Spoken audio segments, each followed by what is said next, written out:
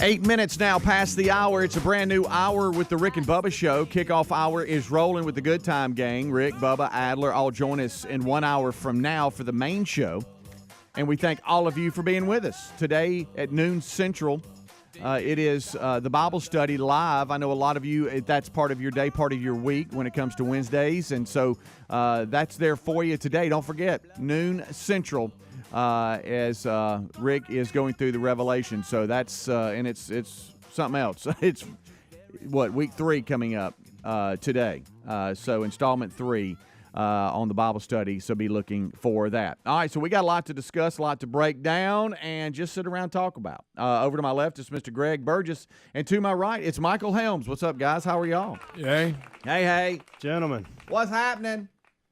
How are y'all? I'm good. I'm great. You know, it's another day, and we're here, and that's a blessing because y'all gonna make fun of me. No, you are, because real foggy out where we live. Yes, I had to slice through the fog to get here. Yeah, real. At one foggy. point, I thought, well, it'll back off. It didn't. Yeah, no, it didn't. Rough on top too. Yeah, that mountainside's tough. It is. It is. There's a couple of different ways from where I live you can go. One of them is to go up on a mountain called South Shades Crest, and the other is not to do that. And you can come different ways or whatever. But those are the main two ways. Either in my world, it's stay straight or take a right. And I took a right because that's what I normally do. Yeah. And it was literally like driving through a cloud. Yeah. When you can't see in front of them, you're just waiting. It was tough for me to know where I was at on the road. Like, I had to really focus on the center line. Didn't know what was going on my right side. Like, it was tough. And I thought, am I the only one going through this? Is this just, am I going to get down the hill and this is going to be fine? Then when I got down, it got a little better, but it was still bad. Yeah. When we were in the old studio, I would go by Helms' neighborhood on my way there, and I remember one morning, it's always foggy there. Yeah. And as the road would curve around and one would pull off, it wasn't a hard turn. Mm-hmm. Well, in the fog, I ended up on the one. I remember you saying. And listen, it was the creepiest thing. I didn't know where I was. I was lost, and I couldn't see anything. I thought, what is going on? Am I ascending to the clouds? Right. At one point, it was really spooky. You have to stop. And I finally turned around, and I still didn't know which way I was going. And I just finally came to that big church over there, and I was like, okay, I know where I'm at. Okay. But I was completely lost. Yeah. I did want to roll the window down. I know they couldn't see me because it's so foggy, and tell one person, don't put your brights on in the fog. Oh, it makes don't it do worse. that. Yeah. Because they were really, really trying. I hit the fog lights on my truck. Heck yeah. That's every morning. Come on. So anyway, so I'm getting through all that, right? And just thinking about the day and not feeling down, but just like, hey, there's a lot. No, not feeling down. Just like, everybody's all into your own life and what's all going on and so many moving parts and, kids everywhere and stuff. A little sensitive. And I pass the hospital and I look up to the right and people are like, I see people pulling into the parking lot or the entrance, I should say, to the hospital. I went, so they got a different day, kind of day. Surgery, chemo treatment. Surgery. The family members probably going to see somebody. Oh, yeah. Dealing with a lot. And I said, you felt bad about the fog. And I got to tell you, my attitude changed at that moment. Yeah, I said, here I'm going to have a good time with my buddies. I'm sorry you were down. I wasn't down. It's just like, it was just this foggy, just wet morning. And you're just like, you're trying to get going. You know what I mean? And you're like, come on, let's go. You feel a little sorry for yourself. And I kind of just said, hey, buddy, what are you doing? Let's go. It ain't like Let's go. You're going to hang out with your buddies. Step it Rick up. will probably but Greg will tell you off, and Helmsy will be sunshine, and you'll be right in the middle of it. Well, and you will. I got a thunderstorm to my right and sunshine to my, left and right. Keeps you balanced. Yeah, it does. But so anyway, there's stories out. We'll break all of them down, and there's this one here we'll have to look at during the main show. Australian woman breaks archery world record using her feet. Oh, wow. I've seen these people do the archery with the feet, and it's amazing. Yeah. But I don't know about this woman. Yeah. Maybe it's the same woman I've seen. I don't know. That ain't easy to do. We've talked to different people that they were born with and I haven't seen her, so I don't know if she was born with a disability or not, or if she just broke the world record, 59 feet 11 inches. Wow. For the Guinness World Record. But you see these others that they use their feet like their hands. That's because that's all they've ever known. Yeah, I don't know the difference. You seen the woodworker that uses his hands? Feet, I should say. He works construction, building a deck. He's out there with the saw. No, I have not. with his feet. It's amazing. It's amazing what he can do with that big toe. It really is. Control. But like I say, he don't know the difference. He's doesn't know the difference. normal to him. So to us, we're like, how's he do that? And he's like, Now, what are you talking about?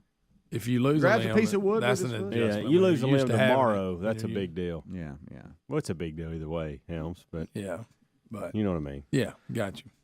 So anyway, we just have a lot going out, and I know that there's a couple of questions that y'all have sent us, and we'll discuss some things going on within the show and some things that we want to ask each other just about life and. I feel like I've become more handy around the house, and then I realize it's not me being handy; it's just doing stuff around the house. But I like to classify things as handy. I do think as we get older, I do think as we get older, we do learn to do. We're a little more patient, and we do learn how to do things. Right. I'm around. Look, and I'm the same. I was the same way. 10 years ago, I didn't want to try to do anything as far as trying to be handy. Mm-hmm. And to your point, Speedy, it was a little bit of, well, I can't do it, but at the same time, it was like I just don't want to do it. Yeah. But now I've got to where I'm like, well, I'll tackle that. That's not a big deal. And people look at me like, how'd you know how to do that? And I'm like, it's nothing really. I'm not really smart, and I'm not really handy. It's just it's a lot of years of me watching other people do things, and now I'm willing to do it. Yeah, just because I get out a ladder though doesn't mean I'm handy. That's it gives the look. It does. It does. I like to grab the ladder, and my neighbors see me, because they're like, oh wow, what's he doing? And I got ladders of different lengths. So it makes me look like I really, and I'm not. Yeah, and then too, it sounds like I'm handy. It gives the look of handiness. Yes. When one of the neighbors when one of the neighbors needs a ladder. Yeah. And I go, I got a couple. I got a 12-footer. What do you need? You want the 8-footer or 12-footer? And so to them, you even got a 6. So and so to them, it's like, wow, he probably does a lot of things. Yeah. Yeah. But hanging lights on the back deck or the back porch area, that's probably not being handy. But I thought you mean hanging what? Like Terry wanted just some little lights, like on the tree lights. Yeah, kind of. Oh, but it's hanging hanging them around the top. Hey, buddy, that's and I had a staple gun and a ladder. And you call that handy? Well, I'm talking to myself. Probably not, but it gave the appearance as though I was being handy. Looks like you're decorating for Christmas. Yeah. Well, she wants these little accent lights. They look good. I like them. Yeah. I love sitting outside with little lights. Yeah, that's what we're doing.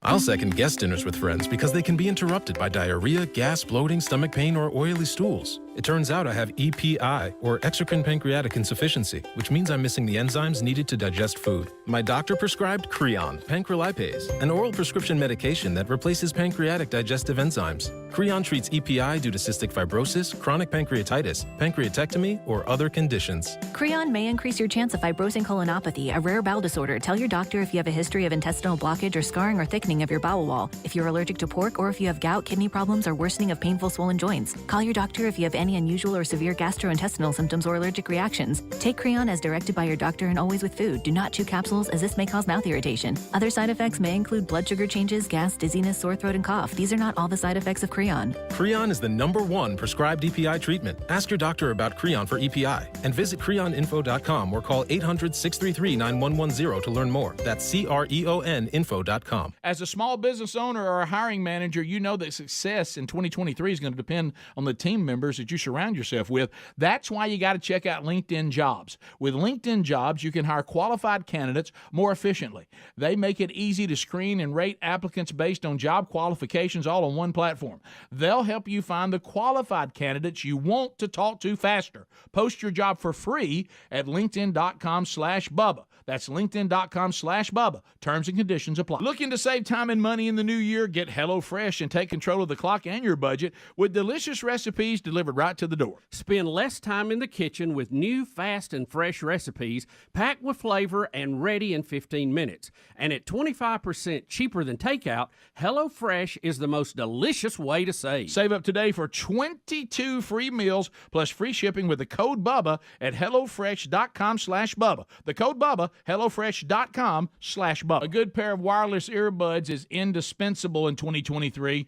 And for premium audio at the perfect price point, you got to to go with Raycon. Raycon's everyday earbuds look, feel, and sound better than ever. They offer optimized gel tips for the perfect in-ear fit and a 32-hour battery life. Raycons are priced just right. You get quality audio at half the price of the other premium audio brands. Get 15% off your Raycon order at buyraycon.com/Bubba. That's buyraycon.com/Bubba. Our friends at TheraBreath have some good news if you have bad breath. Try TheraBreath Fresh Breath Oral Rinse. TheraBreath is dentist formulated by Dr. Katz himself. TheraBreath doesn't mask bad breath like those burning alcohol mouthwashes that can actually irritate sensitive mouths. It's alcohol-free and free of gluten with no added dyes or colors. Find TheraBreath in all your favorite retail and drug stores. Look for the bright orange cap or online at TheraBreath.com. You can find a direct link at rickandbubba.com under the sponsors. TheraBreath, confidence in every capful. All right, folks, you've heard us talking about what Relief Factor can do for your pain for several years now. If you struggle with occasional aches and pains due to aging, exercise, everyday living, consider this. Relief Factor is 100% drug-free.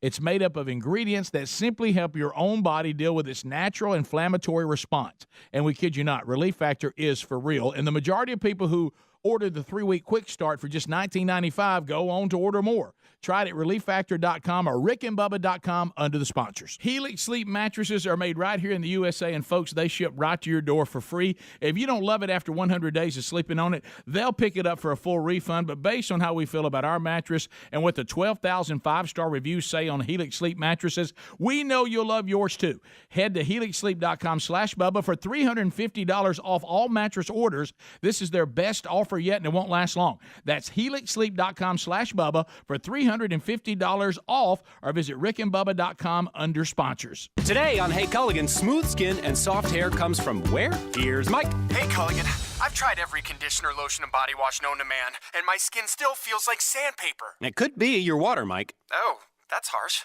More like hard water. Are you interested in smart, high-efficiency water softeners from Culligan Water? Huh? Want baby smooth skin and soft, luxurious hair? Yeah, can you hurry? I have a date tonight. We're already on the way, Mike. Let us help you out with the free in-home water test from a local Culligan water expert at Culligan.com. Having trouble picking a New Year's resolution? CarShield has you covered. This year, we don't have to worry about how much it's going to cost to fix our cars when they break down. Prices on just about everything are still rising, but we've locked in our price, and it will never go up. This year, choose coverage through CarShield, a resolution you can easily keep. With protection plans for around $100 a month that cover more parts than ever before, go to carshield.com/Bubba or call 800-465-6550 or go to rickandbubba.com. Rick and Bubba's in Ohio. Rick and Bubba. Pass the gravy, please. Rick and Bubba. Ooh, it brings me to my knees. Rick and Bubba. I can't start another. Rick and Bubba. Day without 'em, brother. Rick and Bubba.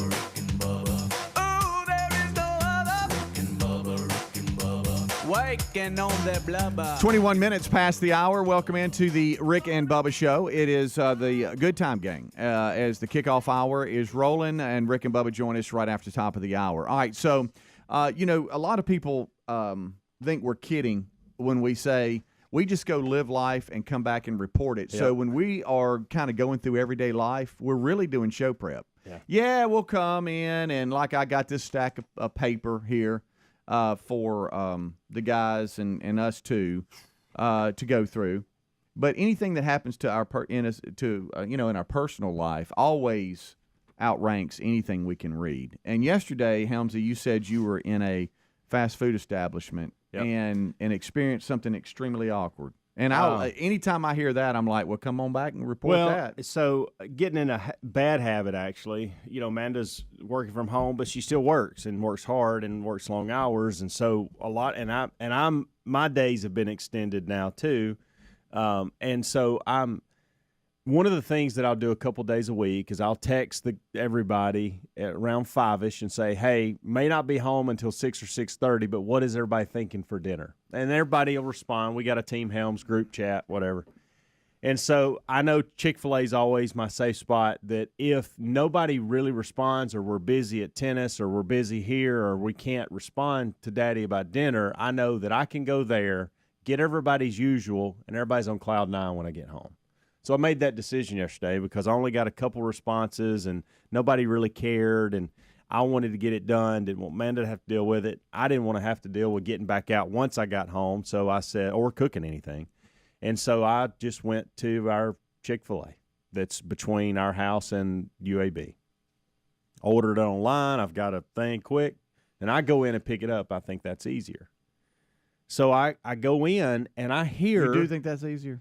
Well, I've always.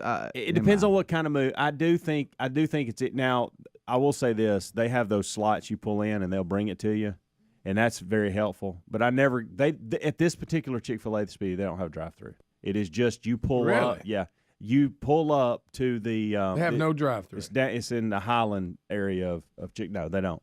So it's either you pull in a spot and they bring your food, or you go in and get it. So those are your options. Okay. And I feel like I just run in because sometimes I just run in, use the bathroom, stand there, look at my phone. I'm whatever. I got to pee. Scream at people. So there's a guy in there, and he's is he the only one or multiple? No, people? there's a ton. This was a busy location. There's probably 15, 20 people standing around between the workers right. and the people coming in and out getting their food. And this guy is, when I come in, he is screaming, Indy 500, Houston, Texas. What? What? Yes. Indy 500, Indy 500, Houston, Texas. Keeps saying it how does over he and combine over. those? So he's a crazy man. I think so. Well, I'm no psychiatrist, but I'm going to lean that way. Yeah. So continues this for he would pause for like 30 or 40 seconds, and I would think, okay, it's over. Indianapolis. And then all of a sudden he'd be, Indy 500, Houston, Texas. And just standing there. Yes. What was everybody else doing? That loud and looking around like, are y'all listening to me? Are people looking around like very concerned? Oh, yes. Oh, yes. Matter of fact, I tried to Video? What is the thing we do?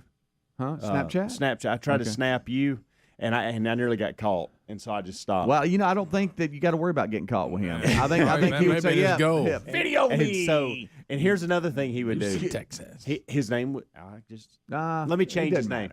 Does it? Well, you think he's listening? Let me just. First I'll name. say Don't go first name. Well, I don't know his last name. Oh, I didn't know. Well, go first name. That could be anybody. Yeah, James. Okay. I'm assuming it's James. All right. Because every time they would call out an order, okay, let's say it was Mitchell. Yeah. Is that for James? No, Is that for James? No. They clearly, and I'm wanting to go, they clearly just said Mitchell. Like, what in the world? We've got an order for Andrew. What about James? Is James's order ready? No, it's funny. He started. Started doing that. Okay. No. So that's when and then finally he did something else in between. I'll tell you in a minute. But he's probably in his 40s or 50s. I could watch this for hours. Hey, dressed nice. Like, so I'm thinking that he's not a homeless guy. Yeah. First of all, he's spent probably, I don't know, $15 in Chick-fil-A. He's ordered it on his phone or computer, so he evidently has internet in her phone.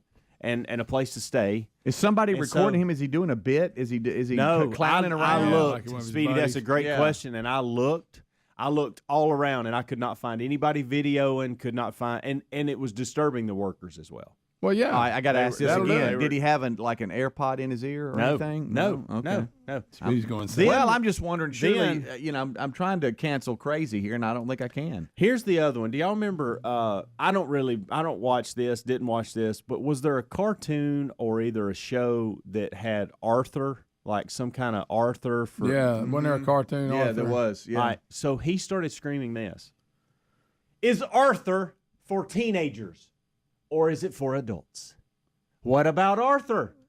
What about You're Arthur?" making this No, up. I'm not, Are Greg. you serious? I am not at all. And he's screaming this. Then he starts Did you engaging go, adults? with people that has kids.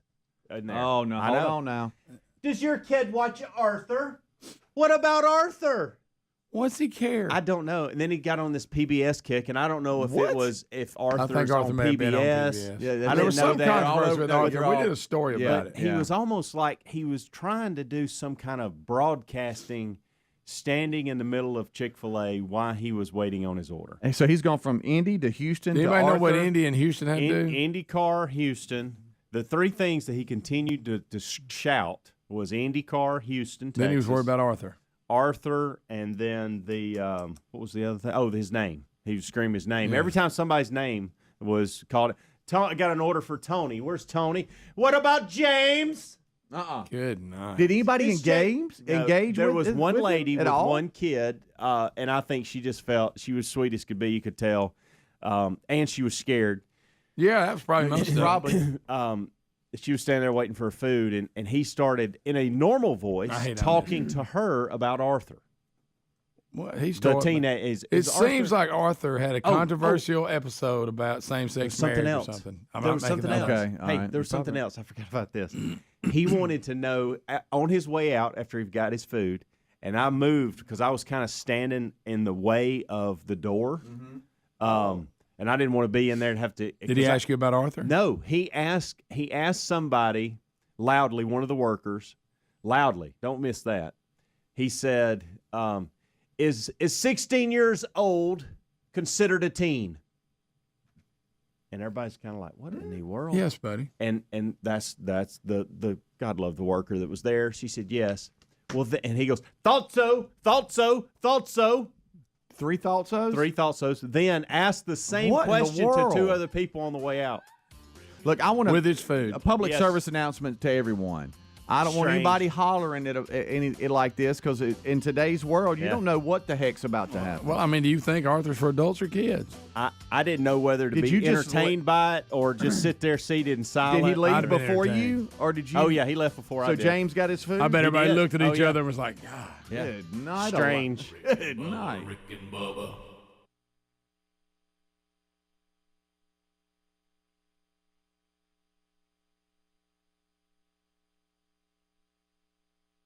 Whether you're making big changes this new year or you're just settling back into a consistent routine, chances are you could use some audio accompaniment. On this journey, I know that for me, that's crucial. A good pair of wireless earbuds is indispensable in 2023. For premium audio at the perfect price point, you got to go with Raycon. Raycon's everyday earbuds, they look, they feel, and they sound not budge. Trust me. Raycon's give you 8 hours of playtime and a 32-hour battery life, and they're priced just right. With Raycons, you get quality audio at half the price of the other audio brands, and it's no wonder their everyday earbuds have over 50,000 5-star reviews. Now's the time for you to check them out for yourself.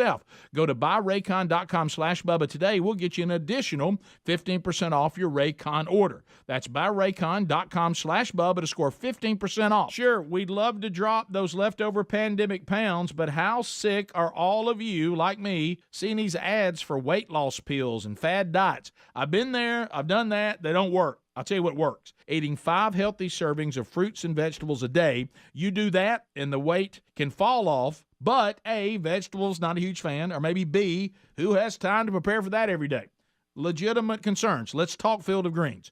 Field of Greens is a science-backed formula of specific fruits and vegetables you're not going to find in any other product. Proper nutrition reboots your metabolism so you burn calories faster and you lose weight a healthier way.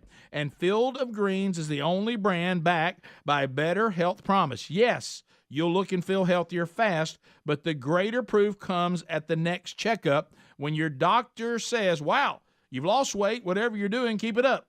Let's get you started. 15% off your first order. Visit fieldofgreens.com. Use the promo code BUBBA. Fieldofgreens.com, promo code BUBBA. Have you tried an American-made Helix sleep mattress yet? Unlike a lot of other mattress companies, Helix owns its own manufacturing facility right here in the States. You order, they ship your mattress directly from their facility right to your front door for free. And if you don't love it after 100 days of sleeping on it, they'll come pick it up for a full refund.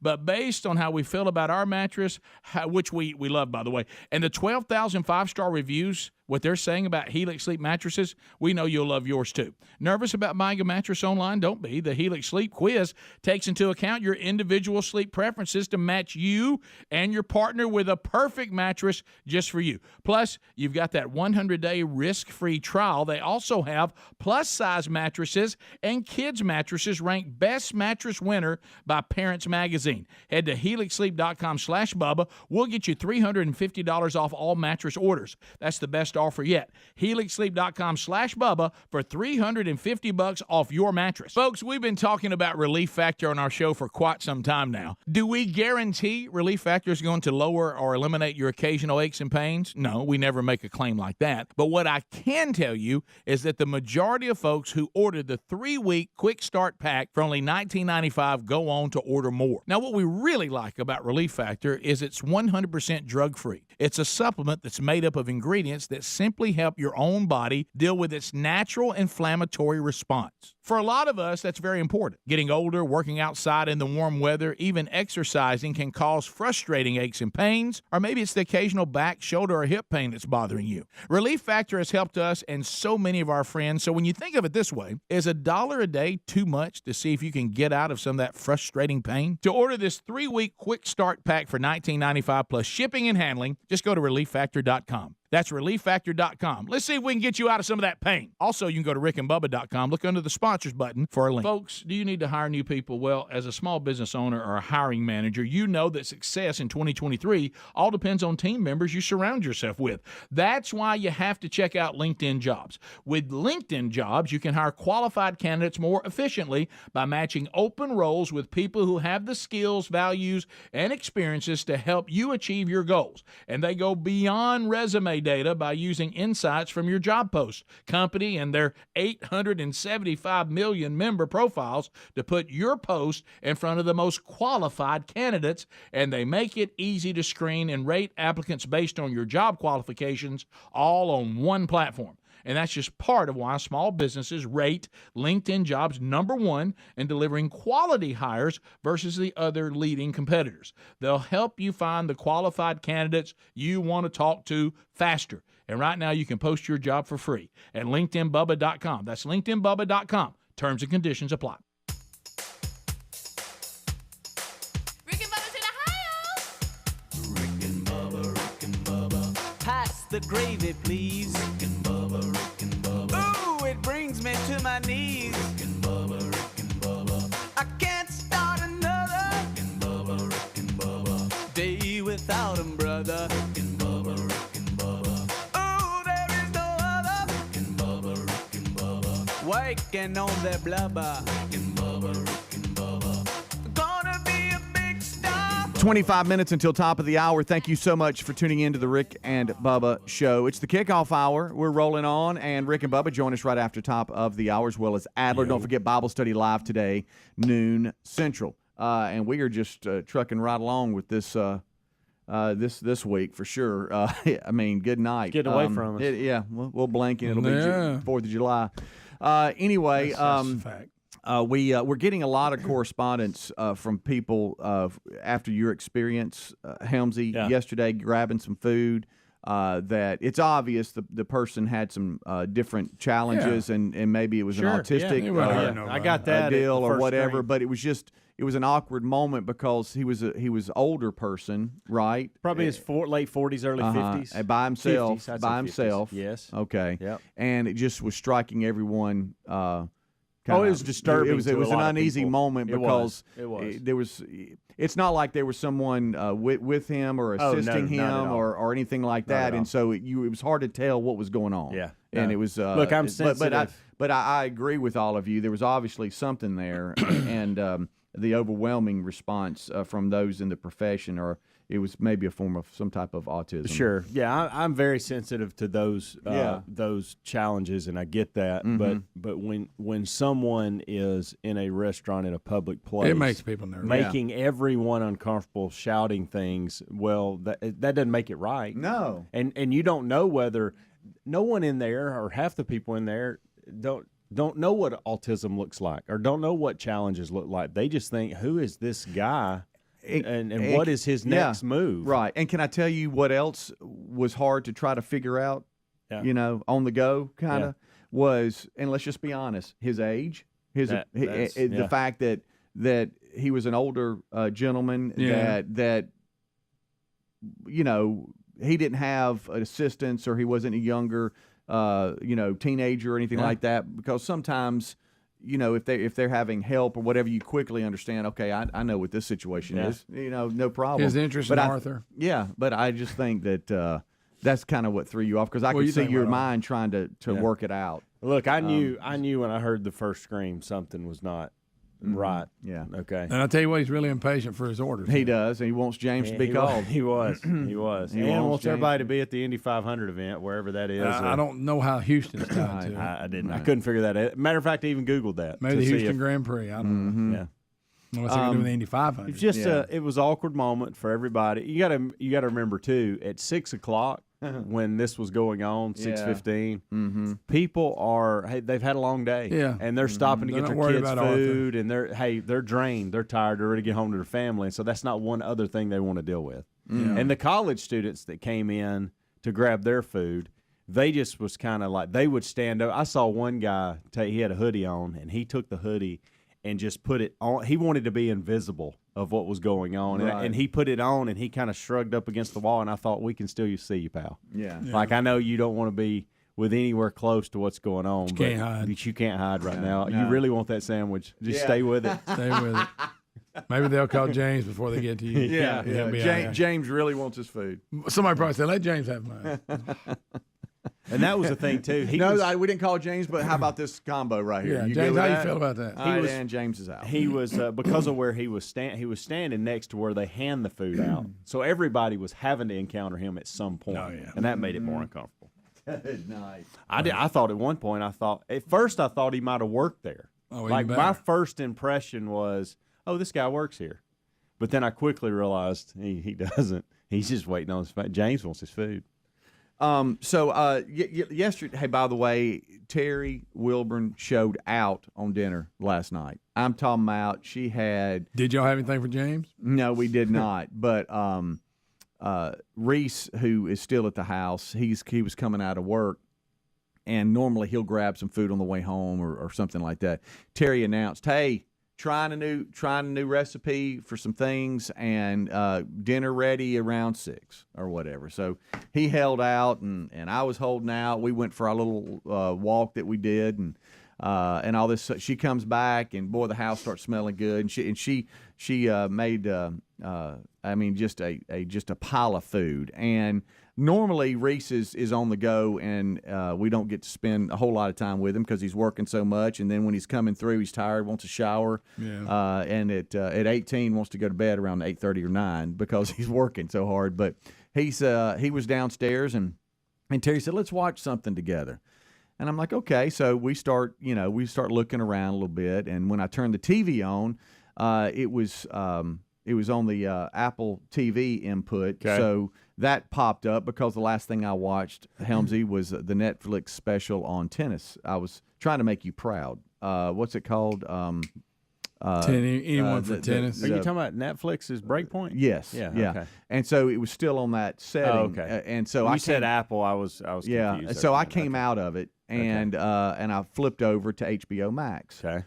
And I was like, let's see what's on here, if there's any originals or stuff. And I saw that the debut of the Last of Us or something. Yeah, what's it called? something like that. Last of Us. I saw the preview. And I was like, okay, let's watch it. Let's watch this trailer. And when I watched the trailer, I was like, what is this? Is this an updated version of The Walking Dead? And Reese spins around in the stool he's sitting on. He goes, oh, no, Dad, that's a game.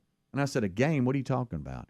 He said, well, it's it was at the time a PlayStation or PS4 or something like that. It was a game and a challenge that you had to work through situations. And he said they've made a series out of the old game. Yes. Huh. And I said, well, what's the challenge?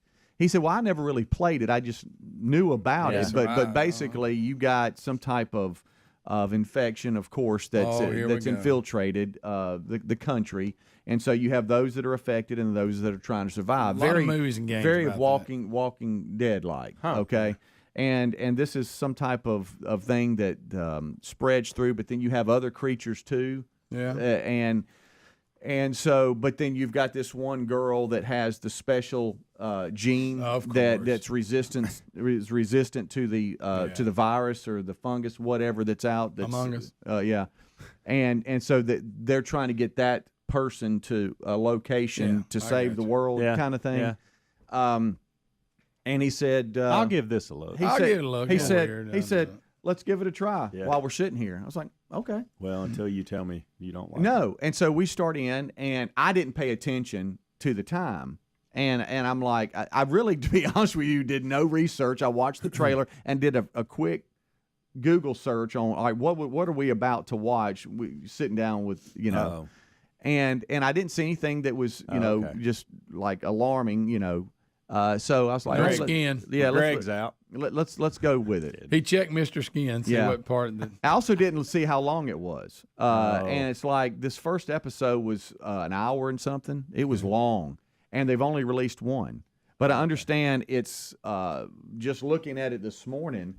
It says it's The Last of Us scores HBO's second biggest premiere in more than like a decade. It's like apparently the response has been pretty high.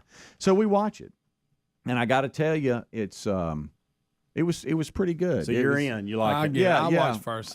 It goes with focuses on the family, and Reese already knew the names. He was like, "Oh, you're gonna have Joel," and then he named the girl's name or something like that, Candace, and he said. It goes through this guy, and he's a combat veteran. That's the dad, of course, and they live just in a subdivision, and life is just happening. Yeah, and it starts off in 1968 or 69. Oh wow! These scientists are sitting down on this talk show, and they're talking about different viruses. You know, it's very you start thinking of COVID and all this kind of stuff. And then this one guy gives a doomsday conversation about, well, you know, if it turns into a fungus and blah, blah, blah, and starts naming all these diseases out. And then it fast forwards to 2003. Yeah. And I'm not giving anything away. This is in the trailer. Most of it is. A little bit. And then all of a sudden, the reality of things are starting to happen around. And then before you know it, it's the end of the world kind of thing.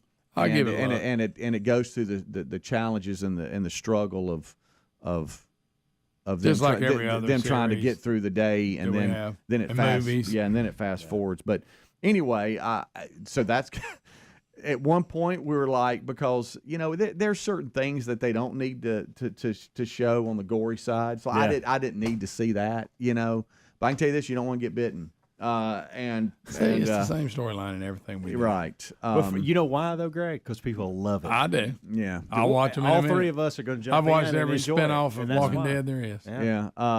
So anyway, we watched that, and I didn't know because I didn't see if because a lot of times these streaming platforms, they release like 3 or 4 episodes and then they stop, and then it's like one a week. Kind of thing, but on this one, on the premiere, they just released this. Yeah. And so anyway, when the girl comes downstairs to Joel, the combat veteran, he goes. JC says, "Wait." Reese says, "Wait a minute, I've seen this." I said, "What are you talking about?" He goes, "This is how the game opens up right here. This scene right here." Weird. And he goes, I've seen this, how this plays out. So he knew all about it, and he was like, yeah, this is an old game of, it's, not like Call of Duty or, anything like that, but it's very challenging. What's it called again? The Last of Us. Not to be confused with This Is Us. And it's one of the originals, completely different show. From HBO Max. Do what now? I said not to be confused with This Is Us. It's a completely different thing. Correct. Different storyline for sure. No viruses or anybody biting none of anybody. that in there. None of that. We'll be right back. Rick and Bubba. Paid for by Christian Care Ministry. Let's see, if something costs less, but people are happier with it, that sounds like something to look into, and that's MediShare. Maybe you've heard switching to MediShare to pay for healthcare can save the typical family $500 a month. And that's huge, but it's also true that people are way more satisfied after making the switch, too. The customer satisfaction rate for MediShare is double that of the typical health insurance plan. MediShare works. It's been around for more than a quarter century, and members have shared more than $3 billion of each other's bills. People love having telehealth and a huge nationwide PPO network. So, yeah, you can save a ton and like it better. Imagine being happy with how you're taking care of your health care. So if you're self-employed or part of the gig economy, or you just want a plan you're happy with, you can call right now and get a price within 2 minutes. A very, very smart use of 2 minutes. Here's the number you need. 855-51-BIBLE. That's 855-51-BIBLE. 855-51-BIBLE. Kentucky Fried Chicken's pot pies are just $5? That's a comforting thought, especially after a holiday season when you had to panic wrap gifts at 2 a.m. Come on. Watch the same kids movie 11 times.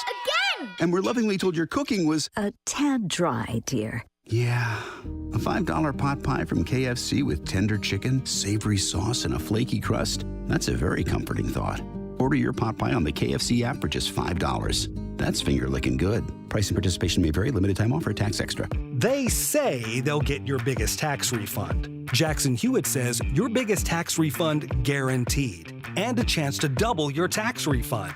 Thousands in weekly prizes during the Double Your Refund sweepstakes. Your biggest refund times 2, twice the money, so forget about them. File your taxes on the double at Jackson Hewitt today. No purchase necessary to enter or win. Open to U.S. residents 18 or older who file a 2022 federal tax return. Promotion ends 4/2/23. Visit jacksonhewitt.com for rules. As a Walgreens pharmacist, I talk with people all the time about little tips and tricks for filling their Medicare prescriptions, like taking advantage of Walgreens 90-day refills to save them a trip, or using Refill by Scan, which is super easy and right on your phone. And for anybody worried about prescription costs, I say, hey, we got you, with low-cost copays on many medications. Let's talk about making things easier. Walgreens is here. Fill your way and save at walgreens.com/Medicare. See pharmacists for restrictions and exclusions. And Doug. Hey, listener. Welcome to Limu's Karaoke Lounge, where Liberty Mutual customizes your car insurance so you only pay for what you need, and the music never stops. Hit it. There's an emu with a full-time job. His partner's Doug, but Limu's the heartthrob. Grubs and worms, that's what Limu eats. Gotta fuel up to save you money and hit the streets. Only pay for what you need at libertymutual.com. Liberty, liberty, liberty, liberty. Folks, do you need to hire new people? Well, as a small business owner or a hiring manager, you know that success in 2023 all depends on team members you surround yourself with.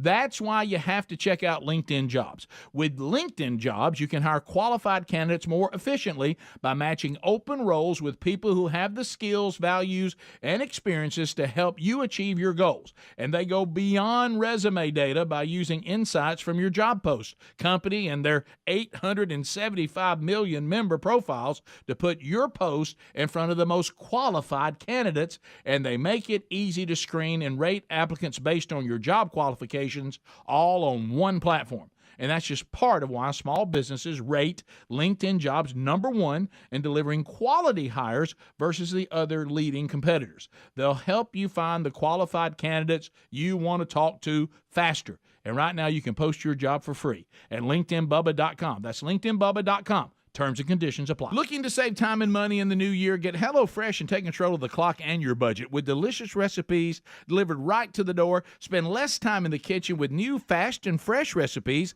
like falafel power bowls or Southwest pork and bean burritos, each packed with flavor and ready in just 15 minutes. Over 35 weekly recipes and 70 seasonal and convenient items, there's always something new to try. And pre-portioned ingredients and step-by-step instructions make it easy to whoop up a tasty meal right at home. This year, skip that extra trip to the market, cut back on takeout, and get HelloFresh delivered instead. At 25% cheaper than takeout, HelloFresh is the easiest and most delicious way to save. Start the year off right with a great deal on America's #1 meal kit. Sign up today for 22 free meals plus free shipping with the code Bubba at HelloFresh.com/Bubba. That's the code Bubba at HelloFresh.com/Bubba or RickandBubba.com under the sponsors for a link.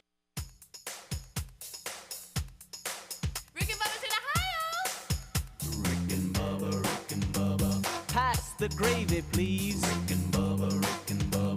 Ooh, it brings me to my knees. All right, 8 minutes till top of the hour. It's the kickoff hour with the Good Time Gang. I'm Speedy to my left, Greg to my right, Helms, and we will get you through top of the hour. And Rick, Bubba, and Adler join us for the main show. This portion of the show is brought to you and made possible by LinkedIn.com/Bubba. You know, now as you start the year, if you are in charge of hiring and firing and maybe a manager or a business owner, making that next hire is important because with the economy, maybe you can't hire as many, so you want to make sure the ones you do hire are exactly what you need. And that depends on the team members and the chemistry you have with your employees as to how successful you're going to be. And LinkedIn.com/Bubba makes that easy. It's easy to screen and rate applicants based on your job qualifications on one platform instead of having to go to 4 different places to try to get a candidate. They help you get qualified candidates. Identifying the qualified person on LinkedIn Jobs can connect you to them quick, and it's free too. The first job posting is free at LinkedIn.com/Bubba. So if you're in that market and this is something that is appealing to you, let me suggest you take advantage of it. LinkedIn.com/Bubba is the website, but you can always find a link at rickandbubba.com under the sponsors button. It is why small businesses have rated them #1 in delivering qualified hires, and leading competitors are sitting there going, wow, so they got something going on, and they do. LinkedIn.com/Bubba, that's where to go, or rickandbubba.com under the sponsors button. Helmsy, you asked a question off air that that I dealt with maybe 24 hours ago, and that is remembering a password for one of the many different platforms that we have. Logging in, you know what I'm saying? Whatever. Passcodes. And you had mentioned that you were having a question or something. Well, I want to know on with that. What is y'all's natural reaction to when someone else enters their passcode, PIN number, whatever? So, for example, I noticed this yesterday, and this is my natural reaction for some reason. I don't know why. Like, for instance, come back to the bathroom yesterday, and Rick was standing there, and he entered his code. The minute he started entering his code, I looked away like I didn't need to see it. Why? That's the question. So I want to know, what is y'all's natural reaction to stare at them as they enter the passcode, or do you turn away and look and feel like you need to give them privacy on them putting their number in? I always look away for some reason. Yeah, I don't make it look like it's obvious, like, but I don't really look. Okay. I don't look. I actually steal passwords constantly. Yeah. Well, that's the like thing. A lot of times, there's passwords to unlock your screen or whatever. Yeah, I'm like, what I'm bringing up will make you think about your reaction to it coming up. Like standing in a grocery line and somebody's sitting there entering their PIN. If I see them start hitting numbers, I look away, like real quick. Like I don't know why I have that reaction. You don't want to think. Well, but I'm not going to do anything. And with I'm like in the grocery. I'm normally not close enough to them to see the PIN. Yeah. I normally try to give them a little space before they check out. You know what I mean? Like back up a little bit. Yeah. Does that make sense? It does. So I'm not like right up on them. Like breathing You're in their afraid ear. they're going to accuse you of going, what are you looking at? Well, that's just like with yesterday with Rick. Rick's sitting there. Like, I know your code. I'll be honest with you, I think getting in here is a big secret. And I think Rick uses my code, just so you know. I looked away. Considering you have a code to get in here. I don't know what it is. But Greg he just boom, boom, he touches it big and loud, and it's open, and so it's an easy number. Greg actually counts out loud so he can remember. Yeah, I have to. 3, 6. I'm like, Greg, you don't have to do that. I got a good one. Beep, beep, beep, beep. You do have a good one. Real good one. 2 double numbers. Okay. Yep. What, buddy? Just stop. Well, you got something in here that matters? Well, no. Well, other people can hear, Greg. Yeah. There's other people with bad. So they're going to figure out the 2 that I said. Yeah, I mean, 1, 1, 2, 2 is easy. Because I know they're just waiting to get in here. You hear me? Well, they're waiting. They're lined up outside. Hey, security is important around here. Do I need to talk to you about James? Anyway, so I guess I'm never close enough. But I to your point, I feel like I need to look away. Now this door here is probably not a big deal. Probably not. But I had that reaction. It kind of freaked me out a little bit. I was like, why are you? It's a security code to a door. Why are you looking away like he's got the numbers to a nuclear weapon? It's okay. You know what I mean? You can look. Not a big deal. And I do it. If I have to ever go to the ATM or, one of those you stand outside, and I'm to Speedy, I definitely do this. To your point, I'll stand 10, 12 feet away or sit in my car and wait on them to get done. But at the grocery line, sometimes it's busy. It's you get closer than you want to be. Yeah, I don't walk up behind people at the ATM. Gas station, same way when you go inside, Yeah. I guess You then ever I- catch anybody then I- looking then at I- yours? Now I I'm think starting we to used- think how many people are looking at what I'm entering. Do y'all find yourself, because COVID taught us a lot of things, and the whole 6 foot backup kind of thing? Oh, yeah. We all had to be spaced out, and we weren't on top Wasn't of a it. bad thing. No, it probably wasn't. Do y'all find yourself still, if you're in line, giving people Sometimes. some space? Yeah. Yeah, I do. Yeah. I don't like to be too close to people anyway, but yeah. Normally, if let's say I'm going through a self-checkout, Helmsy, at the front of a grocery store, and they've got the, they're up there doing their little thing and whatever, I normally stay kind of towards, I guess, where they have the candy bars, kind of back a little bit, so I couldn't see anybody's code if I had to. You don't want to be accused, that's for sure. Well, then you get you out your little stick, and then Don't you wish put it that in there to I'd divide love- the groceries up. Oh, yeah. What about when you can't find the stick? Right. I wish, Speedy, somebody would turn around and look and go, "Hey, pal, you getting your eyes full?" And you would be doing nothing just to watch you. Me? Yeah. I'd be terrible. Hey, you situation. getting your eyes full? That would be awful. That would be so awful. I may do that to somebody next time that's standing behind me. Hey, what are you looking at? Watch them panic. Yeah. Where's y'all worried somebody's gonna get my code and get in here? Well, no. Hey, I'm not. Greg. Don't say y'all. Greg, I mean, if I know he's the big one that boys in there. asked. Greg, there's a lot of people out there that like a few things in here. Oh. Now I'll say this: I'll give it right now if they'll go take that wheel of meat. Really? Yeah. See, there's So that- if Adler you right promise there. He you'll probably steal had that. to, If you'll steal that, I'll give you one item of your choice in my office. But Speedy, I catch you still do the card, don't you? You don't do the code. I do have the card, and I do both. Really, it depends. But I still have the card because you got to have the card to get in. Yeah, but in I here. noticed you use the card on the doors that you don't have. Yeah, to. yeah. I'd like to see that stop. No, it's easier actually. Really? Going Yeah, in just and put- out of your pocket? No, it's right here in the front pocket. Ain't It's not going in and out of your hard. pocket. Do you need to lay it, leave it somewhere? No, I don't. I leave it in I my do. pocket. Wash it in the By washer. the way, I was going through videos on my phone, and the video of us bringing wheel of meat in the back of the truck. I watched that forgot again. Was your ankle hurting that day?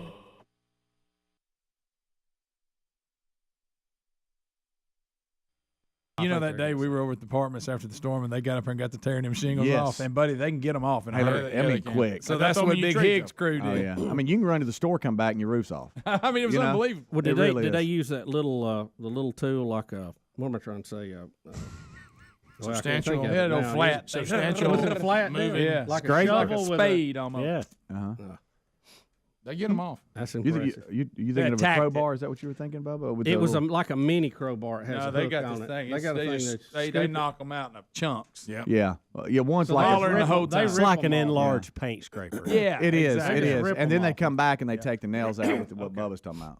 Hey, hollering the whole time. Yeah. Now I know they can put them down quick. I don't think Yeah. I've ever seen them removed. Yeah, Personally. yeah, they were. Yeah. Oh, they'll holler at each other. They will. Whistle. And they've got Lot of and whistling. they've got these big cushions so they don't slide. I know. You see that? Yep. It Hey, scares you me. pull that big old dumpster up, and they go nuts. Yeah. There you Well, go. if you're up there, you want to get it done pretty quick. And they do.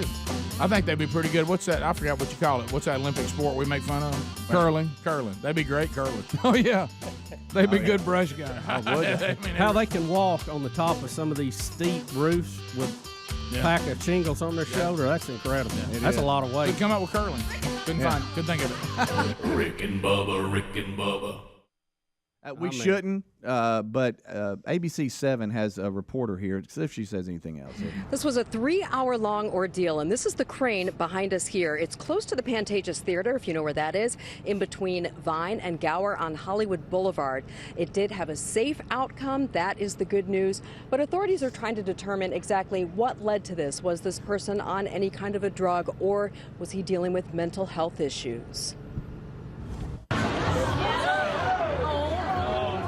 Watching from a patio bar, people could not take their eyes off the man dangling from a construction crane. They worried he might fall or jump, not knowing why he made the He's showing late his muscles. afternoon Look. ascent. So every time you thought he was going to do it and it was going to be awful, he would like, nope, just kidding. But he was like acrobatic. He could swing. You could tell he knew what he was doing, for sure. He removed the American flag hanging from one end and climbed to the top of the crane high above Hollywood Boulevard. He climbed up, he took the American flag off the crane and was wearing it as a cape, pretty much. Police and firefighters closed off streets and yelled to the man from the adjacent apartment building rooftop. They encouraged him to get down for his own safety. He did not seem suicidal, but officers say his mental state was questionable. He would keep rambling, saying things we didn't understand, and yelling at people that weren't there. After 3 hours of moving up and down the ladder of the crane, the flag-draped man eventually came down. Police say he was very apologetic. He said he wanted to talk to his family. He said he has a daughter. Once he came down, I was able to talk to him, and he said she's 9 years old. He hasn't seen her in a while. The man did not say why he climbed the crane or why he took the flag. Paramedics brought him to a hospital for an evaluation. When I was talking to him, my main thing was for him to end this in a peaceful manner. We couldn't have asked for a better outcome. Okay. Good night. Now, the crowd didn't start screaming jump like they always do, did they? Well, and, They normally they do. weren't in New York. In New York, they yeah. But here's the thing. That did help me. They're saying he really was just rambling around. And he's a good climber. He is. Yeah, very agile. Yeah, probably a roofer. Oh, what about they Well, said yeah, he was definitely being very acrobatic? Did you see him? He was swinging like Not Spider-Man. scared of heights, I can tell you that. No, he's not. So Swinging out on the rope, that's a good one, by the way. Well, back to this seems to be a running theme with these stories. And I try to give people a heads up, kind of like the Bill Cosby story we had, the whole thing with young David Hogg. I got to go into this. Some of y'all have to understand, when people are doing things you wish they wouldn't do and are accusing you of maybe having some characteristics that is the reason you're in this situation. Like, for instance, undoubtedly he hasn't been able to see his 9-year-old daughter. And maybe people are concerned about his mental stability. The way to them feel better about that is not swinging from a crane. No, try holding down a job, and meeting your your obligations for an extended period of time. You might get a little leeway. Yeah.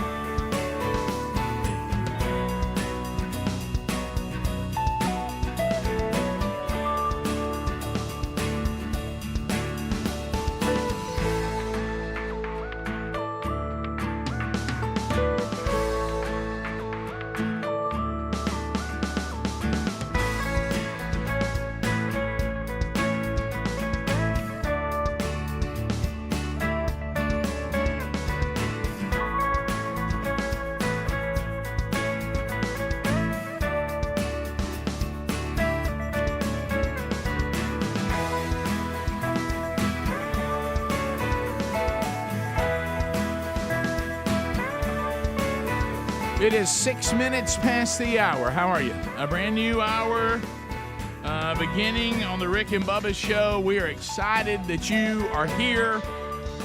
This hour, as it has been since the attack on America way back in 2001, we start this hour with the national anthem.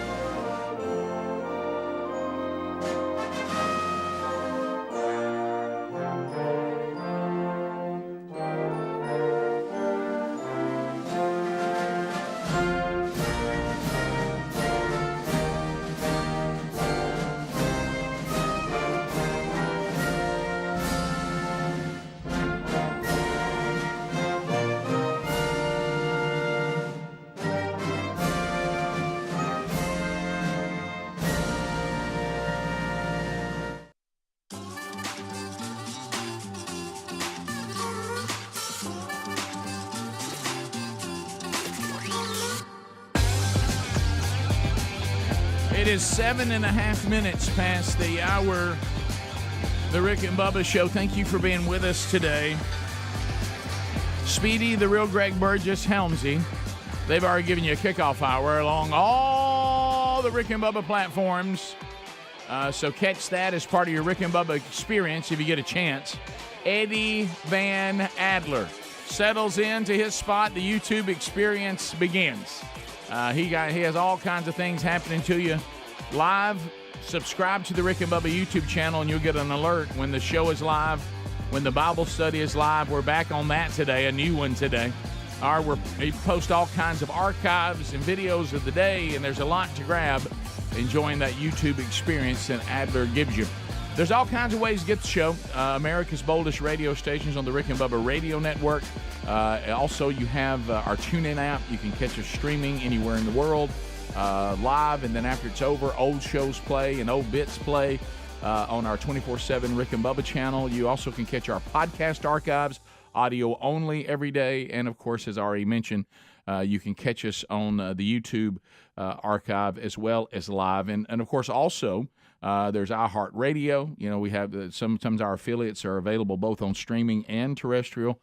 And then, of course, we even have TV stations around the country that carry that best of hour every day that you can also see on Blaze TV. So if you're not able to grab a little Rick and Bubba content every day, it's not because it's not available.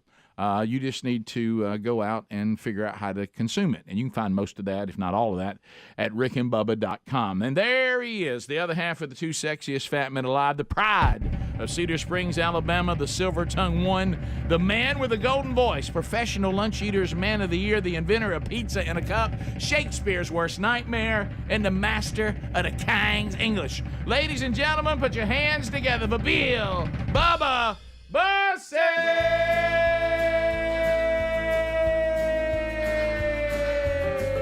Howdy, Bubba. Good morning, Rick Burgess. Friends, neighbors, associates everywhere, welcome into the little party. The little meeting on the back porch that we like to call Rick and Bubba. Yes, everybody sing it together. Come on in and stay a while. Give a little bit, everybody.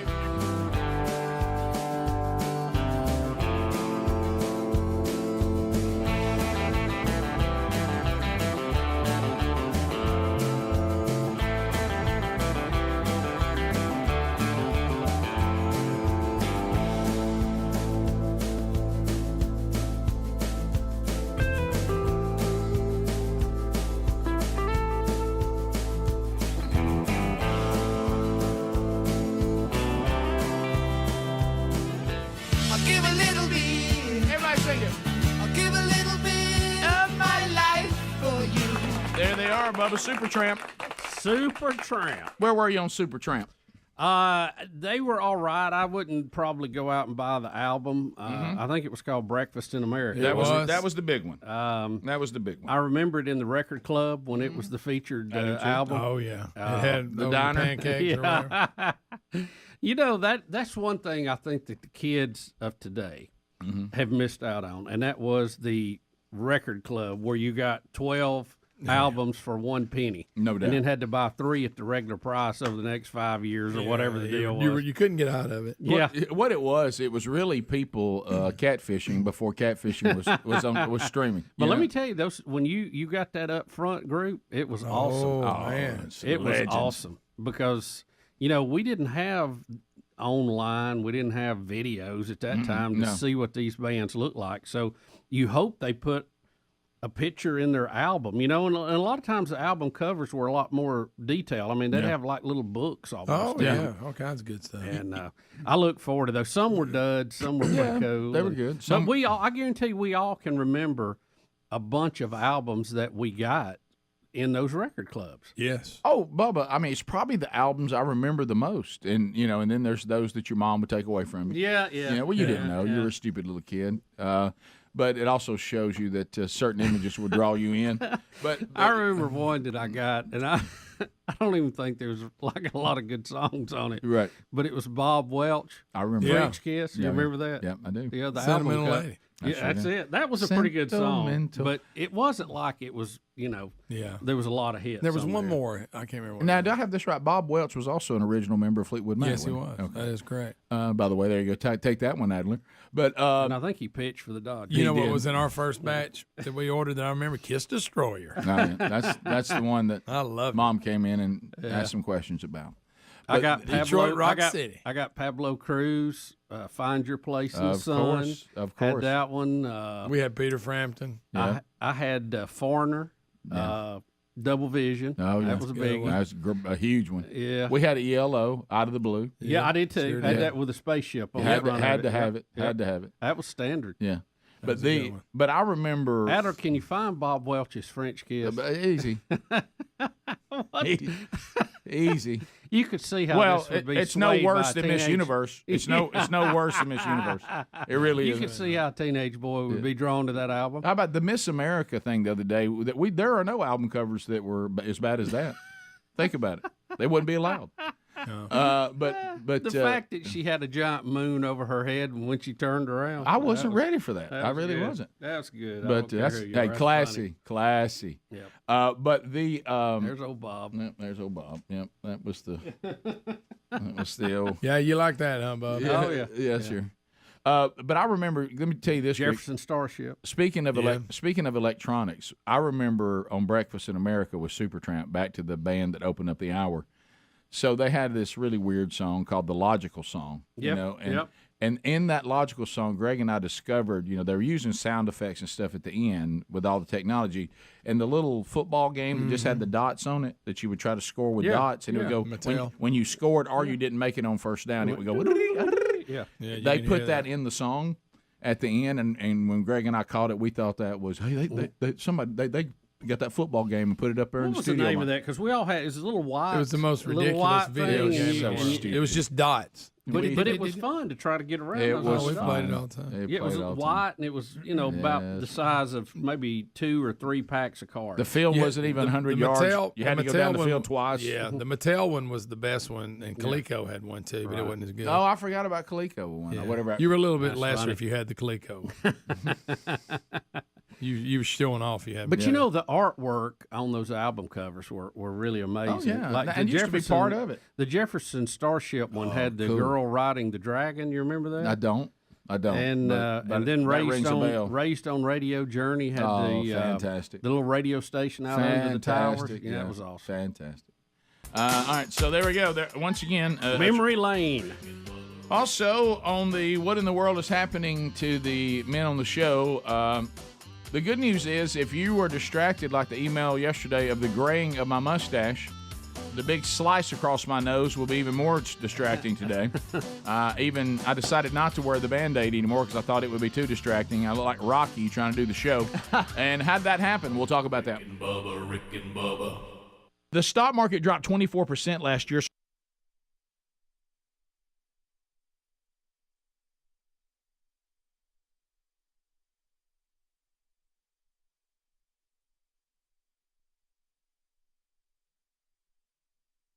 There it is. There it is.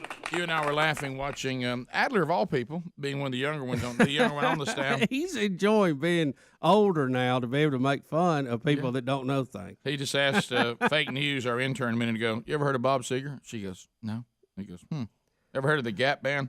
No. He tried different genres of music. I know. Couldn't find anybody she'd ever heard of. I know. Can I request Gap Band bed music today? Would that be all right? Sure. You want to get off the bomb? Is that one so obvious? You want to get early in the morning? I don't think you ever drop the bomb on me off. No, you can't. But early in the morning, burn rubber on me, humping, all that. Yeah. The usual, the essentials. You talking about asking that profound question, where all's the hump people at? Where they at? Where all the hump people at?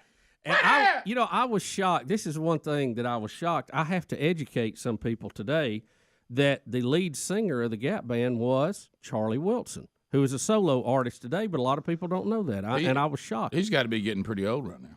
They were pretty young when they were doing that too. He's really reinvented himself as a R&B singer now, and of course he was the Gap Band was him and his brothers. So there you go, ladies and gentlemen. The Behind the Music, the Gap Band with Bill Bubba Bussey. It is interesting, all those little tie-ins and all that kind of stuff. So we'll look at a number of stories today. Music's got a couple. We've got Zuckerberg is going to Capitol Hill today. That's got some people stirred up a little bit here or there. I know that the FBI has gone in and wow, that's a biggie, isn't it? Is this the guy who supposedly gave the money to Stormy Daniels? It's his attorney. This is going to open up a can of worms, and I want some of our legal eagles in the audience to clue us in on this, because I thought you had a client privilege, a lawyer-client privilege with attorneys, and Mueller has gone in and raided Trump's personal attorney's office, taking everything, which will include correspondence between them, discussions on how they're going to handle their defense on things. Very odd. I don't recall this happening a whole lot in that part, because if we did, you would hear about it when they handle these racketeering cases. And let me give you another, for instance, Hillary Clinton. Mm-hmm. They not only did not go in and get her server to prove that she had top secret stuff on it, or her emails, they didn't do anything about it until she had plenty of time to delete it. Never raided her attorney's office. See, it's just apples to oranges type thing here. If that was standard procedure, you go, yeah, well, all right, that's it. But it's not. And I want some of our legal eagles out there to explain this to me. Is a special prosecutor different? They obviously are looking at the Stormy Daniels payment here. They're way up. You remember this was about Russian collusion, and we've left that a long time ago. We've had a year. We haven't had a shred of evidence, really. Right. So, now they're prosecuting process crimes. You didn't tell the whole truth under oath. Hey, your paperwork's out of line here. Hey, you got this, you got that. Right. So I don't know. I'm really confused. I think whether you like Trump or not, I think it's a dangerous invasion into our legal system, because one of our basic tenets is that you have due process and a right to a defense. Okay, guilty or not, and this is kind of a new area, at least for what I'm familiar with. Well, we'll talk more about it when we come back, but yeah, and maybe I don't understand, like you said, the difference in these situations, and certainly somebody could clarify that. But back to the Russian collusion. So, is this also make me to believe we've left Russian collusion, and now we want to know more about Donald Trump and Stormy Weather or Stormy Daniels? Because I said this, and Greg talked about it a minute ago. I guess this is about midterms or whatever. Because this Stormy Daniels thing, we had the whole conversation that was caught Trump 10 years before he was president, saying very crude things about women. Now we got this Stormy thing, but he is already the president. I don't understand. What's this have to do with Russian collusion? And is it supposed to make people not want to vote for him the next time? I think it's just, you tear down the other party no matter what the situation. Right. I think what they're looking for on the Stormy Daniels was the payments illegal in some way? Did it come from the campaign? Is it 21 minutes past the hour, the Rick and Bubba Show, 866 We Be Big is our number. So, as embarrassing as this is now, I'll tell you the story about what happened to me yesterday. So stupid. So stupid. So anyway, things you need to know. Installment number 3 today in our walk through the Revelation in the Wednesday Bible study. It's back today. We'll start now walking through the 7 churches today. The church at Ephesus will be our focus. We'll get into chapter 2 today, and that's noon Central Time on our YouTube channel, 1 o'clock Eastern. And then it's archived after that, and that's how most of you get it anyways, on the archive, and then it'll be available on your own time soon after, and the audio only on our podcast channel as well, so you can do either one. All right, so yesterday, here's how the day was set up for old Burge. We did America's favorite radio show, and we finished up all of our production, and then my goal yesterday was a 1 o'clock meeting. That would we were talking in the break. The Man Church Conference is now sold out, so now we're going into the mode. It's about 5 weeks away. So now we're going into the mode. Or is it 6 weeks? 5-6 weeks away. We go in 40 days. We go into the mode of let's get everything organized. Here's the programming. Here's this. What about that? Now what does the band and the worship leader need? What's their tech needs? Here's hey, you do this. I've got this handled. All that. Now we're huge planning now. So I go into I get ready for that first meeting that is now let's solidify the whole deal. And Andy Blanks and Les Bradford are meeting with me. We're talking about all things involving that. 1 p.m. will be our meeting. 1 p.m. And I was set up out here at the old conference table to talk to them. I even cleaned off a little space on my dry erase spool in case we needed that. All right. And I was patiently waiting. And so remember yesterday that I went off and left my lunch because on days like this, look, I'm settled into the new place. It's got its highs. It's got its lows. I love my office. There's things I love about it. I don't like the bathroom thing. I don't think any of us do. We've made that clear. And not because we're above that. It's because it's such a big change of how we lived our lives for 14 years. Yeah.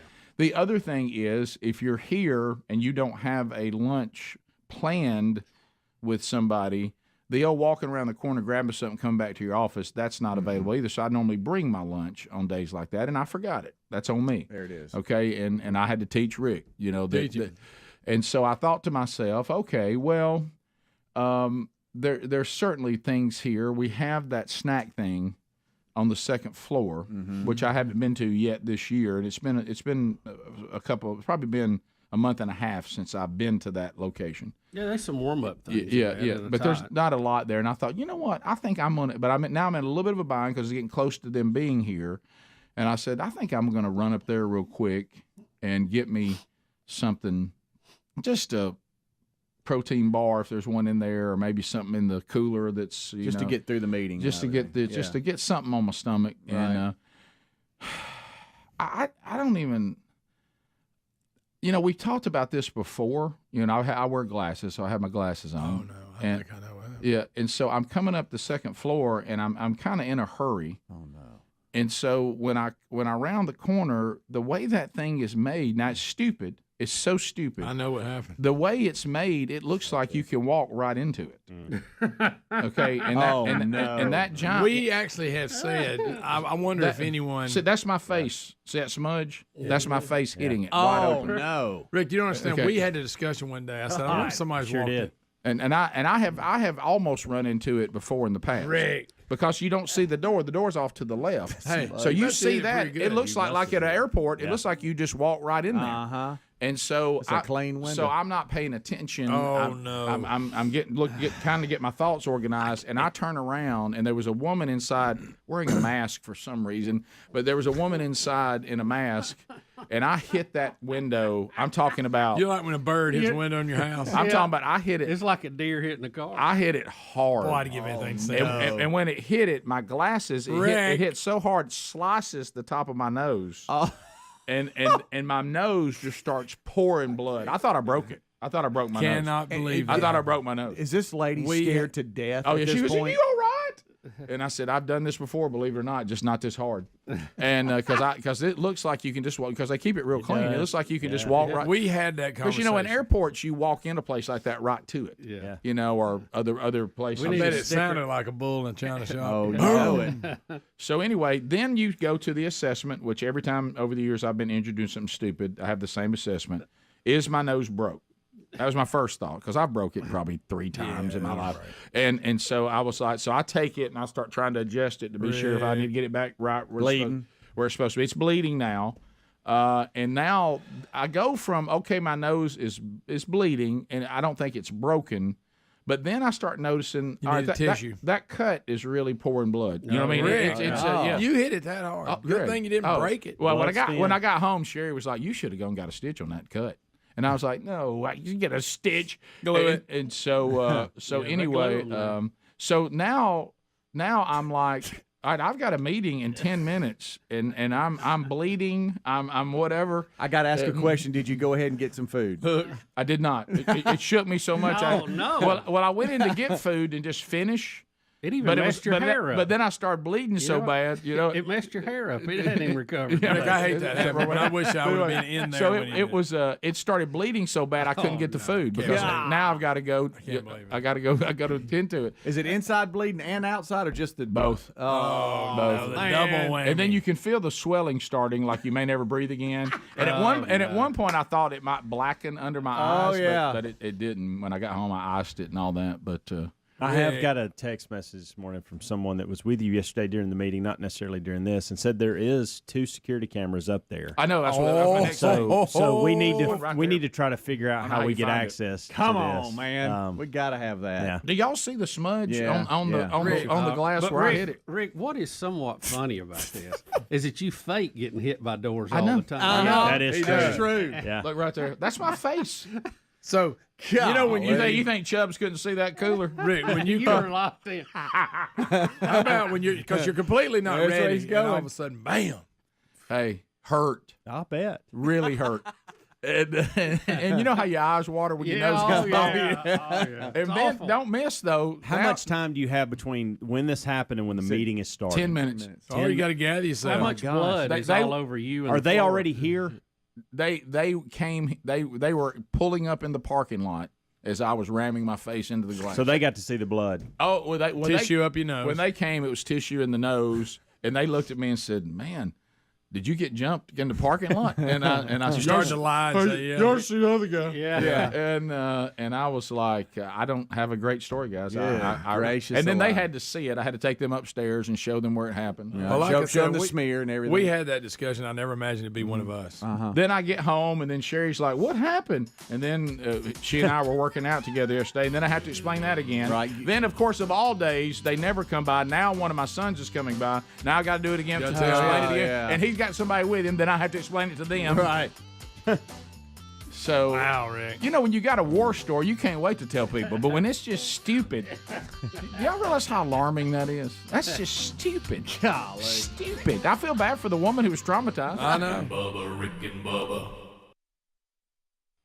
Violation of the election laws, you know, all that kind of stuff. Again, it's almost it's a process. But she didn't have anything to do with the Russians. No, Stormy Daniels is not Russian that I'm familiar with. We'll be back. More Rick and Bubba next. Rick and Bubba, Rick and Bubba. We're the Rick and Bubba Show. 866 We Be Big is our number. You know, and I remember this too. Greg is talking about this. Isn't this mayor of London that's now trying to take away everybody's weapons, including knives now? Isn't he a Muslim? Greg, is that correct? Yes, it is. I did a little research on it, and I think he might have a different agenda than just taking away the knife. You think? You think? Now, keep in mind, this is the thing that and it's happening here, like Speedy just said. Whenever you look to Europe, if you live in the United States of America, it's always like looking at the future if you allow the left to get their way. And so think about this. Does anybody believe this was London wanting to show the world and wanting to show all Muslims that they're not judgmental against them at all? Right. And we're going to show y'all how just welcoming and non-judgmental, and everybody's belief system is on the same level, and we don't want to make Muslims feel bad because of all these terrorist attacks around the world. That shouldn't reflect poorly on all Muslims. And we're going to go so far as we're going to show you how advanced we are by putting a Muslim as the mayor of London. And so when you look around and you think, what would be the greatest way for Sharia law to be forced on a group of individuals? Well, I tell you, it would be helpful if they were unarmed and couldn't do anything about it. Right. So I'm not saying that that's part of it, but it'd make it easier. Yeah. I'll tell you this: if this person truly is a follower of Islam, the view on violence in order to accomplish something or to push back those who would come against you, it doesn't seem like what I can tell just in general, looking at what I've seen acted out by fundamental Muslims, it seems that violence is always an option. to stop something that you don't want to be going on. Well, they've had several attacks in London. Right, right. So what if individuals just wanted to be able to defend themselves against, for lack of a better term, the infidels who want to steal what they have or rob them? Or well, you can call the bobbies to come help you, or whoever they're policing. They don't even carry guns, do they? Don't they carry a little stick and a whistle? There's nothing that makes my heart feel more at peace than to know that if I'm in trouble, a guy with a big blue hat and a stick's coming to help me. Yeah. And a whistle, Rick. Right. Don't forget a whistle. Well, now that whistle's usually where they draw the line. And you'll make us keep blowing this whistle. That ear-piercing noise. Yeah, that'll stop somebody. What I want is a police force that acts like a modern-day parent and keeps counting to 10. Right. If you don't stop stabbing that person, but not take out to 10, I'm going to blow this whistle. I'm going to take this stick out and take it to you. I'm going to come after you with this stick. Now, you will gut me with your knife, and I have no shot, but I'm coming. Sure. Anyway, so we'll look, the world's gone crazy. And we know that. Well, look, back to the original issue this hour, with President Trump's lawyer's office being raided and confiscated and all that stuff. Can you just do that? I'm kind of trying to figure out, because you don't hear of that happening a lot, much less to the president. Yeah, let's take politics and throw that away. Yeah. Let's not even look at party or this and that. Let's talk for just a minute. Can some of the legal minds out in our audience, is this allowed, what just happened, to anyone? Not just. Let's just say when Ken Starr was looking into Bill Clinton, could he go and raid Bill Clinton's personal lawyer's office? I mean, maybe they can. I don't know. Yeah, maybe that's what I'm asking. I just don't remember that being. I mean, usually you get an attorney. I mean, even you can be a really bad cat and you still get an attorney. Here's what I thought, and that there were two people that I could talk to, and unless they agreed that what we were talking about, no one would know unless I gave them permission to know. Right. And that would be my doctor and my lawyer. Right. Isn't that right? Can you just come grab the stuff for me? I mean, I don't know. That's what I'm asking. Is a special prosecutor a different deal? Maybe it is. I don't know. But if it is, why don't we put special prosecutors on mafia guys? Seemed like it'd build our case a lot easier if we had their emails to their lawyer. Right. Yeah, I don't. I mean, doesn't that help your case out a lot? Is this one of those we can grab it for the greater good? I know there's some lawyers listening.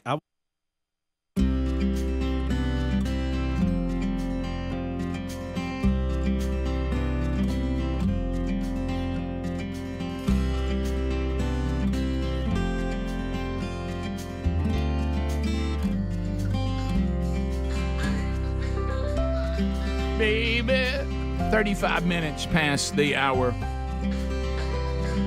All right, I do want to point you to Relief Factor. And boy, did I have to take that. I didn't think I'd have to take it for my nose today. Adler, did you get a close-up shot of the cut? Did you see it? It's probably got a little bit of swelling in it. Can y'all see that? The cut right across where my glasses slayed me. Oh, we can see it all right. Yeah, right there. You see it? Oh, we see it. Yeah. How about the Band-Aid when I got this morning? Still had a little bit of blood still on it. So Wow. So we got that. So anyway, and it's one of those things where you can't have a thing. So anyway, so now when I took Relief Factor last night and again today, it's also for the soreness of my nose. I don't even know if it'll help that, but I felt like I would try it. But anyway, if you're not taking this, the number of people, I'm talking about close friends, that say this has been life-changing for me. It's I was talking, with everybody's favorite landscaper, Doug Travis, and the architect. He said this changed my life. He said I won't go anywhere without it now. And so if you would like to try it, I hope it'll work for you as well as it has for me and so many others.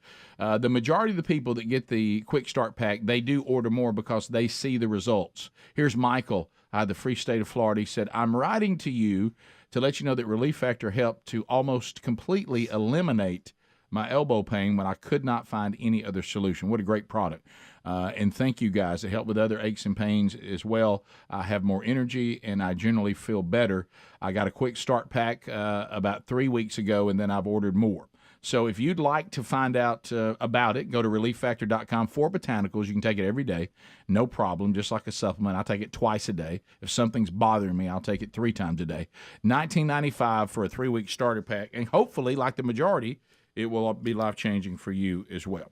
All right, so as we come back, Bubba, we also got another cool email, complete with a picture and video. But there's going to be a little bit of dairyberry here, which I dread, is we're about to tell you about the quality of one of our products that is no longer available. Yeah. So there's a little bit of dairyberry here, but those of you that have this mighty product, you will once again recognize. Because, boy, what it's been through. Rick, and I think everybody knows the devastating tornadoes we had come through at the end of last week. We had loss of life in our state, Autauga County, 7 people killed, 6 people killed there, 1 in Georgia, and countless people losing their homes. Yep. This is from Justin Wallace, and the title is Continue Praying for Autauga County and Others. Hello, guys. Just wanted to let you know that the past 5 days have been really tough. My family and I lost our home that we just purchased in August. I guess I thought I could have something. Yep. Oh, boy. But many others to the south and southwest of y'all have lost everything as well. Now, I can't speak for everyone, but during the cleanup, I've had to listen to you guys in little bits, not how I normally listen to the show from start to finish every day. But I plan on catching up. But in the meantime, the few times I can tune in are helping keep some positive thoughts about such a devastating time. But today was another step in a positive direction, as I found a cherished item from the debris. On a serious note, please continue to pray for all these folks affected by the storms, because everyone can get us through this disaster, but the prayer warriors of Rick and Bubba Show can really get the job done. No doubt about that. So, but Rick, they had a picture of the Rick and Bubba spatula. The Rick and Bubba spatula survived the tornado? Right. I didn't see what Adler was showing because I was looking down and reading. There's video of him actually coming out of the piles of debris with it. Did you see it? Here it is. Okay. Right, here we go. This is it right here. Yeah. Here he comes. He looks like one of us. Look, he's got it in his hand. Found my Rick and Bubba spatula. Wow. Look at that. All is not lost. How about that? It was laying in the rubble. Good night. It doesn't even look like it's got a scratch on it. I know when you've had something this devastating, and now you're on the other side of it. You just look for those little things of positive and little notes of hope. And how about when you find one of our most comical items that we've ever offered, the Rick and Bubba spatula?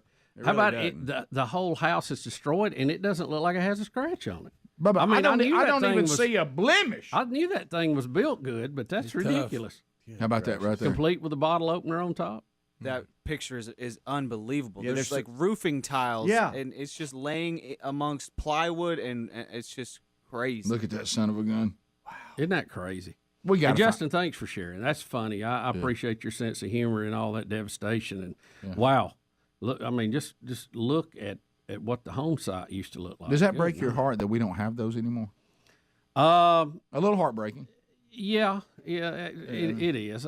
My heart breaks for these folks, and you know where they were living a few days ago is now a pile of rubble. And we hope they're insured and can get that taken care of promptly. But even if you do, the disruption is just amazing. Even if you've got insurance, and praise God for that being available to help you with the financial burdens.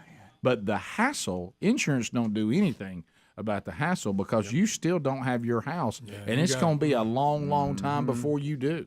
Yeah. And especially now with all the garbage of everything now. You know, the personal items you lose in it, you know, pictures and videos and things that, you know, were important to you up before that storm. But wow, it's devastating. And I know we have those, you know, literally every month of some form or fashion. Yeah. And you feel for people that happens to, but you know, you get to move on with your day and go on, and the memories of that fade a little bit sometimes. But when you're having to rebuild, that's just I can't imagine. It's hard for me to put myself in their position and think about what I would be doing and thinking about today. So our thoughts and prayers are with all you guys. Well, it's amazing to see that old spatula laying there, like you said. To try to give you a little chuckle. I mean, you got to laugh when you see that sitting there. Without a scratch, Rick. Well, all of our grilling tools. I told Bubba I laughed last night. We're all enjoying all this time of year delicious deer meat that has come in this year. We've had quite a bountiful harvest, and we had a deer roast cooking last night. So I went to get the Wildwater fork, to get the meat out to start pulling, and it was just falling off the bone, cooked all day long. And it was so good with some potatoes and onions and carrots, and it was just so good. Put that beef broth in there and let it just stay in there all day long. Come on. And so I reached to get that fork, and as I'm going to get the roast, I just look, and right there on it says Wildwater fork. Yeah. And I just started laughing, and it had that old heavy-duty feel just like the Great Spatula, and I just thought, these grilling tools of ours are funny. Now, doggone it, they're not available, and you can't hardly get them anymore. Yeah, but well, we need to. Can I tell you what though? That's a funny little group of products right there. Yeah. I mean, I just laughed the fact that we would have. Well, it just says Wildwater fork as I'm getting the meat out, and then those spatula, we just have it misspelled. We ain't gonna apologize for it. No. And somebody means business is on our other grilling tool. Sure. I mean, it's just. In that area down there, too, I know in the Alexander City area, I saw where some food trucks were out feeding people this weekend. And, that's... It is the trailer. I know. I'm glad somebody's doing it. Right. Right. Yeah, we were not able to do it, but I'm glad somebody's doing it. Oh, that's so good. We all love Bubba. We all love Bubba. Oh, me. And Rick, that song, I heard it when y'all played on Best of It, and I laughed. I'd forgotten because this time I just rode in the car and act like I was hearing it as a listener, and it slayed me. Yeah, it is pretty funny. I mean, I didn't realize the details we got into even at the end with the choir and everything. I mean, it's just, we are.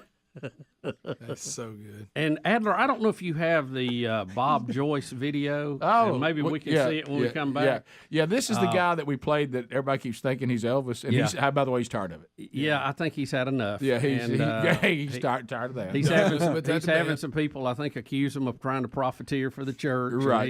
He has to go on record and set all that straight. There comes a time. But I hate to say it. While he was doing it, I kind of, in the back of my mind, thought he sounds like Elvis doing it. Well, there's nothing. You know what I mean? There's nothing I hate to be worse. that way. There's nothing worse, and we'll listen to it when we come back. There's nothing worse than while you're denying being Elvis, it sounds like Elvis denying he's him. Yeah, I know. mean, it was kind of. I don't.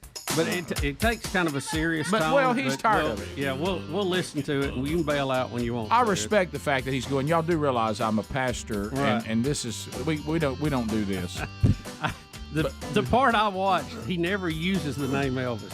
He just says, "I'm not someone else." He's gone that far, he won't even mention the word Elvis. We'll be right back.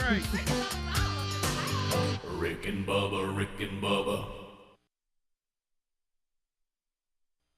Somebody call us and clue us in on this. Right. No. Don't make us look the hammer up. Right. Yeah, because if we have to call the Alabama Hammer, we will. I mean, somebody. Can anybody? We'll pull him away from going after the big bucks for just a minute. Lily pad. What is that one? All the commercials and all the billboards. Alexander Shannara. Yeah, Shannara, call us. Yeah. Call us. He's always saying call him. Yeah, because I know when we go to break there locally, every single commercial is going to have you in it. So go ahead and.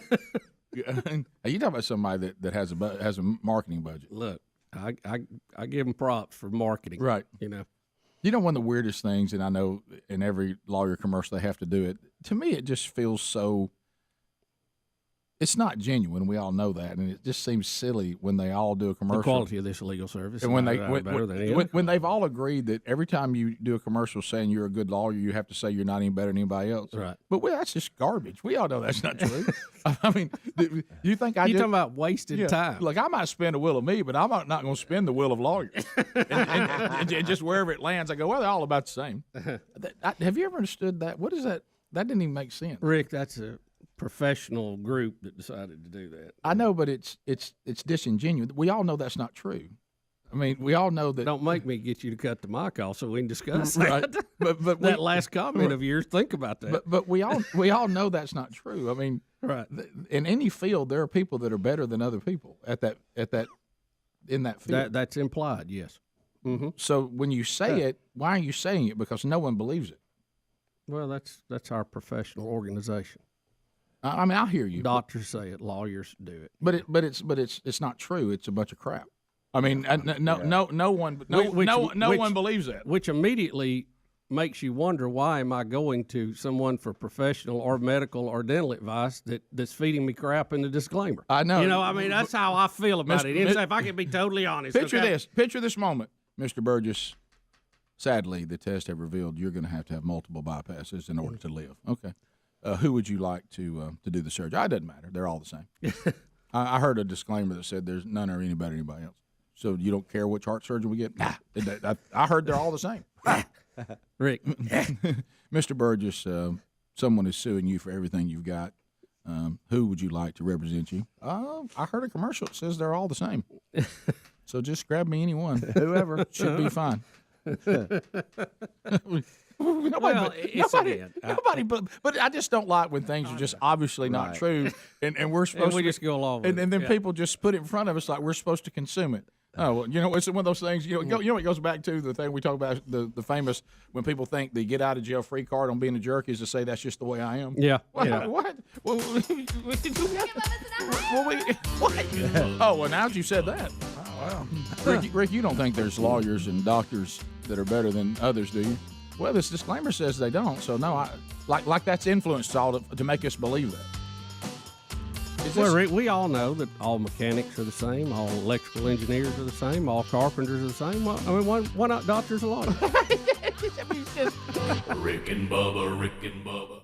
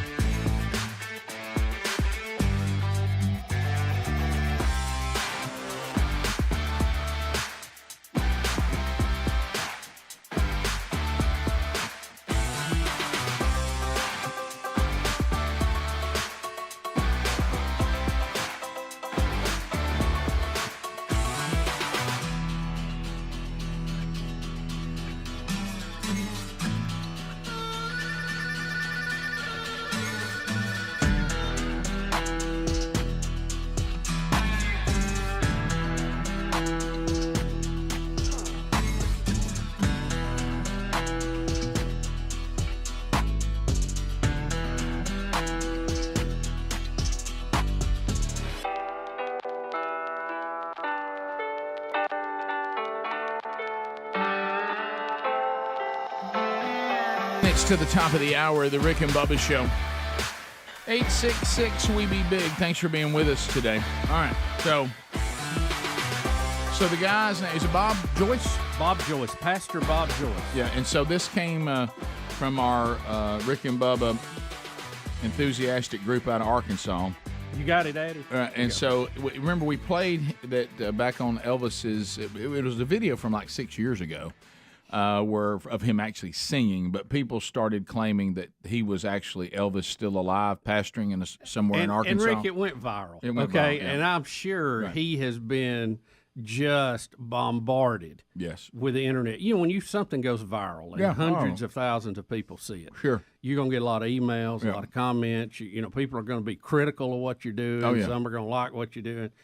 And so finally, Pastor Bob Joyce decides to take this on it's directly. Time. Yeah, so and it's long, but you can bail out when you want. All right, here we go.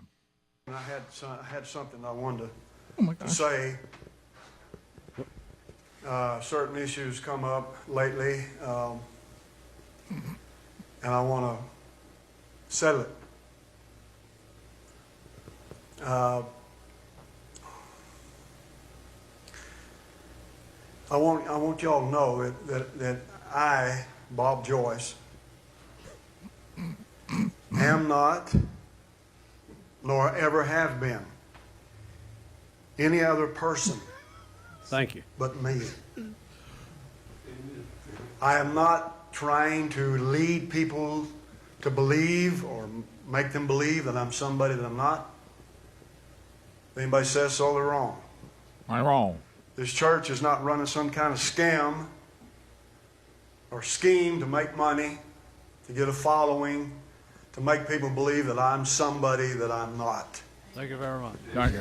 Thank you very much. I am no other person. I could name some names here, but you know, I'm supposed to be at least one of 3 different people. I got to be one of them. I can't be myself. I've got to be one of those guys. Oh, I know who the other 2 are. But I'm neither one of them. I am Bob Joyce. I was born Bob Joyce, and I will die Bob Joyce.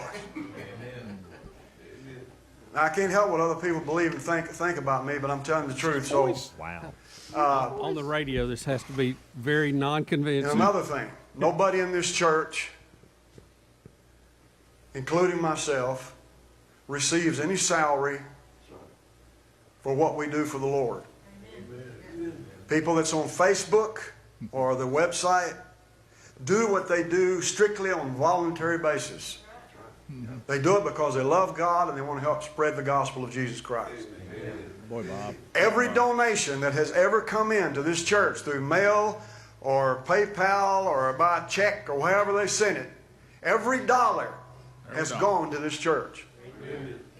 I have not taken that money from myself or nobody else. So therefore, we're not here. Now listen, I've decided when we started this church, because we're such a small church, that I wouldn't take a salary as preacher. It's nothing wrong for a preacher to receive a salary as minister of a church. That's his own business. You're right. That's biblical. That's what Paul said. Amen. He that preaches the gospel should live of the gospel.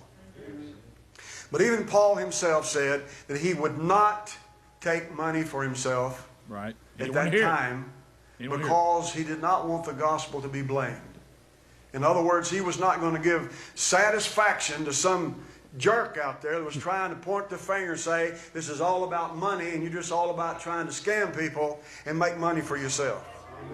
Paul said, I'm not going to have that. I want you to know that this is not for money, but it's for the sake of Jesus Christ. Did you say satisfaction? Not that it's wrong for Paul to receive money for what he was doing, because that's what he lived for, was Christ, and he was to be saved. Consider all it's Elvis, guys. the world's thy hands. We have a new contest coming up, Elvis or Bob Joyce. I see the stars. I hear the road. Guys, well, that song still just makes the hair on the back of your neck. Let me tell you, when that one, let it go. When the Holy Spirit put that one on paper, Greg, this is one of our grandmother's favorites. Oh, yeah. Yeah. This was at her funeral. We played this at graveside. Remember this? Yeah. Singing it.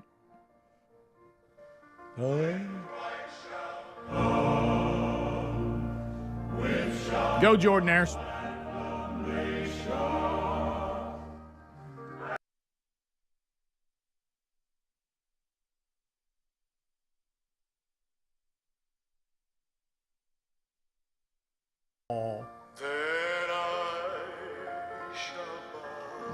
Come on, E.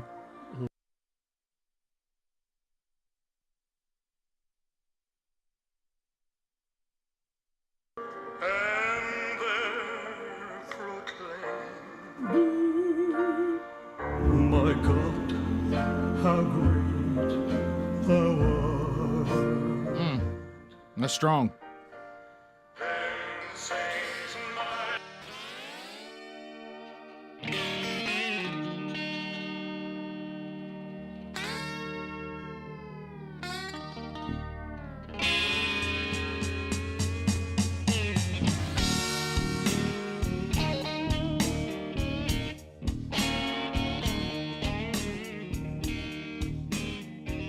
Bob Joyce. That's that is actually Elvis.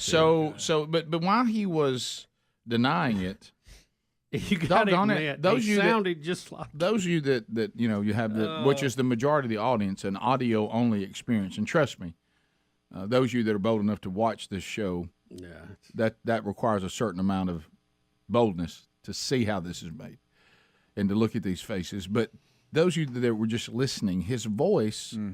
And at moments when he would get really upset, He dropped down in the. Done dropped down there into Elvis. And I'm not saying that he is Elvis. No, and I don't want Bob to be upset, but I just. I think the age thing kind of clears him. It does, but you also go back to him saying, he's a bivocational pastor, but there was a side of me, and that's just that old goofy side that has us doing what we do for a living. When he claims he didn't take a dime for the church, and I said, no, you get money when you go sing. Yeah, But right. I didn't want to. Doesn't need it. Yeah, I didn't. Yeah. My goodness, I mean you're Elvis. When Graceland didn't come along. When he was denying it, when he finished his speech, if he just had the band crank up, that's what I'm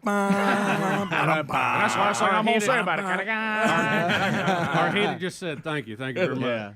So we got this. Thank you. Thank you very much. I know he's tired of it, but he you is got tired. to admit, and you know you've what? got to admit there is a bizarre likeness there. Okay? And And I know Elvis died. I'm not one of these things he's alive. Right. Because I knew if he was, he would have shown himself when Lisa Marie married Michael Jackson. That's right. That was the day it was all over for any hope of it. All right. When he didn't show up on the scene. When he didn't show up on the scene right then, we all knew that was it. Bob Joyce said, people that say I'm Elvis, they ain't nothing but a hound dog. All right. Okay.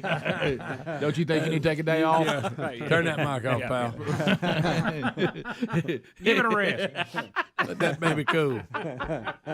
When he said the word satisfaction, though, that sounded exactly like Elvis. I'm sorry. It's Elvis. Satisfaction. Hey. Yeah. I was talking to Salami and my wife. You know what tickled me when he said, he never said, I'm not Elvis. No. He said, I was, and I am, and I always will be me. That's right. Oh, Bubba's trying to blow holes in it. You know what I'm saying? I want to know who the other two people are. He literally did not deny it. He just said, I'm me. He didn't say he wasn't Elvis. And should he have had blue suede shoes on? Probably not. Probably not. You think one of the three is Kenny Rogers? He's been I think it. I bet it is, Greg. I bet it is. We were wondering. He's got that look. He does. I bet it was. But I bet he's a great guy and solid, and we'd probably love hanging out. I heard he was a little rough. I made that up. Well, I do like that he's saying, look, guys, we can't go down this road. We got to be serious about what's going on here. What if he just said that, went to the side of the stage, put a cape on, and walked out? Nailed down. Right, yeah. Like wings. Oh, man. Glory. What if he walked in and he said, I know some of y'all lonesome tonight. All right, it's the top of the hour. Somebody got suspicious minds. Rick and Bubba.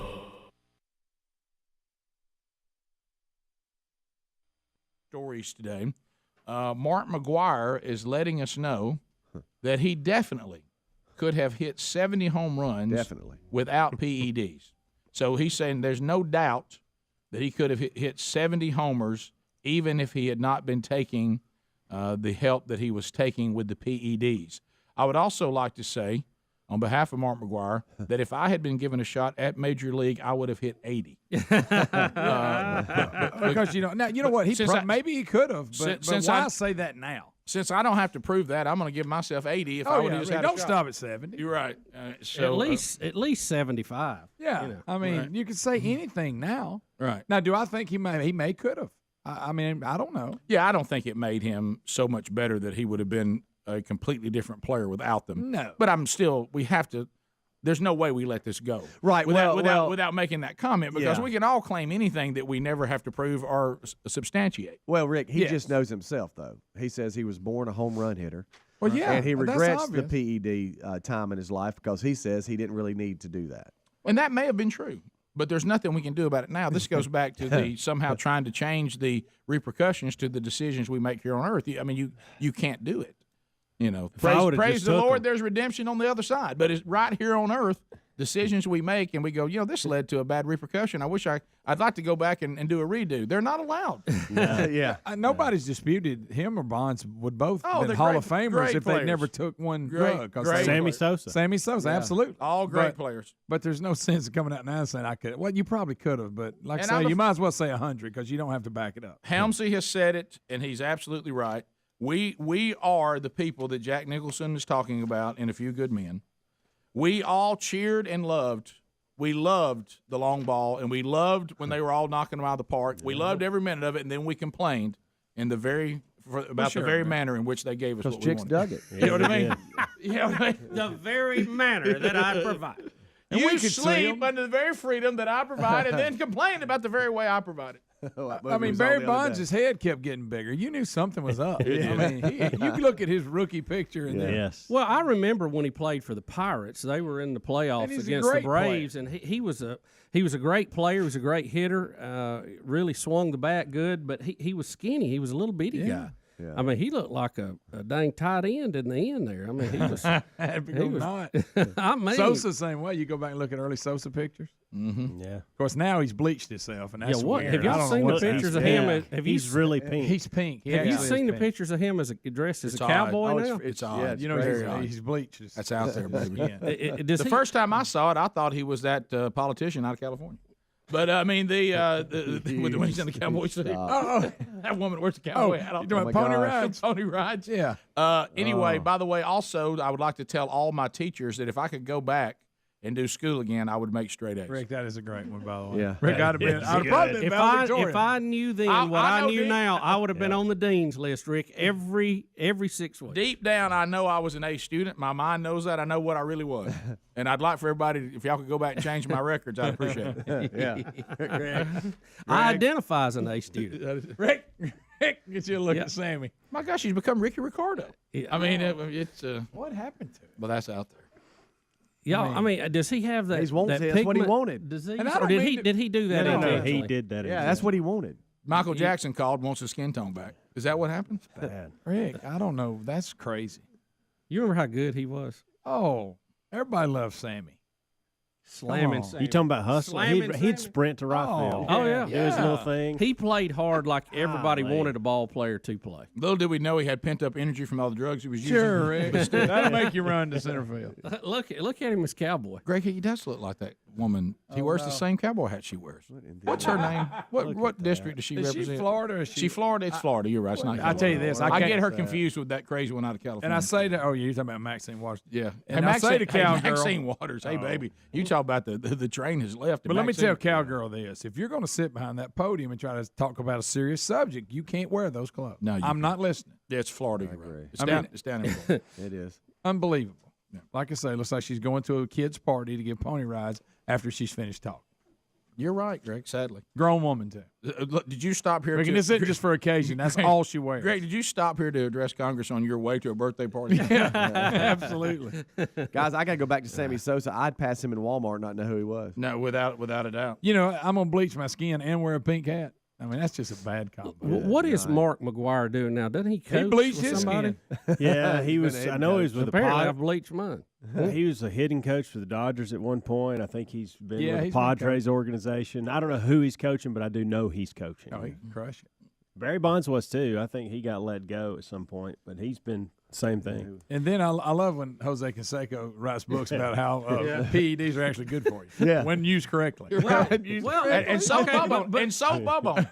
No. He would have sold me on about it the too. youth. No, listen. This is the point. When they're using the PEDs, they're illegally using drugs because they're not using them the way they were should be prescribed, and they were off label.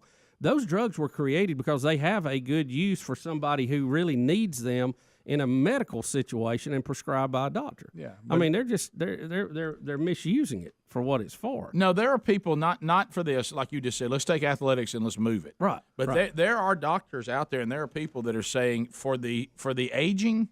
Yes. And for the senior citizens, it is a fountain of youth.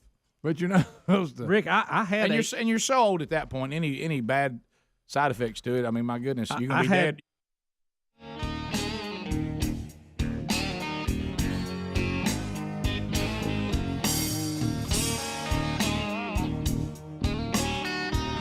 From the No Name Studio, on the bleeding edge of technology, from Sweet Home Alabama to the world.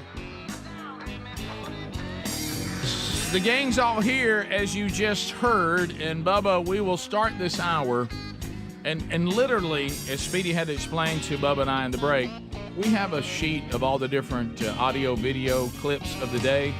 There's so many with Karine Jean-Pierre, the White House press secretary, that she has her own sheet today. I mean, it's just, she had to have we had to do a whole nother sheet on just what's going on with her, because she's in a bind right now because of it appears that even the mainstream media It's one of our Rick and Bubba phrases when everybody's decided we're going to give this one person a hard time. It goes back to an old football story called Everybody on Glenn. And what this is everybody on Biden, everybody on Biden.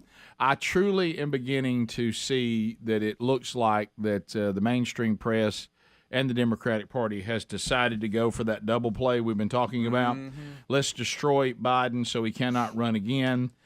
He is expendable, and we may be able to get Trump in the same trap because we won't be called inconsistent. Let's go after both of them. Yeah. So and the press in the room are so done with her continuously saying, I can't answer any questions, and Biden takes classified documents seriously. It's like she's on repeat, and that's all she says. Mm-hmm.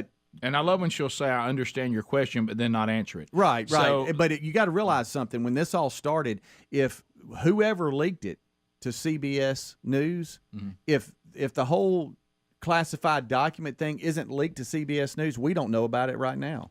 And they continuously lie to us about, that's all, man. No more looking. We found everything. And then the day later, it's like, well, no, you found some back in December too. And then it's like it continues on and on. So just to set the scene, they're done with this, and they're asking her over and over why she won't ask questions. So we'll do Karine Jean-Pierre video 2 because the first one we've kind of explained. She keeps saying they've searched for the documents at the home and the office, and that's over, which is not true. She won't give details. She keeps saying, I understand your question, but won't answer it. So we'll start with video 2, a reporter who is done with this continued path that she's taking. Here we go.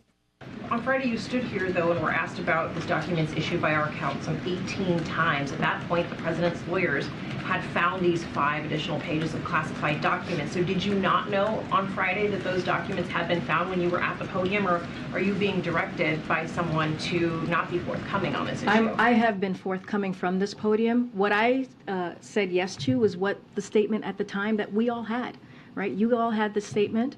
And I was repeating what the council was sharing at that time. Right, we had that statement, so we knew what was in it. But you also knew. Did you not know that? I'm telling you, I just answered the question. I just said that I was repeating what the information that we had at that time, right? That you all had. I was confirming from what the special counsel had provided to all of you, and that we knew as well from here. So just to be very, very clear. That's not clear. And look.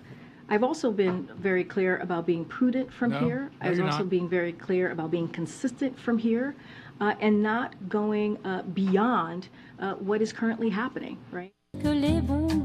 So, this gets down almost no wonder they're frustrated. To the great Jack Nicklaus question. And what was the movie with Tom Cruise? The Jack Nicholson question? Yeah. Because Jack Nicklaus, I don't think, was in that. Right. Yeah. I think he was out playing golf, possibly. Right. But winning majors. Yeah, but Jack Nicholson. Right, yeah, right. He said something about don't talk to my back. Where you either are lying to us or they're not telling you. Right. You don't know. Right. And I think that would be a fair question. So you're saying you're just repeating what they give you, even though they may be misleading you. Well, don't miss this. What made the reporter so angry, you're going to see this continue, she just repeated back to the reporter what the reporter said was the problem. We have all that on a handout. Right. We're asking you questions. Don't tell me things that are in the handout, which comes back. She goes, well, I was just reaffirming what's in the handout. I know, that's why I'm mad. I want you to tell us something different. We're asking you a question. Did you lie to us when you said you didn't know? Yeah. And are you just not on the inner loop? Right. You're just sent out here. Look, we've all been in sales. We've all had to deal with the quote unquote put the lipstick on the pig and sell it. Oh, look, boy, that is never more clear than right now. To some degree, we all have to do that on this show every day. Well, that's true. All right, so now Karine Jean-Pierre, in my opinion, is finally just going to be honest. Here she is, just being straight up honest. Here we go. On that note, you've repeatedly emphasized the need, just as you did today, for independence, for integrity of the Department of Justice investigation. One reason why you continue to point us to the DOJ. So I wonder why then did the White House counsel go to Wilmington to facilitate the handing over of documents to the DOJ? That is How is that separate? That is separating the White House from the DOJ. And Weijia, I appreciate the questions. I know there's going to continue to be dozens more questions probably today, and I will say, reach out to the White House counsel's office. That's one of the reasons my colleague was on the phone with many of you taking questions today, and I'm just going to leave it there. That is something for them to answer. Okay, but it's related to something that you keep telling us, which is how much it is important to this White House to separate the White House from the DOJ's investigation. But the White House counsel was the one to go and facilitate the documents, to look for the documents. Again, they have been working very closely with the Department of Justice. I would refer you to them. If you want to know specifically about their actions, specifically about what they're doing, I would point you to the White House counsel's office. Look, guys, you guys can ask me this 100 times, 200 times if you wish. I'm going to keep saying the same thing. There's the honest answer right there. We finally got there. There's the honest answer. Good gracious. And the point being, and what the reporter is saying, the DOJ, although the director is appointed by the president, is supposed to be independent. Even though they're in the executive branch, they have to be independent because sometimes they have to investigate the president or something like in this case. Right. But instead of the DOJ officials going and finding the documents, the president's lawyers are finding the documents. Exactly. So they're letting, if you will, the criminal investigate the crime scene. And why would you they see what look, I'm saying? Why would they looking at what's in them? Well, yeah, it's just like they're not even high enough security to see what's on them. So how do you find them without looking at them? Did this? Did video 4? Didn't we pretty much cover this topic just then? That was 4 there. That was 4 that we just played. The 3 was just a quick soundbite of her saying the last. So 3 line. and 4, to your point, Bubba. What's confusing them is you keep telling us that they're separate. Yeah. But if the president's counsel is involved, it's not separate. Yeah, listen to cut 5. Cut 5 is going to make this point. Yeah, here we go. Perfect. Let me widen now.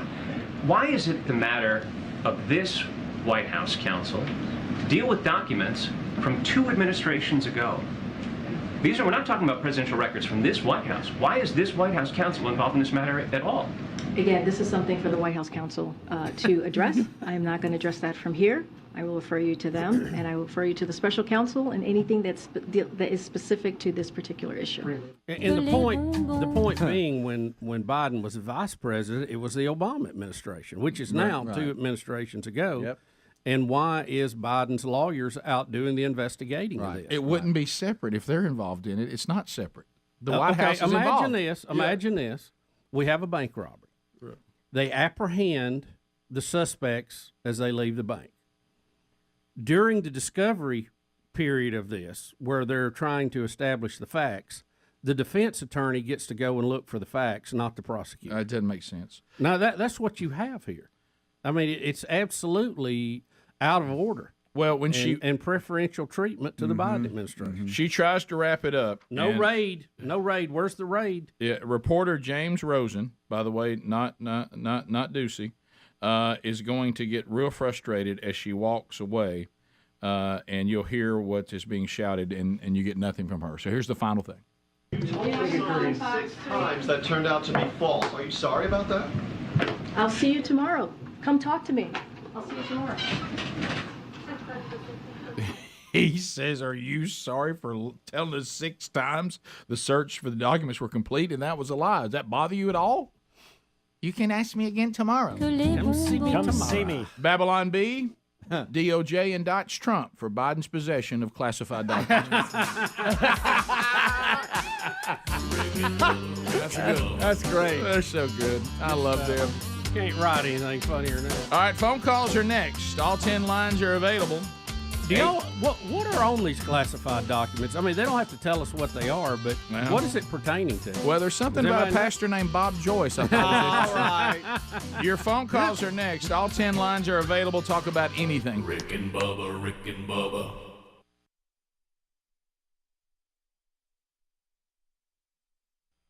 Be dead before they affect you. I had a doctor one time tell me, and he said, you can never say this, use my name, because, people think you're crazy.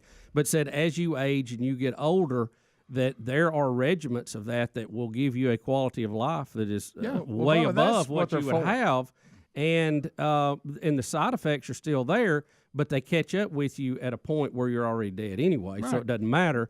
And if you use it in the right amount, I mean, these people were using it way over the prescribed amount to get a quick result on something, and thus that also does the damage. And the ones I heard talking about it saying, really, if you'll start at classification point A and let that be testosterone.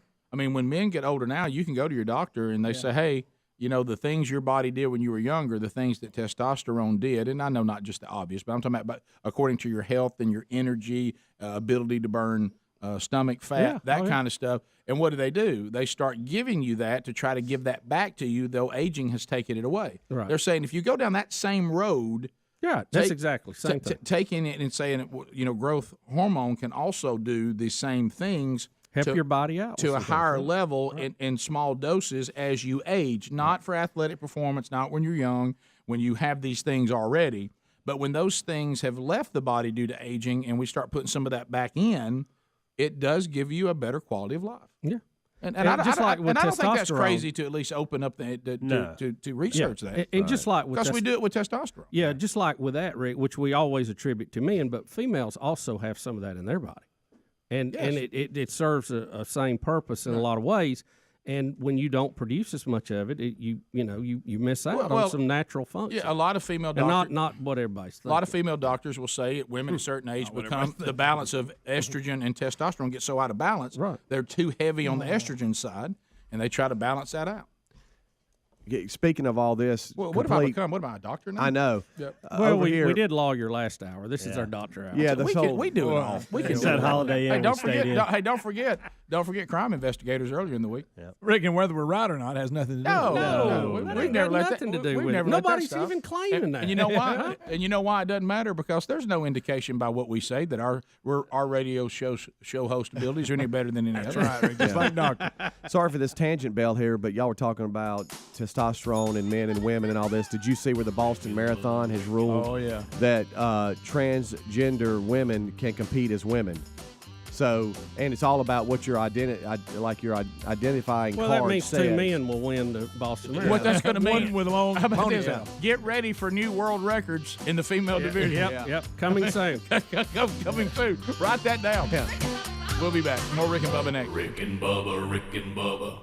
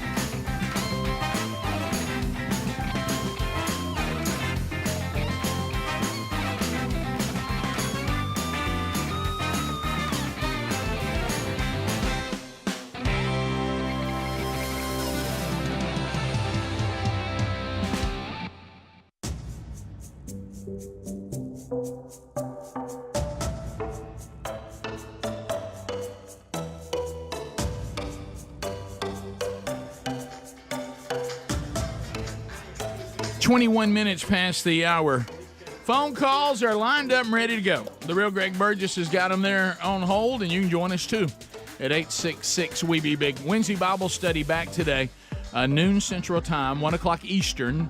on our YouTube channel. It'll be archived soon after to the YouTube and the podcast channel.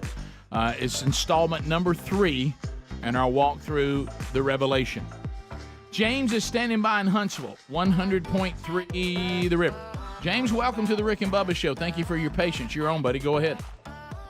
Hey, guys. I enjoy your show. Listen to it every morning coming into work. Thank you. But I had to say, yesterday morning was a highlight. I was enjoying the birthday Biden bashing, where he sings the song. Oh, boy.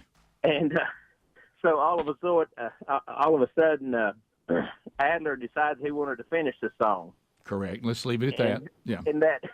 And that 2 seconds of heavy silence. It's gold. Is just owning me. And then you have Greg slip in. You weren't thinking, were you? Yeah. Well, in all fairness to Adler, and I talked about this with family last night. When we were growing up, the little things you say after that to the birthday person have changed over the years. But it was interesting. The younger people in my family were accustomed to the way Adler was singing it. We didn't have that. This is one of those rare cases where I think younger people added that as one of the things you say to the birthday person, and nothing was meant by it other than fun. No, absolutely. Yeah, not. but the fact that it came in, oh my goodness, it was good, and the fact that it was him, as you said, sir, makes it even funnier. It's a very common. It is ending to the song. It is. Yeah. It is. The timing of you going to it was unfortunate. It used to be common, so I think that we figured out why. That's the key. Do you remember Not when we had the situation? I hate to bring up old stuff, but no, you don't. That someone with the staff. You don't appear to. I'm going to be pretty. I'm going to be vague here. But when someone that's friends of ours witnessed an incident that happened with the staff, and they said, I had so many ranges of emotion that went through me at one time. Yes. Like, oh my gosh, I can't believe that happened. Yeah. Oh, that's funny. I think I was the one that said I ran off I-20. Right. Yeah. I'm concerned. I crawled up under the seat. I was picking up gravel. Yeah. That's what I'm hearing from that yesterday. Is that there were so many. Nobody emotions. knew what to do with themselves. No. Sometimes their emotions rush so at you like a blitz. Yeah. And you can't put them where they belong. Right. You're laughing and then you don't have enough blockers. Right. You don't have enough blockers. Mike in Alabama. Mike, go ahead.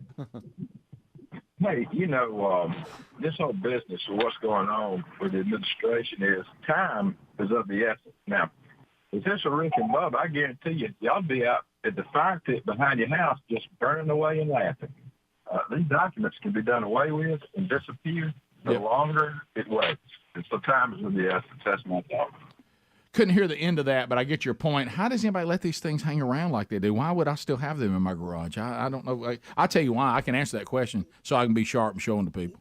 Yeah, but what is it having to do with? I mean, if you do that, you could just take a picture of it and throw it. You away. really could. And then they say we don't have a visitor's log, so we're not going to tell you who's been there. Yeah. So you just don't know. Parker, again, these things have been there at best 6 years. Yeah, you're right. At best. Yeah, you're right. Parker, Alabama, go ahead.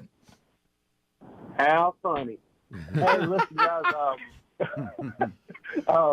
Who would y'all say is on y'all's Mount Rushmore of radio hosts of all time? Oh, of all time? What I'm saying? People who influenced us. Well, that'd be a big mountain. It's got to be a big mountain, but it'd be hard to narrow it down to four. Only four. It's got to be Mount Rushmore. Only four. Four, no doubt. Mark and Brian are on there for me. That's a show, though. That's a show, so that's that would one be spot. I'd agree with Mark that. and Brian is one spot. Yeah. I will tell you something. I absolutely love Coyote Calhoun. He influenced me quite a bit. That's just me. Rush Limbaugh, of course, is going to be there. Yeah, Rush. Because of him completely saving AM radio and the entire landscape of talk radio, and created a genre that has been radically successful. He is the pioneer of that. He changed of the opinionated industry. radio. Yeah, absolutely. So he is on there. I was also greatly influenced by Rick and Dennis. Yeah. That was a morning show when we were growing up on Q104. They had great influence as far as my life. I think the first guy I ever heard that had a personality, his name was Marvelous Marvin McCullough. Yes. And I actually met him later in life, and that was a thrill for me. And, Dave Donnell paying my house note. Right, yeah. And I remember listening to the guys out of WLS on the Skip. I'm trying to remember everybody's name. Landecker. Landecker. I thought he was John Landecker. Thought he was really See, funny. you can't get it down to 4. No, It's just almost impossible. The Grease Man was incredibly creative. So there's some great ones. A little later in life, the Sport Czars. The sport, absolutely. Right, there's them. Don't want to speak for y'all, but I'm right. you know. That was it. Yeah. We continue. There's just so many. Justin in Alabama. Justin, go ahead. Hey, I'm new to the Christian Bible study world, and I'm trying to just look up tips on Bible study and trying to learn from y'all on what are things to do and don't in Bible study. Well, are you talking about trying to get to where this becomes something that you do often, or are you talking about things to avoid? Something that I do often. Yeah, I think the biggest mistake I think we make when we first start and say I want to get to know more about the Bible. I think it's a lot like workouts. Those, if you're smart, if you've got a new health regimen, your first workout, you don't go kill yourself the first time out there because you wake up and you're so overwhelmed, your body hurts so bad, you never go back. So my advice would be to take small bites. I think, things like our Wednesday Bible study are helpful where you can kind of listen and get your Bible out and go through that. I think starting with a daily devotion that features Scripture versus I'm sitting down with the Bible, I'm opening it up, I'm turning to a book of the Bible, I'm new to this. If you were going to do a book of the Bible, I would take little bitty bites of the Gospel of John. I think that's my advice to anyone who says I've never really studied the Bible, but I want to get started and I'm new to the faith. I would start with the Gospel of John, and I would just read, maybe a handful of verses every day. I wouldn't try to take big bites. I take little bites because your sanctification's got to mature, and as time goes on, like when you leave milk, you'll get into meat, but you got to start with milk. And I think too many times people jump into meat before they're ready for it, and that's why they fade. Bogged down. Yeah, I would start with little bites, and my advice would be a good, solid devotion like, My Utmost for His Highest by Oswald Chambers. Some of the stuff we have at themanchurch.com are good starters for men. Do you think a schedule plays into that too? Yeah, and I agree with Bubba. I think it's got to be a kind of a non-negotiable. This is my time that I am going to spend on it. And in the beginning, I go back to little bites again. You may just say it's 10 minutes, it's 15 minutes. 5 minutes. Yeah, 5 minutes. That's a good start. So take little bites would be our advice to you. And then as you mature, you can go much deeper. So thanks for the call, and thanks for trusting us with that, too. We'll be right back. Rick and Bubba.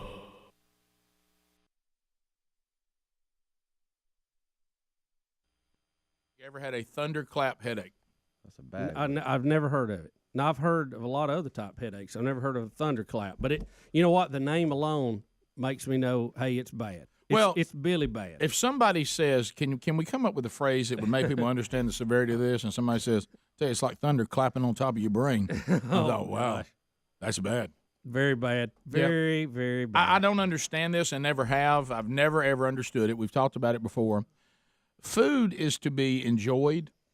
Food is art. It is enjoyment. It is a nice way to socialize, and, of course, the sustenance that it provides. But food is supposed to be something in the fun world. I've never understood people who say, I like to take on food that you have to survive. Yeah, I don't know. I've never understood that concept. It completely goes against anything that I believe about food. And this is all these different food challenges of I'm going to try to eat something that is so uncomfortable, but I want to show you I can survive it. I just don't understand the concept of it's time to eat. Let me be miserable. Right. I don't. Yeah, I mean, I eat to get away from miserable. It's an oasis. I to me. flee misery and run over to food. And I'm like, this thing's miserable. Yeah. You know what would solve it? A sandwich. Well, Rick, you know what I mean? This guy decided to tackle the dreaded Carolina Reaper. They consider it the hottest chili. I guess chili pepper is what they're saying here, right? Yeah. I think it's the pepper he had in the chili. Yeah. And it left him with an excruciating headache. You talking about the dreaded thunderclap? Rick, he began immediately after the competition. This was a competition. He began dry heaving. Of course it was. Developed intense neck and head pain starting at the back which later spread across his whole head. Then he developed a crushingly painful headache, and at one point decided to go to the emergency room.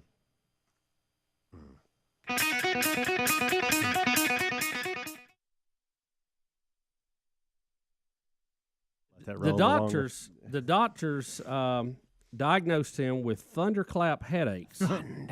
That's serious.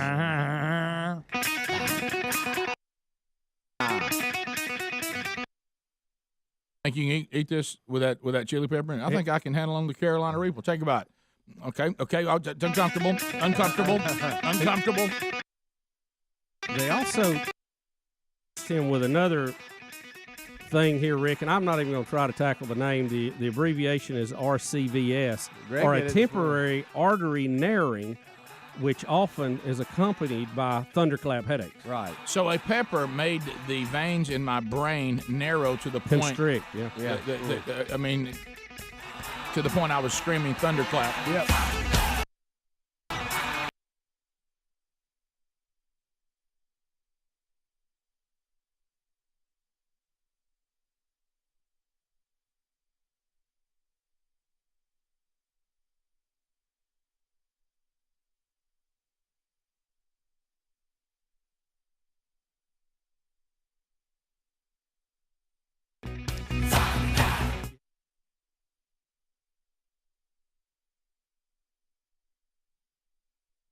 Not going any further. How you on artery spasms? That's my point. How you on thunderclap headaches? Is if I'm eating, my eyes are watering, and my nose is running, and I say, I tell you what, I'm not stopping this till I can get to everything starts narrowing. If I eat something and I get in that condition, I usually think, what the heck am I doing? I can't take the pressure of if I forget and wipe my eyes, I'm blind. I mean, I can't take that kind of pressure. I mean, involving food. This is back to exotic pet owners. I can't take the pressure that somebody forgot to latch the cage and we're all dead. I mean, I can't take that kind of pressure. Have you ever tried that wasabi sauce they have? Yeah. Don't get it. I accidentally got a mouthful of that one time, and I thought, wow, that's bad. Well, yeah. I asked him, I said, do I need to do anything special to get rid of it? He said, no, it won't kill you, but it's going to be a little warm there. But I mean, think about how stupid this is, too. You're sitting around. What are you going to do the rest of your life, okay? You're sitting around, you're talking to this old man, and he's tell me about the worst thing you ever went through. I had to come on the beach at Normandy. Most of the people I knew were slaughtered right there, and I got through rapid fire, and of course my leg, as you can see, is mangled, but I survived it, and I got the other end. What about you? Well, I survived the Carolina Reaper pepper. I mean, who cares? Have you seen the picture of it even on the vine? It just looks like it's saying danger. You know? Oh, it did. That's a dangerous. Thunderclap would be a good sports team name, by the way. Yeah. The Detroit Thunderclap. I like it. Okay. Yeah, I like anything involving thunder on the team. Yeah, I know. You know. Or rhinos. Yeah, or rhinos. God.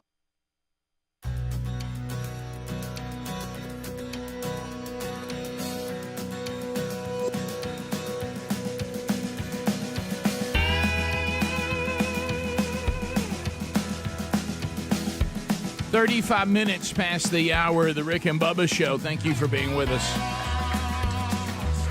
We keep moving through another day. Thanks for your phone calls moments ago. More of those to come a little later in the program.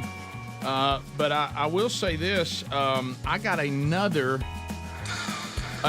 email, and we get so many of these, talking about buyraycon.com, these Raycon earbuds. I got another email. Y'all may have gotten it too.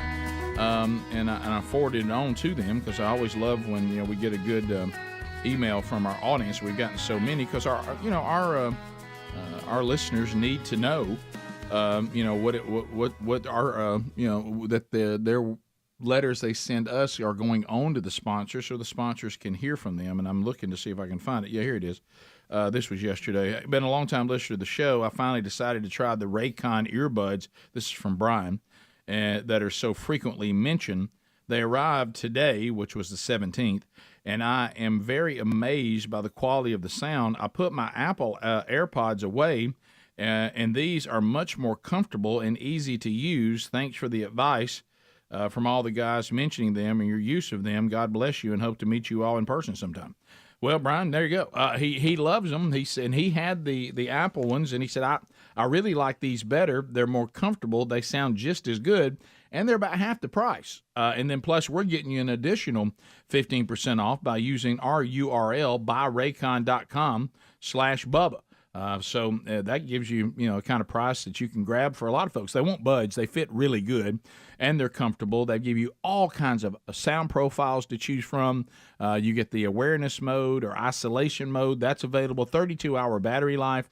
They're extremely durable, as we've heard over the years. So get yours now by going to buyraycon.com/Bubba or rickandbubba.com under the sponsors button.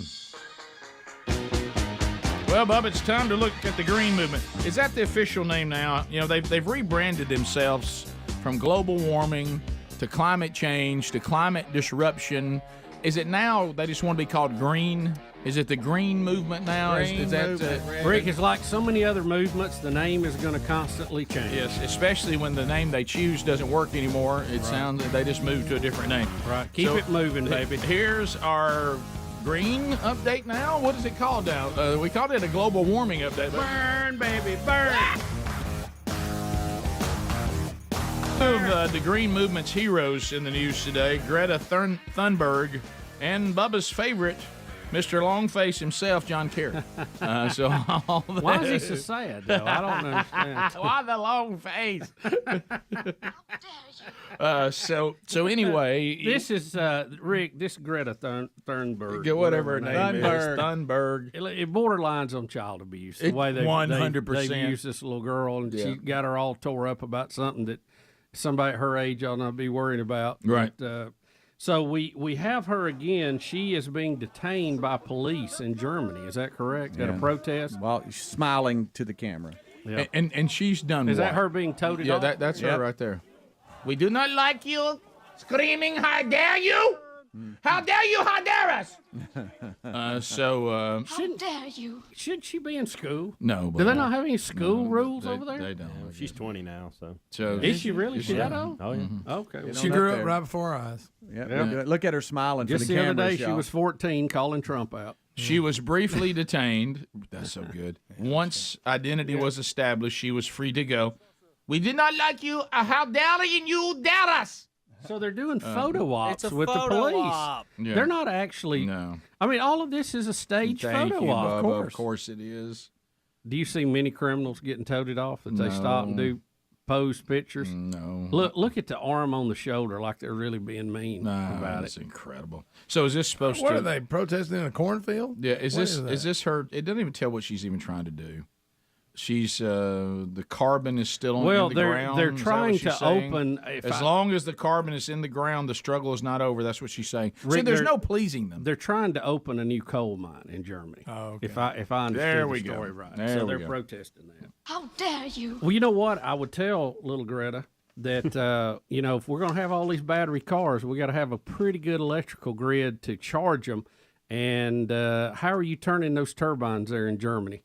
Well, here's what I would say to Anybody? Greta. I would say, Greta, to your point, all the minerals we need to make these batteries for these earth-saving electric cars. Yeah, are in the ground. If you don't like mining of coal, let me quote Bachman Turner Overdrive. You ain't seen nothing yet. Dun, dun.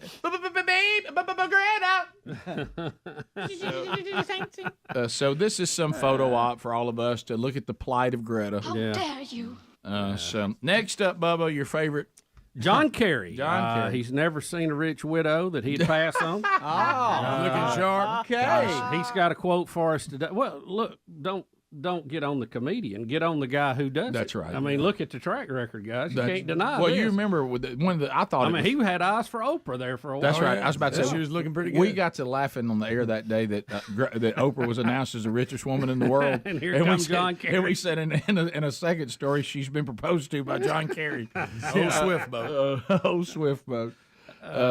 Greg, move my yacht to where I don't have to pay the taxes I'm making everybody else pay. Yeah. Yeah, Exactly. help get it passed, What- and then move my yacht 300 that- yards down the coast to another state, so I didn't have to pay. The only thing longer than John Kerry's face is the list of inconsistencies in his life. All right, let's hear what the is he the climate he's czar? climate Isn't that what czar, he is baby. now? He's Okay. climate czar. That's a good job. Yeah. He has to fly though, remember, because Yeah. his job's important. I know.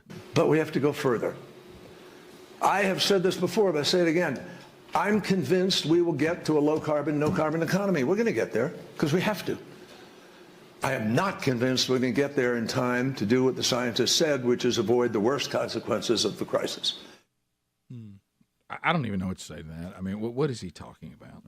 Rick, this again. This goes back to these dire predictions about the end of the world as we know it, and we pass them one after another. Mm-hmm. Now they have been at least wise enough to put them far enough out into the future that none of us will be alive. Greg called that years ago. Greg called that years ago. The most brilliant move is go ahead and predict something that none of us will be alive to say, you were wrong.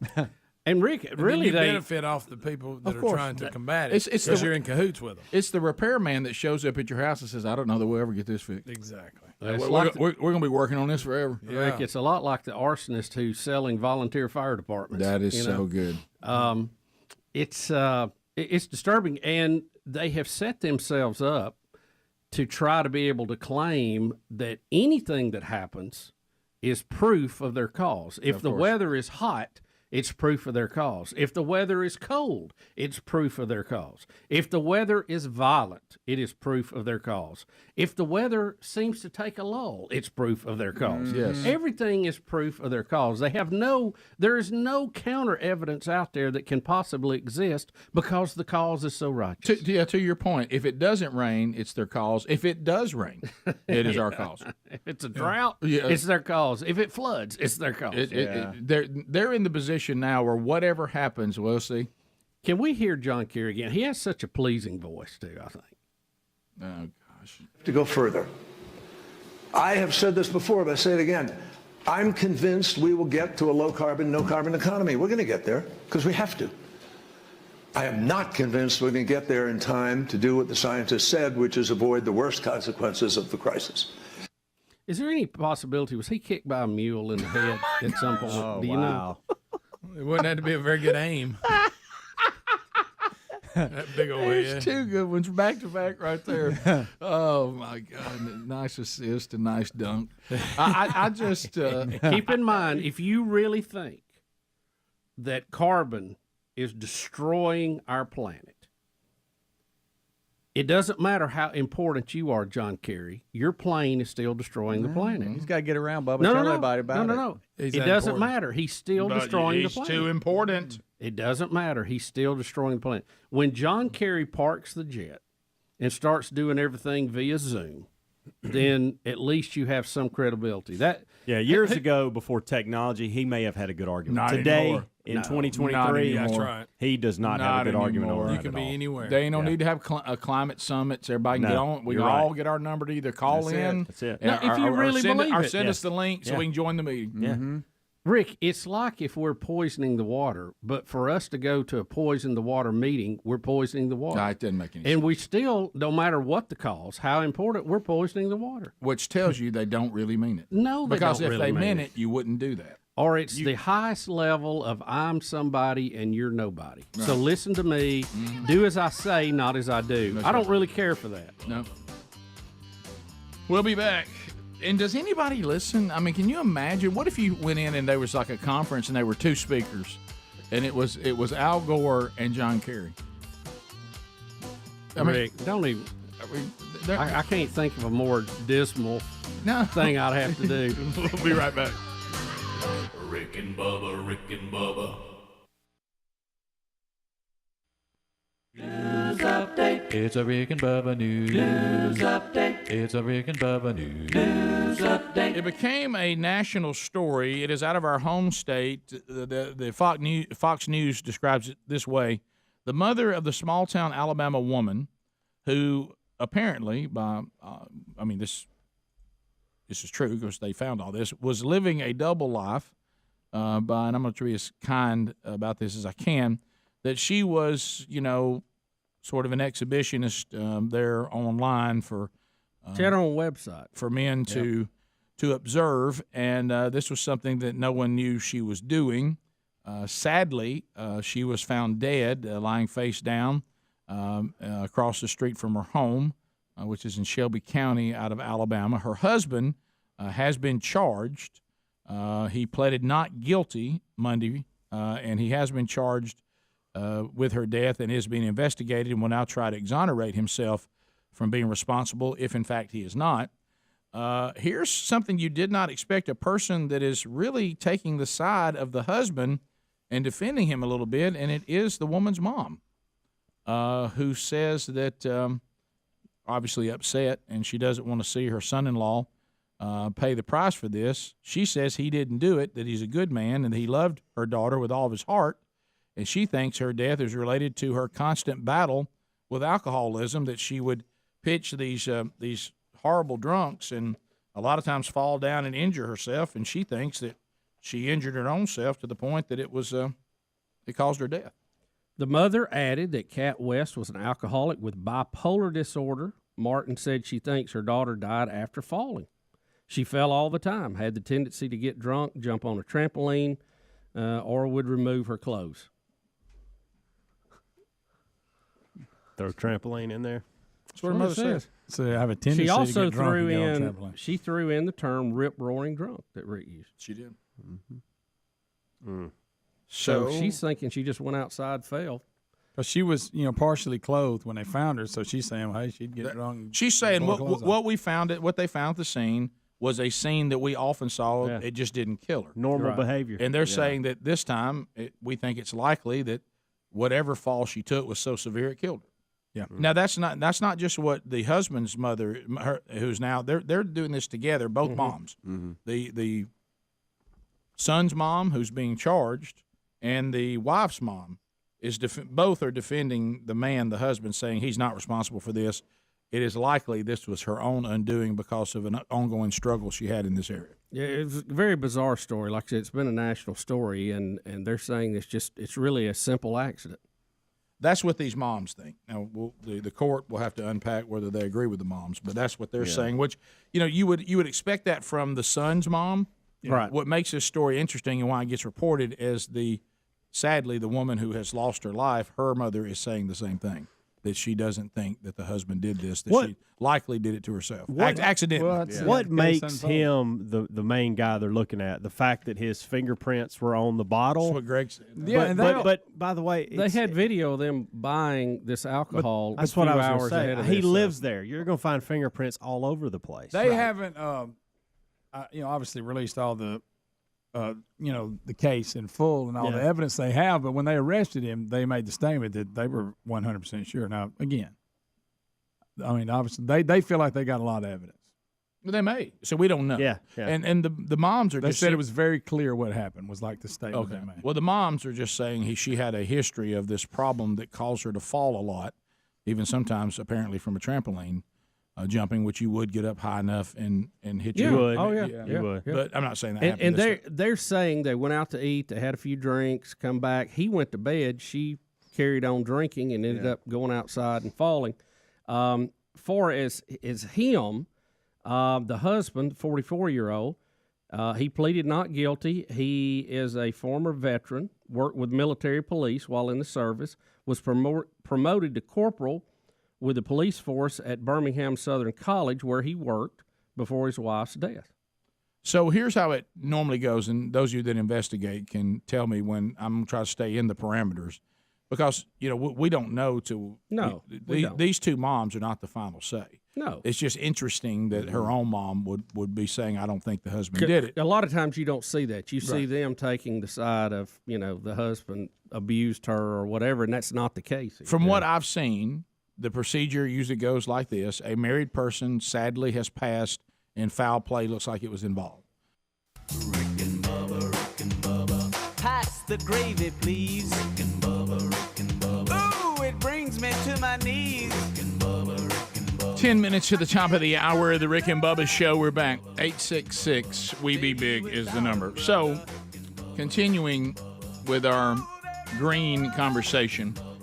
And don't ever hear the wrong thing here. I mean, we feel called as followers of Christ to be good stewards of creation, and we are to do our part to not abuse this creation, even in its fallen state. We are to care for it, and but when it comes to the point where we start worshiping the earth as opposed to the one who created the earth, and then putting out a game plan that seems to become more profitable and political than actually accurate.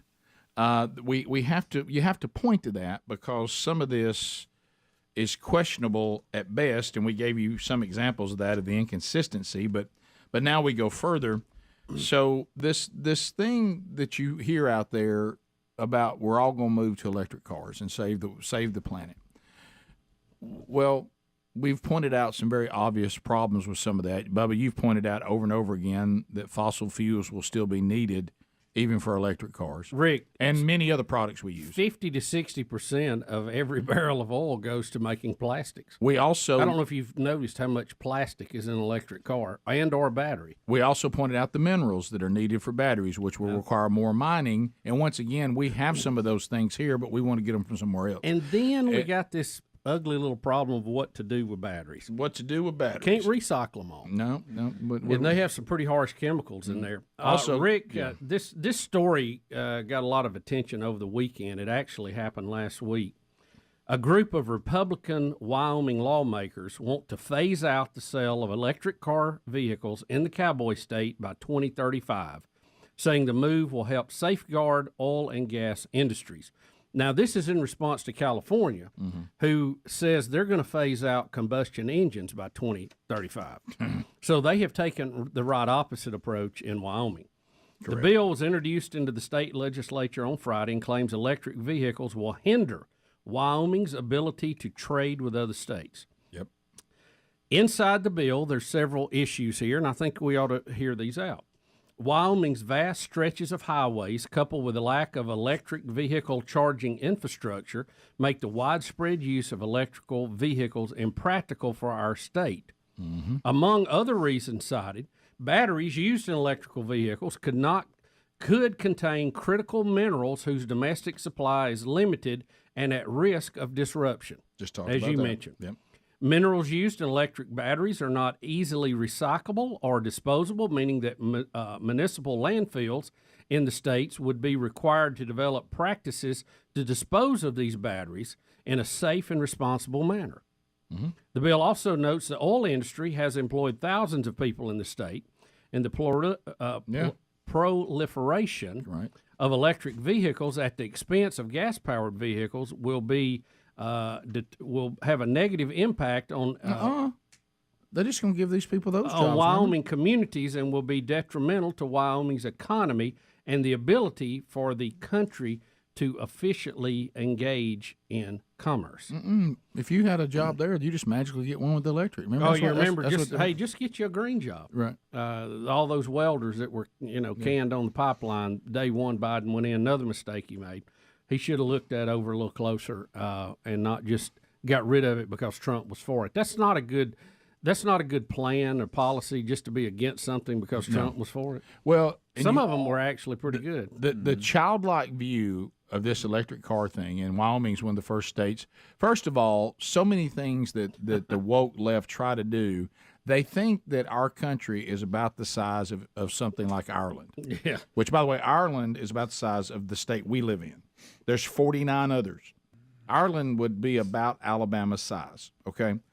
They don't understand that our country is vast. There's millions of people, and the states are so complex and so unique in their landscape and the way they operate. And it's like a little child. The best analogy I ever heard was that the far left are like children who want a pony. They don't want to hear about where it has to be kept. They don't want to hear about fencing. They don't want to hear about feed. They don't want to hear about how much room you need to have one. They don't want to hear about the shelter you have to build for the pony. They don't want to know. They don't want to know about vet bills. They don't want to know about any of that. They just want a pony. And so they just want an electric car right now. They're not sure why. They've been told that's gonna save the planet. And so, but they reject Elon Musk, who is the worldwide leader in electric cars, because he doesn't follow some of their other principles, especially that everything has to be union made. Again, if you want an electric car because you think it's the latest technology and it's a really cool vehicle and a really cool way to travel, more power to you. I'm for advancements in that, okay? But if you think it's going to save the planet, on the things you think are killing the planet, which I would disagree that you even have that correct, this won't do it. And here's Wyoming going, you ever seen how many stretches of road we have where there's nothing? Yeah. We can't go out here and build the infrastructure that are needed for all of us to be in electric cars. And we can't do that here. Montana probably can't do it. No way. I mean, and so this is a childlike, silly, pie-in-the-sky view about electric cars replacing the combustion engine. It just isn't practical. We are nowhere near the point that we can go solely to electric. Have electric as supplemental, absolutely, or my preference. But for it to become the only way we travel to save the world, it can't be done at this point. I'm really for the consumer having a choice here. You get what you want based on your needs, on your budget. Listen, I wish I had a Tesla. I've drove a few. They were fun to drive. I think they'd be fun to play with. Sure. For my situation, coming to work every day, it'd be ideal. Yeah. But for driving across the state or across the country, you got charging stations, but it gets a little more complicated. But listen, picture this, okay? Let's assume that we do magically get to 98% electric cars, electric vehicles. And then we get in a real war with somebody, okay? And say it's whatever country you want to fill in the blank with. All they have to do is hit our power station with one missile, and there's no movement of vehicles. None. Right. Everybody's out. Right. So from a strategic standpoint, it doesn't make sense either. We need a common sense mix. And really, the combustion engine ought to be transferring into hydrogen vehicles or natural gas vehicles. That is a more logical evolution of that design than to just scrap it and go with battery. But there's room for all of these sources on the table. And Rick, just like in the power grid or just like in the transmitters for radio stations, the more ways and more avenues and more transmitters and backup we have means we don't go off the air. So the same with transportation. If we have multi things that move us around, then one shot can't take all of us out. That's right. And you have other means to use, like say if you need it, like you said. And it's true. It's just like universal health care. Y'all got any idea how much an MRI costs? Nope. We just want everybody to have health care. Yeah, we're going to have to look into that. Right now, you can get one readily available with the private sector, but if we go to the government, MRIs are real expensive. Yeah. So there won't be very many of them. Huh? What are you talking about? We just think everybody should have health care. And we want everybody to have an electric car. I'd like to have good health care. Yeah, top of the hour. Rick and Bubba, Rick and Bubba. They always standard operating. You must then rule out the spouse. Yeah, that's classification point A. Now, notice I say rule out, which means normally if they look into it and they don't see any evidence, they will rule him or her out. But we don't know. This time they've gone ahead and charged, which means in the process of ruling him out, they didn't feel they could rule him out, and they think he's the guy. But it is normal for that person to be investigated. It is not always the case that they're actually charged. Yeah. That means they found something that would say this warrants a charge. Right. Now, then we go to court and we decide, the jury will decide whether they agree with the investigative charge or they agree with the husband and everybody else who says no. Matter of fact, he was in court. This is an extra step. Yeah. Because when you're charged, that means in the process of ruling you out, they didn't. Well, he had a bond set, and they went to court this week to try to get it lowered, and the judge did not lower it. So there's something there that I know that's primarily dealing with a flight risk, but for some reason the judge did not lower that. I want to be very careful here, but there's one, and this does not mean guilty or innocent. Let me be clear what I'm about to say. We're just backyard. I have no idea what happened, and it's sad and it's horrible for everybody involved. However, just knowing people who have had family members who struggle with alcohol and have real struggles like the kind of things we're hearing, rarely a way to combat that is to go with them to the liquor store and buy them alcohol. You seem like you would try to keep the loved one from getting alcohol, not go with them to get it and have it with them. Yeah, you. Would I mean, think, if it's something that's destroying that person's life and destroying your family, it doesn't seem like that. If let's reverse it because it's hard to. It's so much easier to cast me in this light than Sherry. If I was a raging alcoholic and I was constantly causing drama at the house and in our marriage, and because of my drinking, I'm falling all over the place and I'm jumping on trampolines, taking my clothes off, landing on my head, you would not expect Sherry to then go with me to the liquor store and help me buy liquor. That would be some odd behavior, wouldn't you think?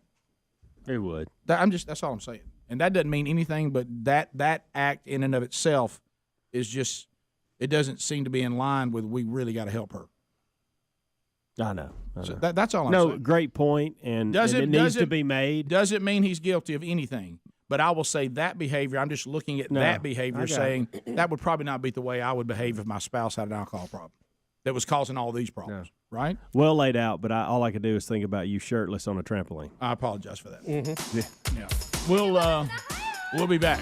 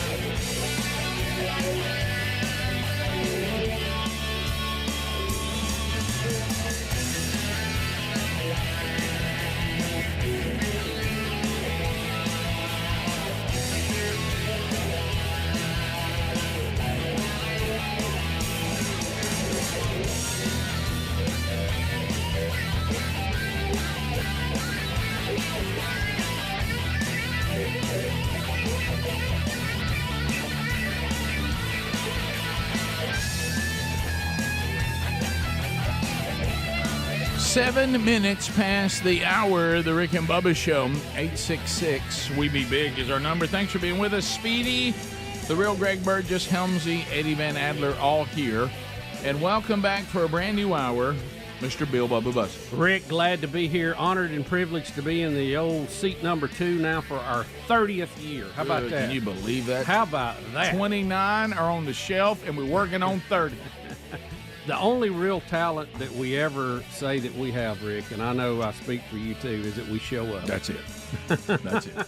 There's many people far exceed any gifts or talents that are here, but they just could not quite keep showing up. And it is not easy. It's not easy. It is not easy. So we're glad you guys are here. It's funny it's killing me apparently. Well, with Sherry getting up with me now every morning. Y'all give me more on that. Yeah, right. Well, we're concerned. Yeah, sensitive. Sherry getting up with me now. She says I have a whole new appreciation for this life. This is the.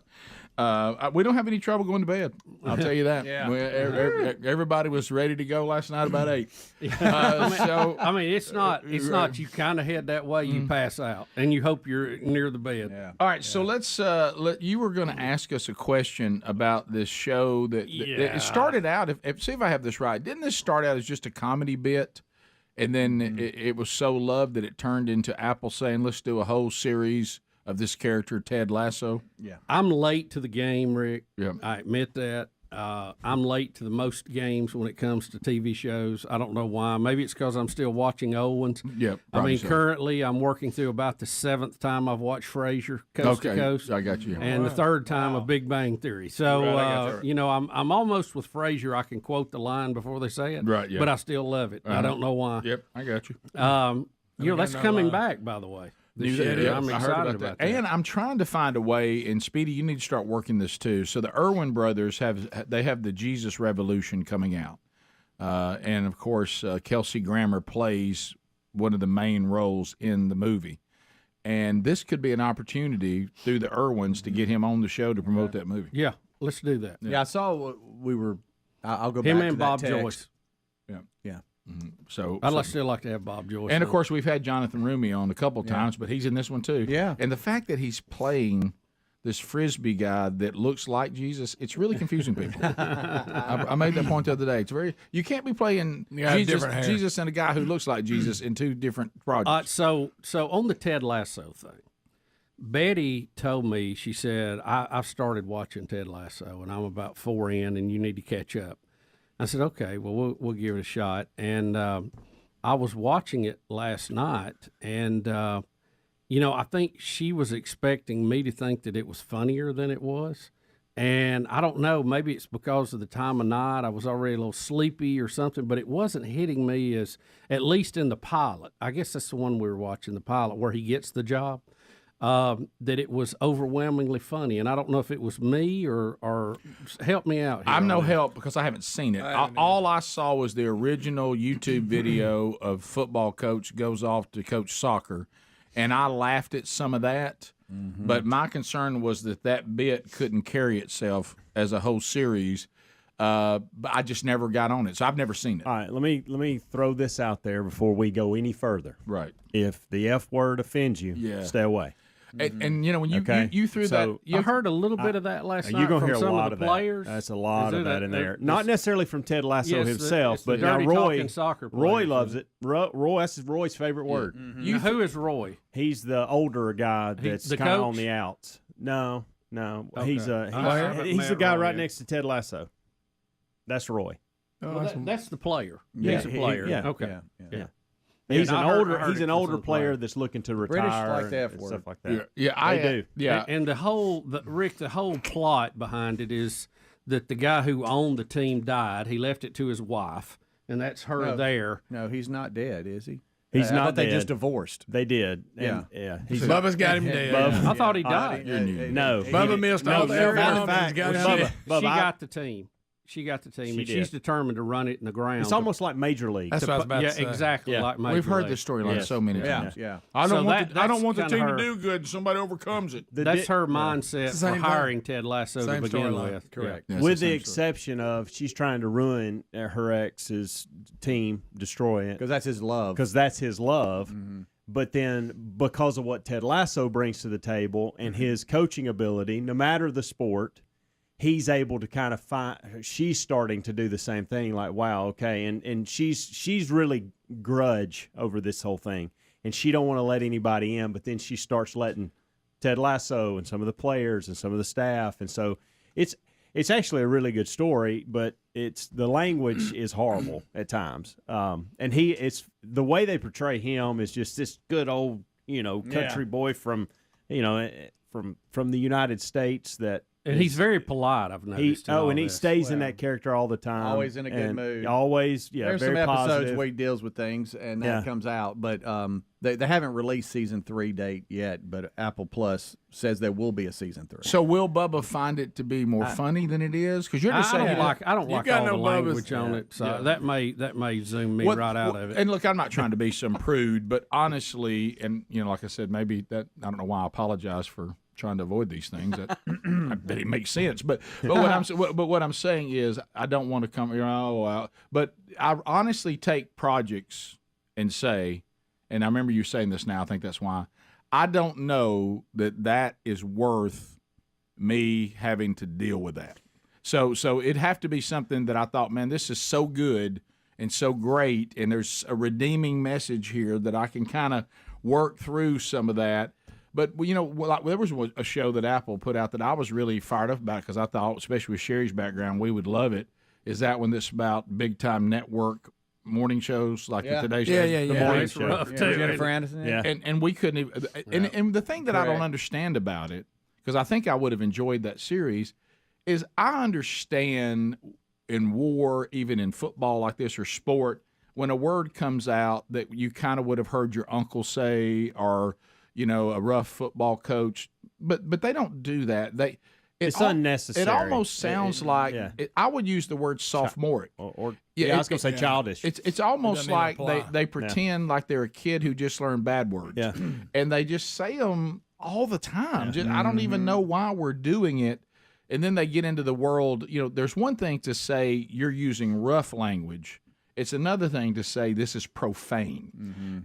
Profanity is another level, and you have to look at something and go, I just don't know whether this project's worth me having to maneuver those waters. Yeah. And I think that's where I came down at because I think you gave me that warning, and I'm like, I don't think it's worth all that. Yeah. And I'm not. And again, it's unnecessary. Like if you take out half of it, right? Half of the language. Right.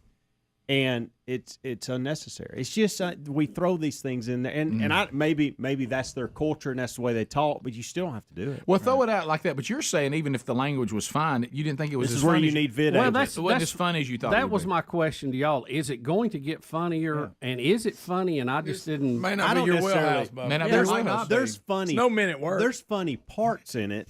But I think it's just a good show. I think the overall story. So it's not really a comedy all the way around. I don't think it's meant to be necessarily a comedy the whole way. People consider it like it's almost like an uplifting tone to it. Yeah. Okay. See, when I saw the bit, his personality. Big Bang Theory is one-liners one after another. I mean, it is hard-hitting, funny stuff.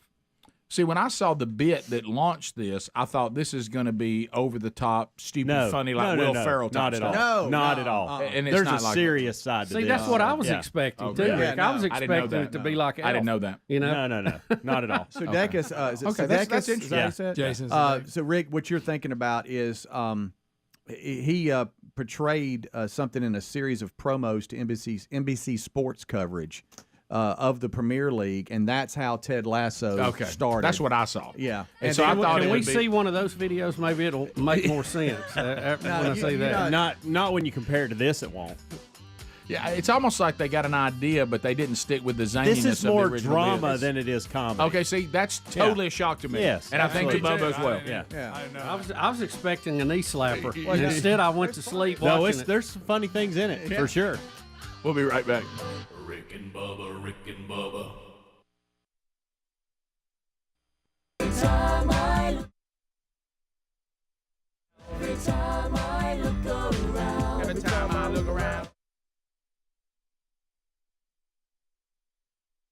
So the audience, does anybody want to go back to the shorter? Are we done with this now? Do y'all like Greg and I were talking about this the other day, and we want to go back to the shorter one. Yeah. What about you, Bubba? Are you still liking it? You know, I can go either way. You know he's not going to make a decision. Throw one in, throw another in. I got to mix them up. Well, I got a suggestion here. Let's go with the main theme that we have used for so many years, but every now and then surprises. You know what I've missed, Rick? A mix. The scream, how bizarre at the end. Yeah. The thing that I like the other one. I went through where I was tired of the other one, and then playing the whole song gave me new life. Yeah. And now I feel myself going, okay, I've sung that enough now. I'm okay with going back. Time to go back home. Yeah, I'm okay with that. But I needed that for a time. I'm with you on that. And it all started when I heard it in the full. Yeah. When I was in the grocery store, and I thought I'd forgotten how much I liked that. Yeah. But I will say that I'm open to going back now. I will tell you this. For a time, then maybe returning back to this. This has put that song on my playlist. Same. Yeah, just keep them both in the. It's actually made me remove mine. And I will. This may bother you. You said at the end, it screams how bizarre. It doesn't. It screams I feel good. Well, whatever it screams. I miss screaming. I feel good. Yeah, which doesn't really tie to Wacky World, but I got you. Yeah. Thank you, Speedy. Yeah. Does it mean we feel better about ourselves? I got to know the meaning of it. Is that what it means? After I read these stories, I feel better about myself? Yeah, that's probably. Okay. So I can live with that. Yeah. Well, Rick, chilly temperatures Big Monday theme guy. did not seem to deter a man who jogged naked in downtown Baltimore. Ooh, chilly temperatures. At a slow trot, the nude man turned heads as he went up St. Paul Street and past Mercy Medical Center near the courthouse. He's not really running fast. He's not very athletic. It was about 8:30 a.m. during the morning rush hour. News of the streaker was all the buzz among the hospital valets and the staff at the nearby public defender's office. On the street, people called to the man. They pulled out their cell phone for photos, of course. Well, he even stops at one point, just kind of stands on the corner, then he picks up his jog again. Rick, he's barefooted. Too. I mean, he don't have a stitch on. No, he doesn't. You can't run naked. You can't do that. Did we have an update? Did they bring him under control? And I don't think they found him. No, Speedy claimed story. Asian. Well, did you see what I was talking about? People are wondering, They will said- he be out again? But he's not been seen since. It did say he vanished, and they're not sure who. Now, how do you disappear when you're naked running in public? You put clothes on and nobody knows who you He are. didn't have any. Right. He wasn't like Speedy when Speedy was carrying his. This guy didn't have he any had a clothes. stash. Keep bringing somewhere. that up, don't you? He had a stash. One You ran person, naked, pal. one person said he was literally 5 to 10 feet from him. Yeah, I mean he's not carrying anything with him. They said that he was, we saw, didn't have any shoes or anything, but they think he did have headphones on. Did y'all notice that? Well, Ricky wants to listen to music. Where was the iPod? He's trying to keep pace, you know. And Where do you have that phone? But you know, like a lot of times when people run naked, they run fast. I don't see headphones. This guy is going along at just a. If they're headphones, where is? Well, that's what we're saying. I Unless don't it's think an they are. Apple It Watch. has Where's that the I don't audio see source that. at? Rick, you know what? It has the look of that his buddies dared him to do it. It has that look. You think? Yeah. He lost a bet or something. Yeah. Claims he has a slow trot. You gotta run naked. But no, look, now he's coming on across the I traffic. gotta go back here. I gotta see something here. I want to see.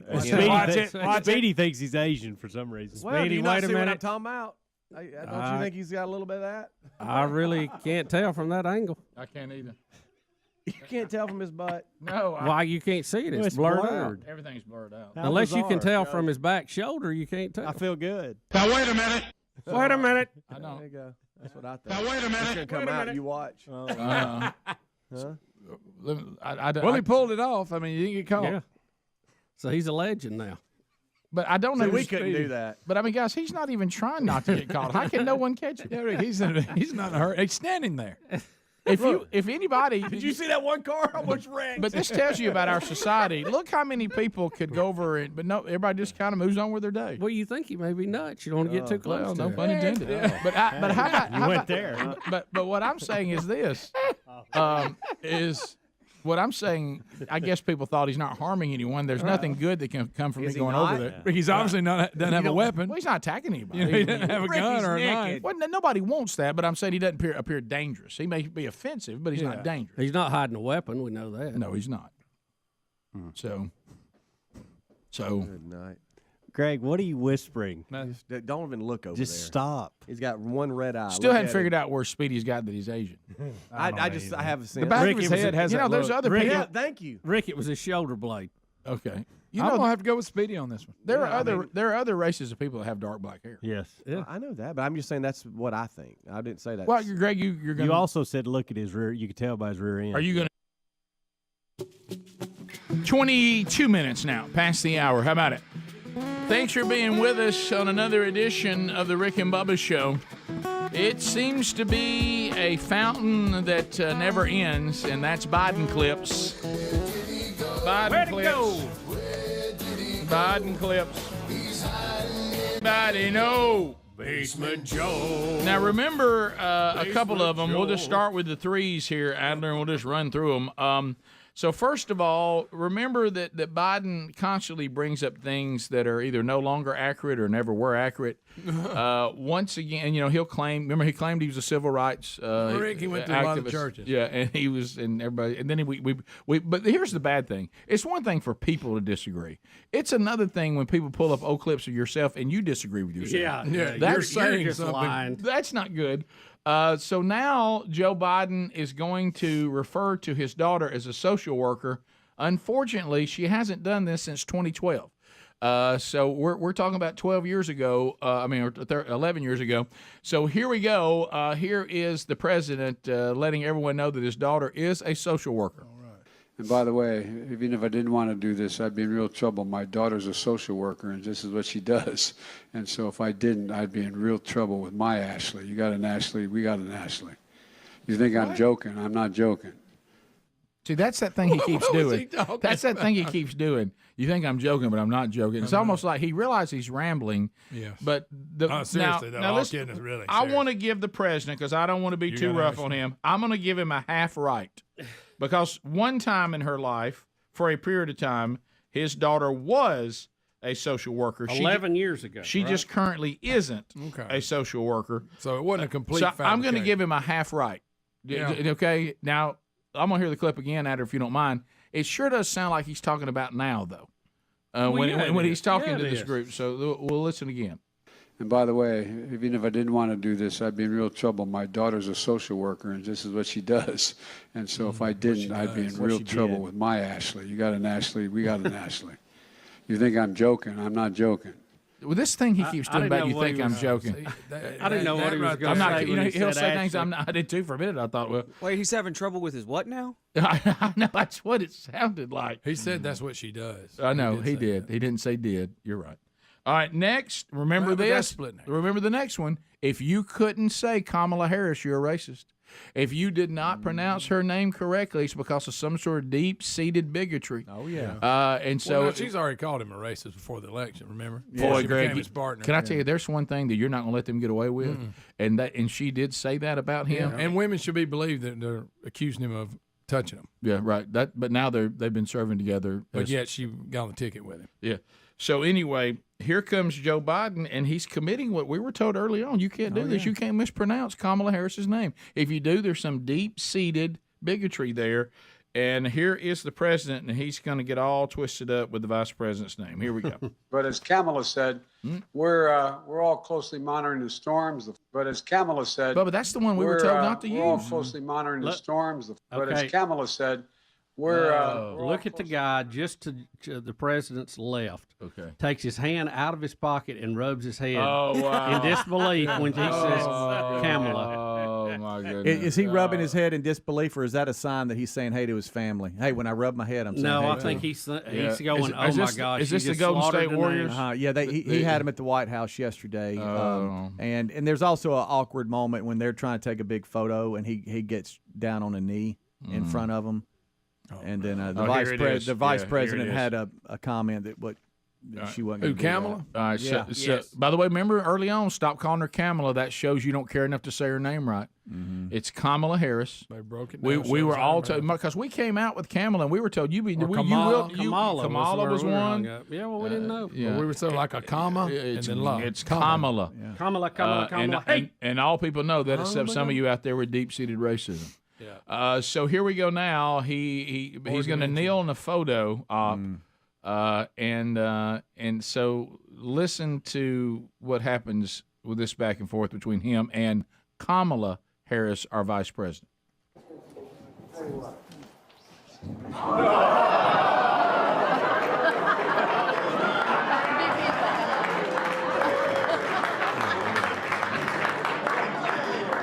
not doing that, she said. There was confusion on where they stand in the photo op. There's a little step down there, and Vice President decided to do that. And he stayed on the knee awkwardly.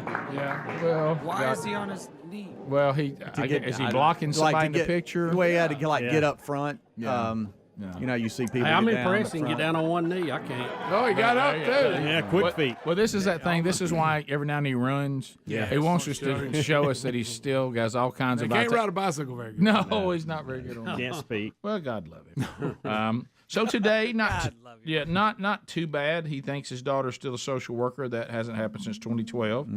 Didn't get the vice president's name right. That was not good. But showed a bit of flexibility on being able to take a knee in front of the Golden State Warriors. Now, Bubba, you're our NBA expert. You probably keep up with it more than anybody. Didn't the last time they win, Trump was in office and Steph Curry said that he just couldn't go to the White House, so then Trump rescinded the invitation and they didn't go? They had something going on. And like their that. coach really kind of big Steve, lip too. Yeah. Oh, Kerr, yeah. Steve Kerr. Oh, yeah. Yeah, it's disappointing. Yeah. Is that bother you? I liked him when I was. But we know what that's about. Fan of basketball. Yeah, that's about recruiting. That's all. That's about. He didn't mean any of it. No, it's the same reason college coaches were in Black Lives Matter marches.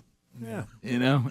I'm sorry, it was. I mean, it is. I mean, let's just call it what it is. Historically, coaches will side with the political aspiration of the players usually. Yeah. I mean, that's pretty common. You got to give the former Missouri head coach props one time when he finally announced, I'm not doing this anymore. Right. When the whole campus started demanding this and something else, whatever, and he's finally like, I'm out. Yeah, and the way the Dems are running California, I don't understand how any NBA player that's based in California can be a Democrat. Yeah.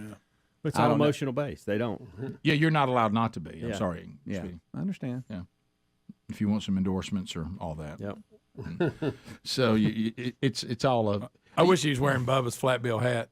Oh gosh! Oh yeah, that was good. That. Oh, That was I great. wish that so much. Y'all like I've that, never didn't seen a flat bill hat work so hard. I know. The bill almost bent. It was under a lot of load. Of course, at least you don't run into windows. But no, all right, we'll be back. Like a red bird. Yeah. Working on that video. Right.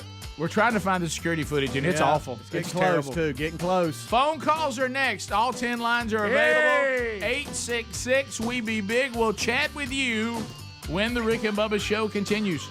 Rick and Bubba, Rick and Bubba.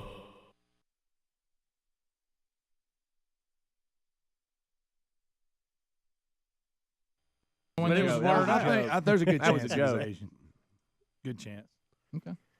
60%. I mean, if we're trying to identify the guy. I'll go 60. 60%. I'll go 60. Let me just say, if I was trying to identify the guy, I was right saying, there. he looked I'll Asian. give you 60. By the back of that head, that y'all come to this conclusion.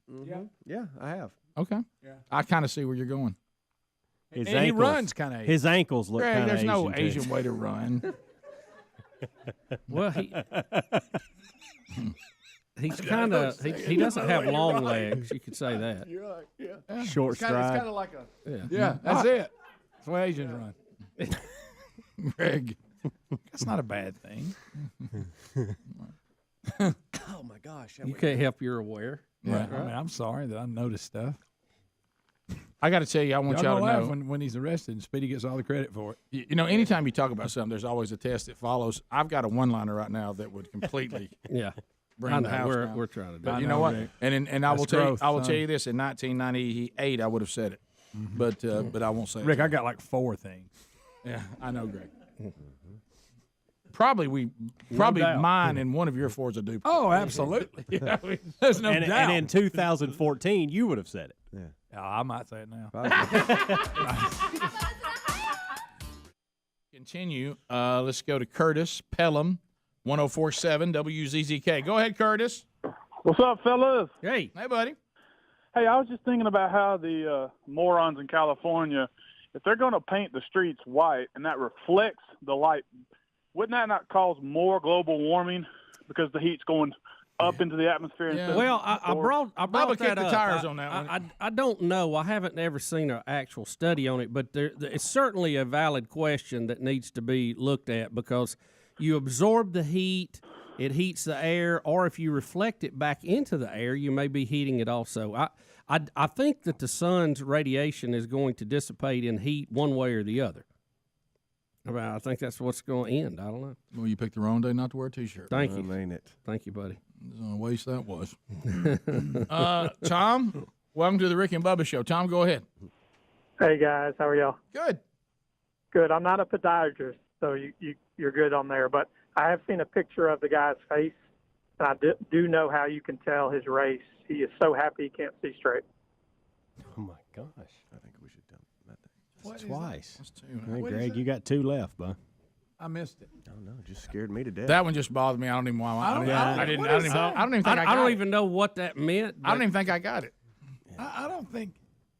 I don't know what he meant. I don't think it was. I don't think it missed was dirty. I think it just made us all uncomfortable. I so heard we that felt first like- one. Oh, is it? I didn't get it, Yeah. so you made a good call.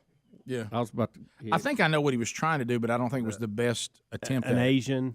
You Yeah. think? Yeah, I think so. I don't know. Yeah, I'm not going to allow Asian slurs on this show. I know. No, not that. I think it was a good call because we weren't sure. Yeah, well, I think, Yeah, scared me. caution, always good. Scared me, Greg. We never can have any fun with this. When people want to make fun of people blowing it on Wheel of Fortune, can I tell you a show that can really not enjoy that moment is this show. No. Because Rick. our spelling is so bad and pronunciation is so bad. And the only people really worse than us on spelling are the current interns that come through. I'll be honest. You got that story. I think the guy got ripped. Okay, so I know he I didn't think say it's it two different right. ways to say it, right? Yeah, here's what happened. I don't know. A contestant on the Wheel of Fortune, one of my least favorite shows, missed out on an easy $7,100 Monday after botching his pronunciation of the word Flamenco. flamenco. He said flamingo. He said flamingo, flamingo, like the yeah. animal. Now Correct. understand, guys. What's the every difference? letter I was don't- turned around. Okay, You It don't ain't know like the he was difference? guessing the letter. No, I don't. What well, is? well, one's a bird, and I got that I don't one. know What's what the I don't other? know what the other Dance? one is. Is there a Well, dance? see- Yeah. And the one that was on there was the dance, and he said flamingo. Bubba. And guys, again, understand he wasn't trying That's to what guess Bubba the needs to letters. hear. The letters Yeah. were all turned around. Yes. They had got The all word the letters. was up there. He just didn't pronounce it right. Yeah. Correct. He said flamingo instead of flamenco. And was mad too, by the way. You could Yeah, tell he wasn't was. happy. See, look, it's all the letters are turned around. We got Can we it. hear it? Clearly Can we hear it? flamenco. Can you hear the audio? Is there audio on it? And last but not least, D. Let's put it up there, man. Fired up. What's up there? Flamingo dance lessons. Sorry. Ashley, it's your turn. I'll solve. Yeah. Flamenco dance lessons. Yeah, that's it. And we're going He went go and it's co. So, Mad. to explain what we all heard was 866 We Be Big's our number. Phone troll this time. That means we're going to really roll through them. So you got all 10 lines available. If you move right now, Calvin Speedy Wilburn takes your calls. And we'll line those up, and we'll go 30 seconds per call. At the end of 30 seconds, the buzzer sounds. Your time on the program comes to a close. Lines are open now. Go! You'll be programming the show, and we look forward to hearing what you have to bring up. Reminder for those of you that men are looking for a man church near you, tomorrow night, First Baptist Church, Opelika, Alabama. If you have us on I-92, Andrew Varvutis will be there bringing the message for that gathering tomorrow night, and you are welcome to join them. Also, don't forget learbubba.com. A lot of people have been asking about, this recession. Why can we not get, the government to even use the word? They're not going to, but the stock market dropped 24% last year, but those who own gold were still smiling. There's a reason for that. So you can buy gold right now. Believe it or not, CNBC experts predict that gold could go up, hitting 100%, meaning all the way up to about $4,000 an ounce this year, but the price of gold shockingly still low. Kevin Demerit, who is the founder of Lear Capital, remember it went up 15% back in 2008 and protected a lot of accounts against loss. LearBubba.com, free wealth protection investor's guide. Get that now. You might even get $15,000, up to $15,000, and free bonus gold based on the value of your purchase. LearBubba.com, that's the URL, or call them 707-4575 to learn more. Also, go to rickandbubba.com under the sponsors button. Eddie gets us started. Trolling. Keep them phones a-trolling. Here we come, phone trolling. Bonjour. Eddie, you're on. Go ahead. 30 seconds. Hey, guys, how about it? We're good. How about it? I noticed that after Adler's comment yesterday, he's meaning to put very specific moments from where Greg was racist. That's not what in the flashbacks. Wait a minute, that's funny. I'm just going in order of the flashbacks. Just going in order. Coincidence? No. I think not. We go to Nashville, Tennessee. Randy. Hey, Randy. No band. Randy. All right, Randy, go ahead. 30 seconds. Good morning, fellas. Hey. 2022 was the year of Speedy with his mini impression. After listening to yesterday's show, it is going to be the year of Mr. Eddie Van Adler. The uncomfortableness was radio gold. Keep it up. Thank you. The year of Adler, 2023. The year of the Keep Eagle. that up, you won't be here, though. That's the problem. Yeah, None of us will. let's not keep that up. My favorite was the people that were with it was a good run comments yesterday, and I would tell everyone, I'm like, we've been on borrowed time since somewhere around 2006. Yeah. Sure. So let's go to Bobby. Bobby, welcome to Rick and Bubba. 30 seconds. Go ahead. Hey, guys. Hey, have y'all heard of Edison Motors? I haven't. Bubba? No. Have you? Edison Motors? No. So it's a Canadian-based company, but what they're doing instead of doing hybrid electric and all that, they're doing like trains work. So they're putting generators in logging trucks and putting electric motors as the drivetrain.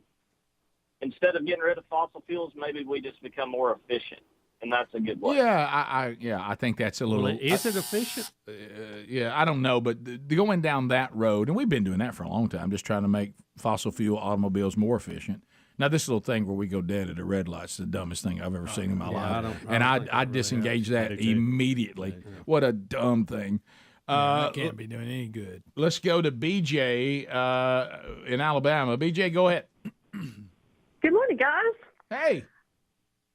You guys missed a golden opportunity last year at the end of the year.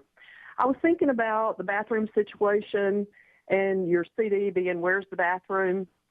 Instead of the big year-ender, it should have been the big rear-ender.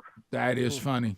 That is. We don't know if we could have taken the one-liner jokes from Greg, but I hear you loud and clear. There's a bunch of them. Yeah, you kind of open yourself up a little bit there. You do. Yeah. It's an interesting journey. Yes. It really, really is. Yeah, and we now, just had to make that run, as a matter of fact. Going to try this one more time, and I guess I'm just going to have to live with it. The shocking number of people in this building that will be settled on the porcelain throne to do business involving the body and continue taking phone calls and carrying on conversations is unbelievable to me. Do they know we can hear them? I now know that the guy in stall 1 canceled his haircut appointment with Pamela yesterday. and can't make it. And I don't really need to know that. And he said about 2 weeks from that date he thought he could, and he just couldn't get off work. I shouldn't know that. Not in that situation. Let me ask you this: can those calls not wait till you get? You know what I think happens. How long you plan on being in You know there? what I think happens, and I may be totally wrong, Rick.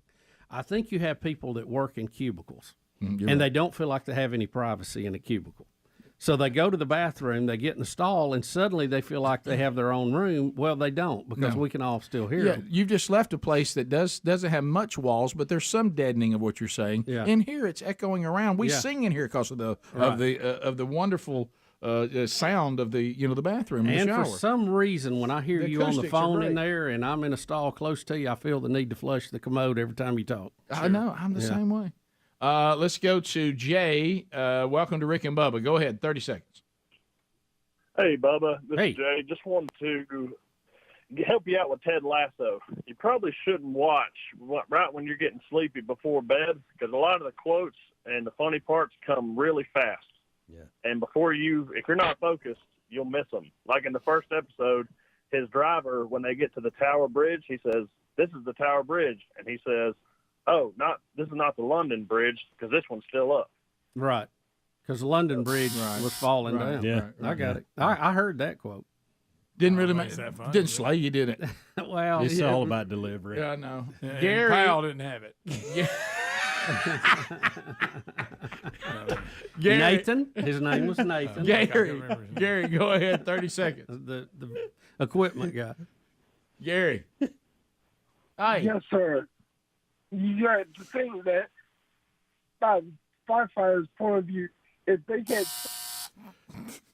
Toby in Mississippi. Toby, 30 seconds. Go ahead. Hey, good morning, guys. Look, I heard y'all talking the other day about kids calling out sick instead of calling in sick. Yeah. I've got a 27-month-old granddaughter, and she won't say pick me up.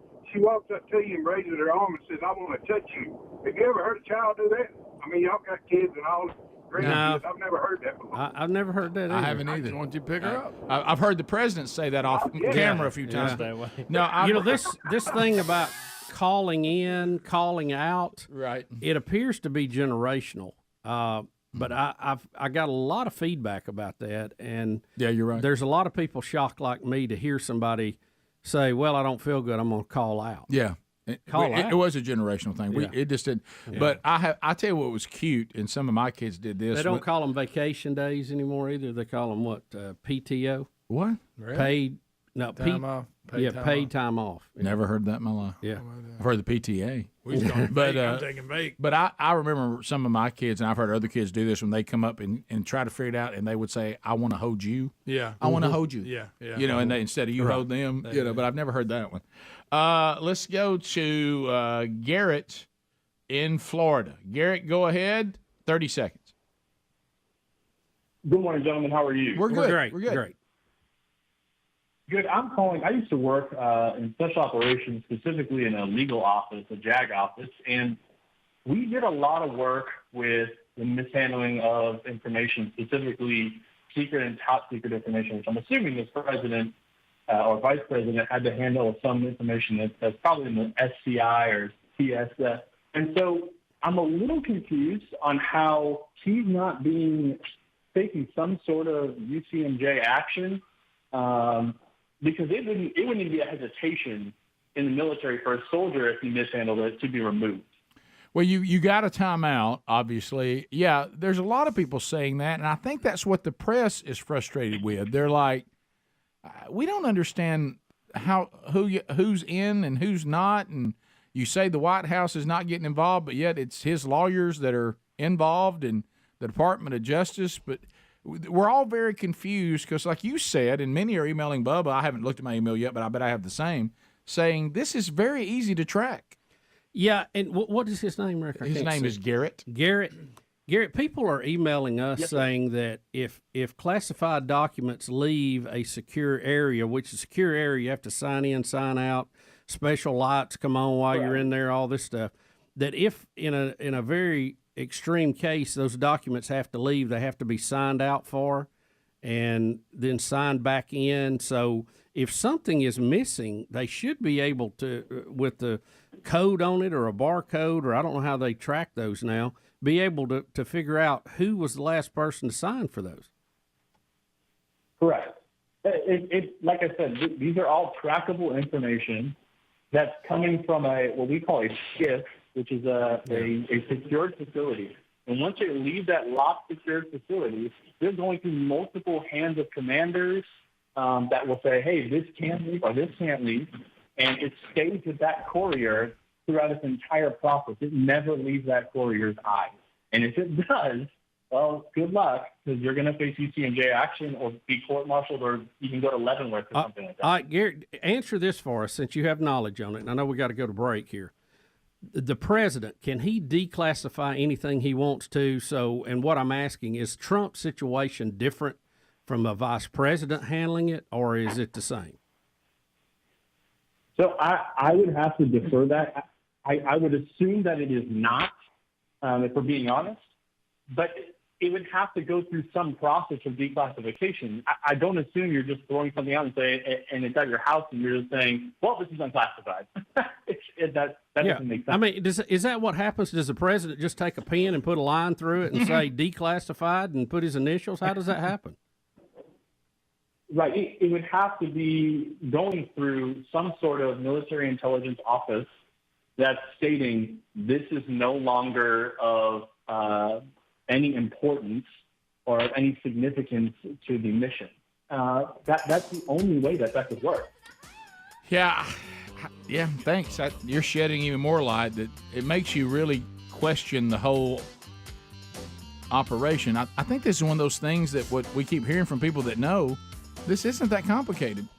And people should know what's going on. And aside from the political fallout, it sounds like we got a document problem. We can't keep up with documents. Yeah, we'll be right back.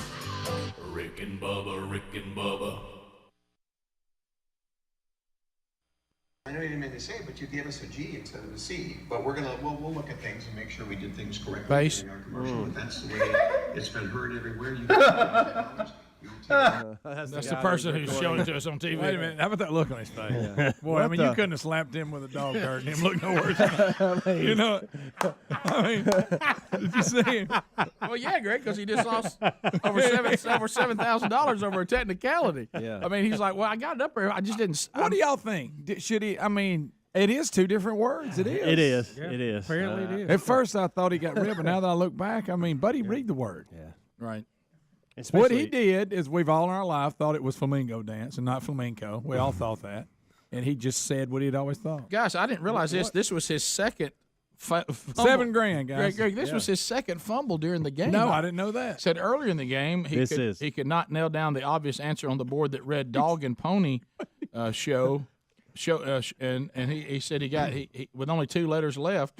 He missed $2,500 because he shouted out a letter C. Hey, this is great email, by the way. Twice. This would happen to Bubba if Spatula was up there. It would. This is the same this thing. would definitely be a Bubba thing. I wouldn't be on that show for I know, love or money. Bubba, but if you said were and it spatula- said spatula, you would have missed it Rick, by here- saying spatula. Here's the other one you were talking got it about. backwards. Look at Yeah. that. All right, is this? He couldn't. Thank you, Patrick. Obviously, the correct answer is dog and pony, show me the money. Dog and pony show me the money. So we have this guy, Johnny, and he's just been spinning for days. He has a $10,000 prize already that he landed on. So if he solves the puzzle, he gets all his cash and the $10,000 prize. And he just picked that M in me, and he should be ready to solve and collect a huge payday. And what's he going to do? What do you think he's going to do? He spins. S. Oh, he picks S. So he obviously knows it. Wait, why are you spinning? Johnny, what are you doing? Oh, good. Okay, 700. W. Oh, okay, so he knows it's show. It's not shop. Thank God. He knows it's. He knows. What are you doing, Johnny? What are you spinning for? What are you doing? Holy Oh, my goodness! Can't have that. Can't have that. Well, it's already been hit. Did you hit it? I don't think we got it, guys. That makes it even worse. A serious Speedy, visit. you hit the box. You didn't hit the Yeah, button. I don't think we got it. But anyway. So what he's saying is the time What of in the world did you hit? this guy keeps spinning. He You keeps knocked the console around. he spun and spun and spun, getting money, thinking that he knows it says dog and pony show me the money, and then right when you think he knows it, he asks for a C. And misses the puzzle. And misses the puzzle. So he had a tough night. They said also earlier they've had. I agree with the guy that was watching. They said they had a guy one time that had the Coolio song "Gangsta's Paradise." Oh, well, now we covered that. And he said gangsters, and they didn't give it to him. Yep. Yeah. We Got to be exact. So really, it's the same thing. Yeah, it is.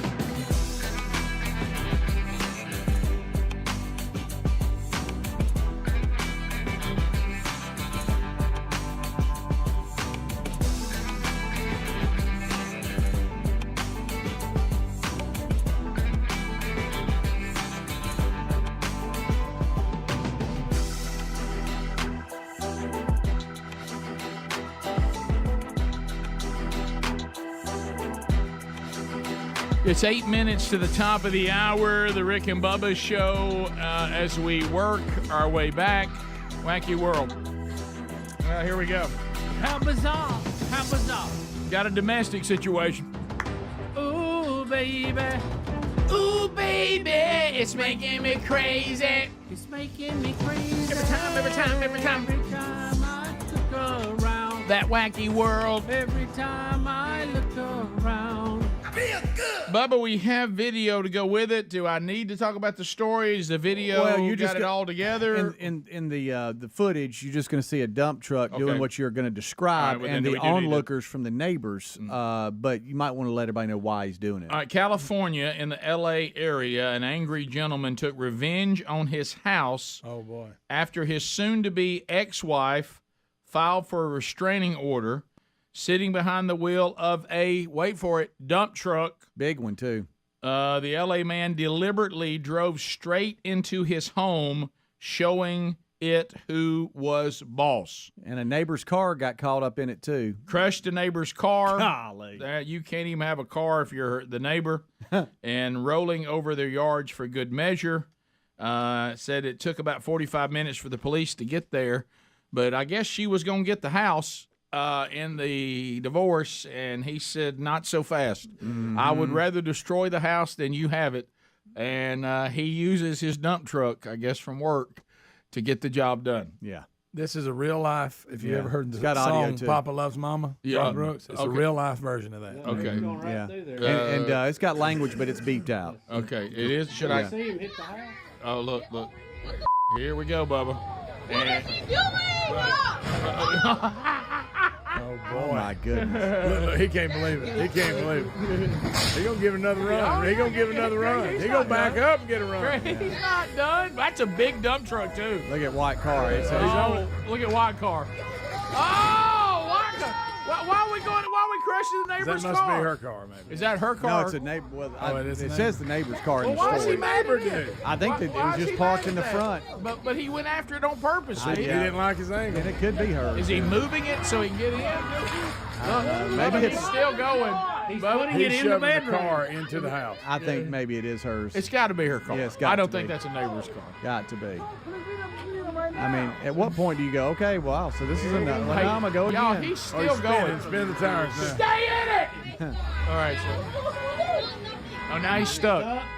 Is he stuck, Greg? Oh, he may be stuck. No, he's out. Nah, he's got to go Get now. you another run. Okay, that's the neighbor's car. There's the neighbor's All car. right, He so that- didn't mean to do that. There's the neighbor's car. That was her car then. If that, That's right. Yeah. He tore her car up, and then when he got ready to leave, he did he- accidentally hit somebody Did else. he leave now, Golly. or did he get another run? No, that's I it. guess it's That's over it. now at that point. He wanted that second run, but he couldn't get it lined up. Yeah, he was Wow. going to park that car in that bedroom, wasn't he? He was How trying. dare her put a restraining order on him? He's Yeah, he's clearly showing there's no need for that. Yeah, well, that was a little unnecessary. Wham! You know, the house stood up against it did? better than I thought. It really It's a pretty good house. The car, not so much. How about Greg got my robe on out here? Yeah. Oh, I'm out in my robe looking. You can't believe it. How that car survived. There's cars parked on the road for those of you who can't see it. Yeah, when you get to that point. Yeah. What's getting me? Did you hear the guy off camera talking to the police? He goes, "No, y'all need to get here right now." Yeah. He's like, "This guy's going nuts." Greg, the power pole almost went down. I Did you know see it. that? It's a little too long a truck for what he's trying to do. It is. They need a little stocky one. Yeah, he'd have been better off in like a Hummer or something like that. He could have got in there a little easier. Now, I like his presentation. I mean, that's an impressive dump truck. Yeah. Oh, yeah. So, are you no longer going to get to go to work either? Don't you think the company's probably not That'll wanting do it. their truck to be used like that? That'll do Yeah, it. probably his he can't- CDL and all that is it's been revoked at this What point. about when you're a neighbor across the street and you're enjoying the fun? You think you've got it. You think you're out of it, and then all of a sudden this happens. Yeah, well, he needs a backup mirror like y'all like. Yeah. Yeah. Backup cam? I hope he Yeah, at least camera. he at least use that opportunity to say the one-liner. Who's dumped now? Oh, that's good, Adler. There's a dump truck. me, I'll dump you. Now, you know he had to drive from somewhere to get there. Anytime during that ride did you think, I don't know if I need to do this? Yeah. You know, no. He confirmed it. I'm doing it. Yep. I think The whole they- way over there. I- He said, he stopped at a stoplight. Well, do I really need to do that? right. Or like as you've blacked out. Yeah. Maybe when you get stuck. Yeah. And you're still trying to get to the house, do you go, what am I doing? Well, they say that the officers, the 45 minutes they took, people are upset they said they could have minimized the damage, that he came back 3 times. Wow. South L.A. for you. Mm-hmm. How about that? Right. Well, gracious alive. Who got dumped in this one? Did you see one of the neighbors is going, "What are you doing, man? Oh, go, man!" So, I love what he said. Y'all need to get here now. Like right now. I mean, he's Look, he's trying to, He's trying to talk hands to him up. like, "What are you doing?" Greg, how about this? I got a dump truck and I'm a dangerous man. I am, and I'm shifting, I'm splitting and stacking. Well, here's the thing I love too. If you were the one who made the case for the restraining order, is anybody questioning you now? No. Right. No. I think the judge that granted it goes, well, I told y'all. There you go. Oh man. He's like, he's this guy. Calm down. What's he doing? He's trying so hard to say, "Come on, everybody, just settle." You know what he needs? The guy that jumps up on the side and said, "Look, you got to listen to me, please. You got to stop running over stuff that's dump truck." I mean, hear me. I promise you, this is the wrong thing. This is not. You're only making it worse. God. Don't look. Okay, you don't. You hit the house once. You got to go. And Did you need to push the car to the front porch? I mean, I know. Okay, you rammed it out here by the curb. Just leave. I got your car tore up. I'm mashing it right into the house. Yeah. I'm telling you. Wow. That this will not help his case in court. No, it won't. We've added all kinds of new things to it now. Oh yeah. I wonder how the conversation will go, like in jail. He'll be like, "What are you in for?" He'll be like, "I drove a dump truck into a house." But then he'll say it was his ex-wife, and they go, "I ain't saying you should have done it." Right. But I understand. And then there's the conversation at work. So I'm going to tell you what people are saying in the video I'm watching. Is this? That's our truck, right? We need to go get our truck. Bubba, Rick and Bubba.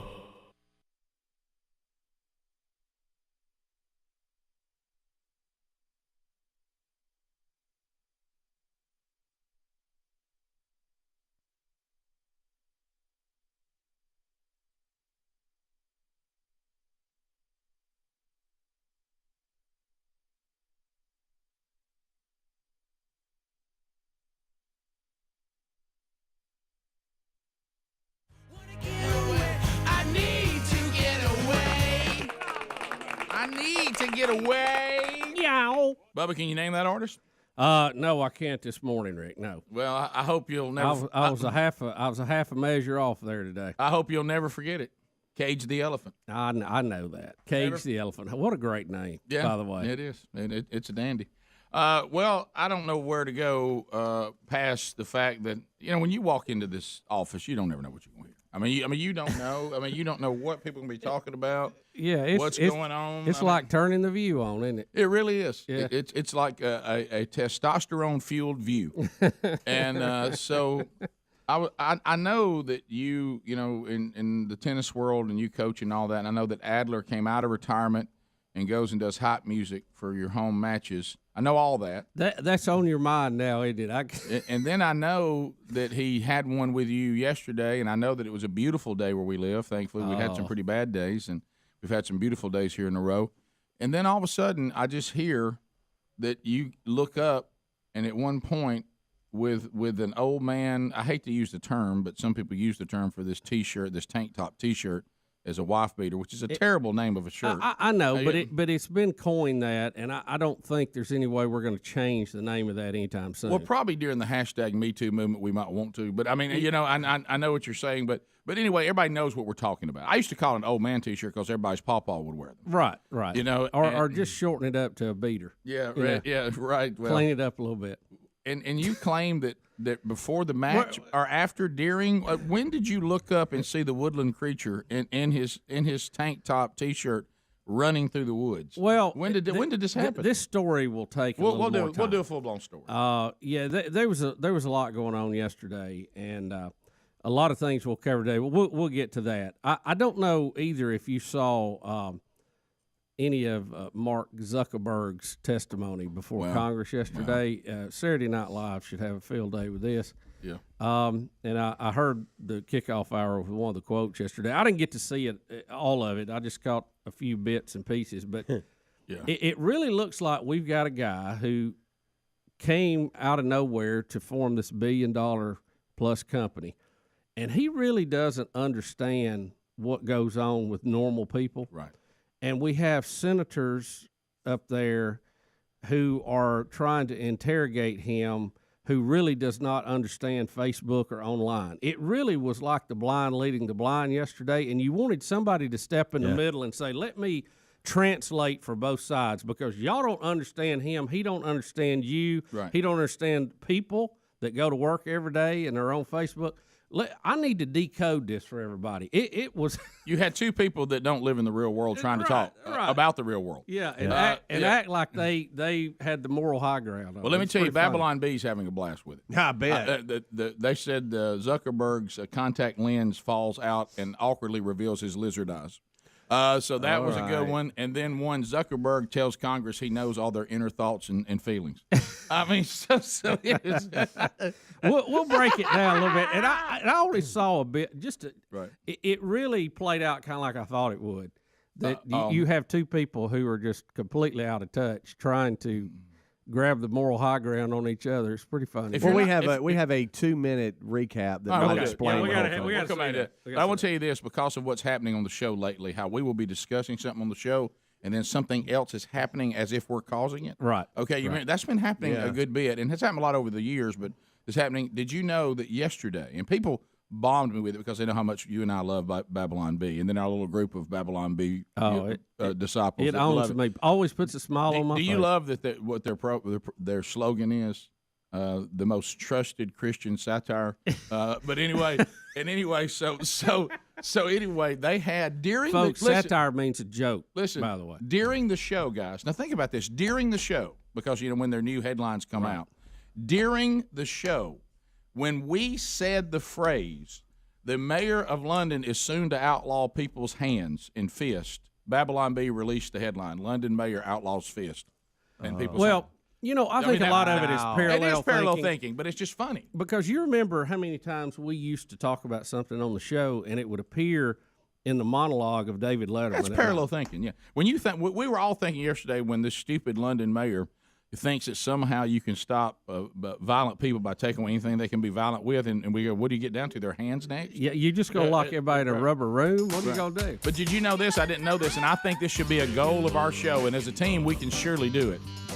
Babylon Bee now has to, people like me are dependent on them, that they have people who contribute, and you can actually send in headlines you've come up with, and every now and then they'll grab them and use them. Really? I didn't know you could do that. We need to start sending them some and see if we can ever get one used. I want to make one of their stories.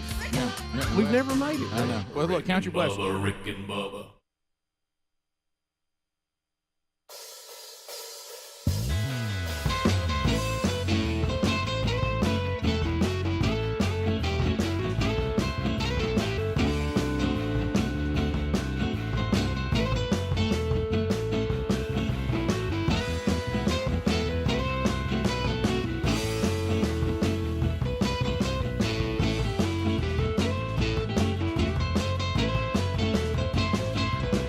6 minutes past the hour. Thank you, Johnny Donovan. Speedy, the real Greg Burgess, Helmsy, Eddie Van Adler, all a brand new hour. And we're glad you're here from the No Name Studio, living on the bleeding edge of technology, from Sweet Home, Alabama, to the world. And we thank you for being with us. All the different ways you can grab Rick and Bubba content live and or archived. You can do that at Rick and Bubba, spell out the word and.com. Welcome back for a brand new hour, Mr. Bill Bubba Bussey. Rick, glad to be here, and thank all of you for joining us and spending your time with us. We appreciate it. Somber notes, update on the unfortunate vehicle crash involving players and recruiting assistant coordinators at Georgia. We're now getting more information on this horrible wreck. Yeah, the fatalities with Sunday's wreck, Rick, it happened at 2:45 a.m. Sunday in Athens. They're saying less than 2 miles from the university campus. They are now listing excessive speed as part of the problem. They were on a road with a 40-mile-an-hour speed limit. They're not saying how fast they were going in this story, but they're saying it was excessive for the 40-mile-an-hour limit. Devin Wheelock and Chandler LaCroix, who we are speaking of here, they said that Wheelock was not wearing a seatbelt when he was ejected from the vehicle that killed him. The other two people who were riding in the vehicle, they say, are seriously injured but stable after the incident. Yeah, So I guess they pulled the black box from the car. You know, most of the cars. Oh, do they? Okay, I keep, didn't know that. Yeah. electronic records now, Yeah. much like the plane. So Right. That, and I believe there was another car with some teammates following them. right, Yeah. So there may have been a witness to it. Yeah. Sad story. Yeah, it is. It really is. So, we'll continue to update you on that. Rick, also Todd and Julie Chrisley, of the Chrisley Knows Best TV series. Oh, yeah. They have surrendered to authorities at separate prisons Tuesday following their federal tax evasion convictions, and they're now going in for a combined sentence of 19 years in prison. Wow! After a jury found the couple guilty of conspiring to defraud community banks out of more than $30 million in fraudulent loans, in addition to conspiring to defraud the IRS. Whew. How about that? The Chrisleys are going to jail. They're going to the Stony Lonesome. Yes. Yes. How do you think they're going to fare in there? Well, well, let's see. What is it? You're terrible, Greg. You're so terrible. It says Todd was sentenced to 12 years in prison. Julie was given a 7-year sentence. So total. Aren't they moving her to some facility that's not really? They said it was at the last minute they've changed where she's going. It's like a rehabilitation. I don't know. It's, Well, they said it's not a real hard time. They said even when they get out, they'll have to complete 16 months of probation following the end of their prison sentences. Well, if you're guilty and that's what it says you should do, you should do. But I don't know that either one of them is a major threat to society. You know, so I don't know if I don't know if I want to lock up and spend a bed. That someone who is a threat to society wastes that on Todd. But watch out. 12 years for him, man. How old is he now? That's a pretty good sentence for him, isn't it? Was he in his 50s? Probably so. It says he will be serving at the minimum security facility federal prison camp in Pensacola. I'm a little confused. They're showing, and it's great. I hope it does. She's going to be in Lexington, it says. I hope all this is a wake-up call or whatever, but I notice in all of this that Todd has like a lot of messages from a spiritual standpoint. Yes. Fight the good fight. He's always on time. Is he suggesting that he was wrongly accused, or is he repenting of the sin of the things that he did? I don't understand the part about God's own time. Does that mean that eventually he will find you out? Because usually when you hear God's own time, that's when you see him finally fulfill the promises that are in Scripture, and something you've been praying about gets resolved. And even though it wasn't on your time, he's always on time. So is this is he saying that God's putting us in jail? You know, I haven't really followed that close what he has said about this. Right. They did see a minor court victory back in 2019 when the Georgia Department of Revenue cleared the couple of a $2 million state tax evasion charge stemming from a 2-year investigation from nearly 8 years of returns beginning in 2008. Right. The Department of Revenue dropped its claim that the couple owed more than $2.1 million in unpaid state taxes, penalties, and interest, and the updated total of the outstanding debt was now under $110,000.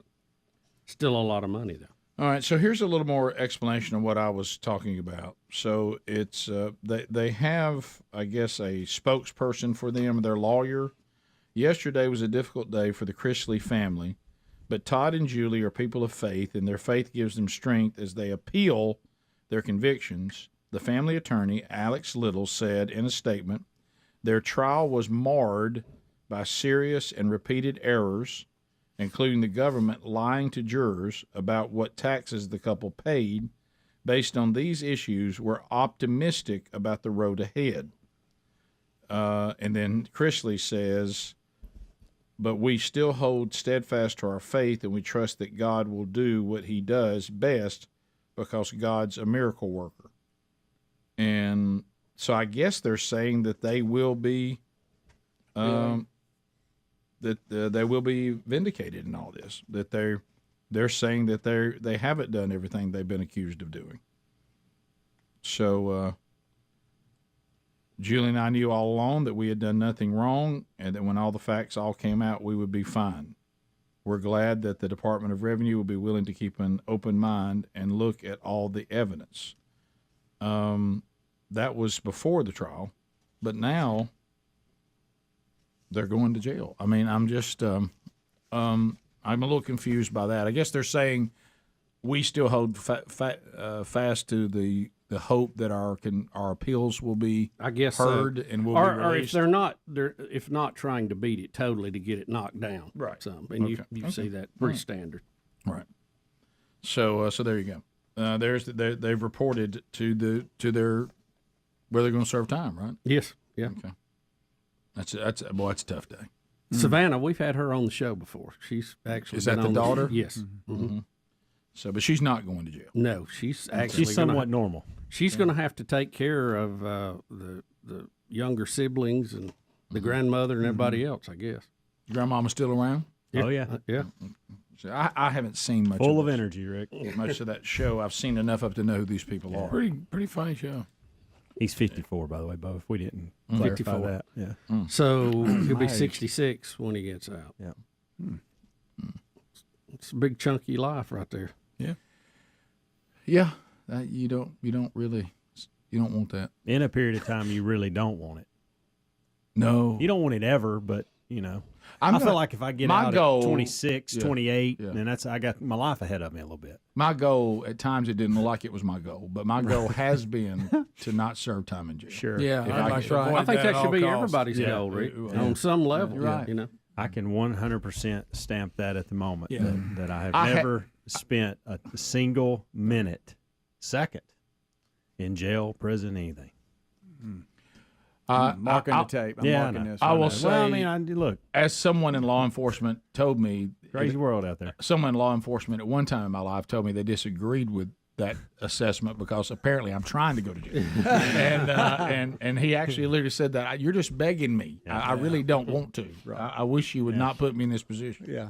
So, and that's usually the case. They don't want to. We put them in that position. Right. You know. We Now, do. there's some that are rogue and are always looking to put somebody away, but there's some good ones that are saying, man, I really don't want to do what you're going to make me do here. Mm-hmm. By the way, I found out on that note because that was one of the quotes from the security guy, the mall cop, in that thing about the T-shirt. Do you know what they were accusing the guy of that was wearing the shirt, about the coexist shirt? That he was, what is it called when they put on people's doors? You can't he was soliciting. Yeah. Soliciting. Yeah, And he's like, what product am I? What am I soliciting? Yeah, and then they tried to accuse him he was doing that verbally. He said, I hadn't said a word to anybody. He said, I'm just walking around. Yeah, he said, the reason? So back to us saying if they had a rule, the rule they were trying to play on that he was soliciting, and he's like, what am I soliciting? Yeah. Jesus on my shirt? I mean, and then of course Mall Cop was like, I don't want to have to do this. I wish you'd just take the shirt off and go shopping in your undershirt. So. But soliciting, I thought. I tell you, that Mall of America, there's always something going on there. That's where we stayed when we were in Minneapolis, in the hotel connected to it, and it is massive. We'll be right back. Rick and Bubba. Inflation's everywhere. Just you think.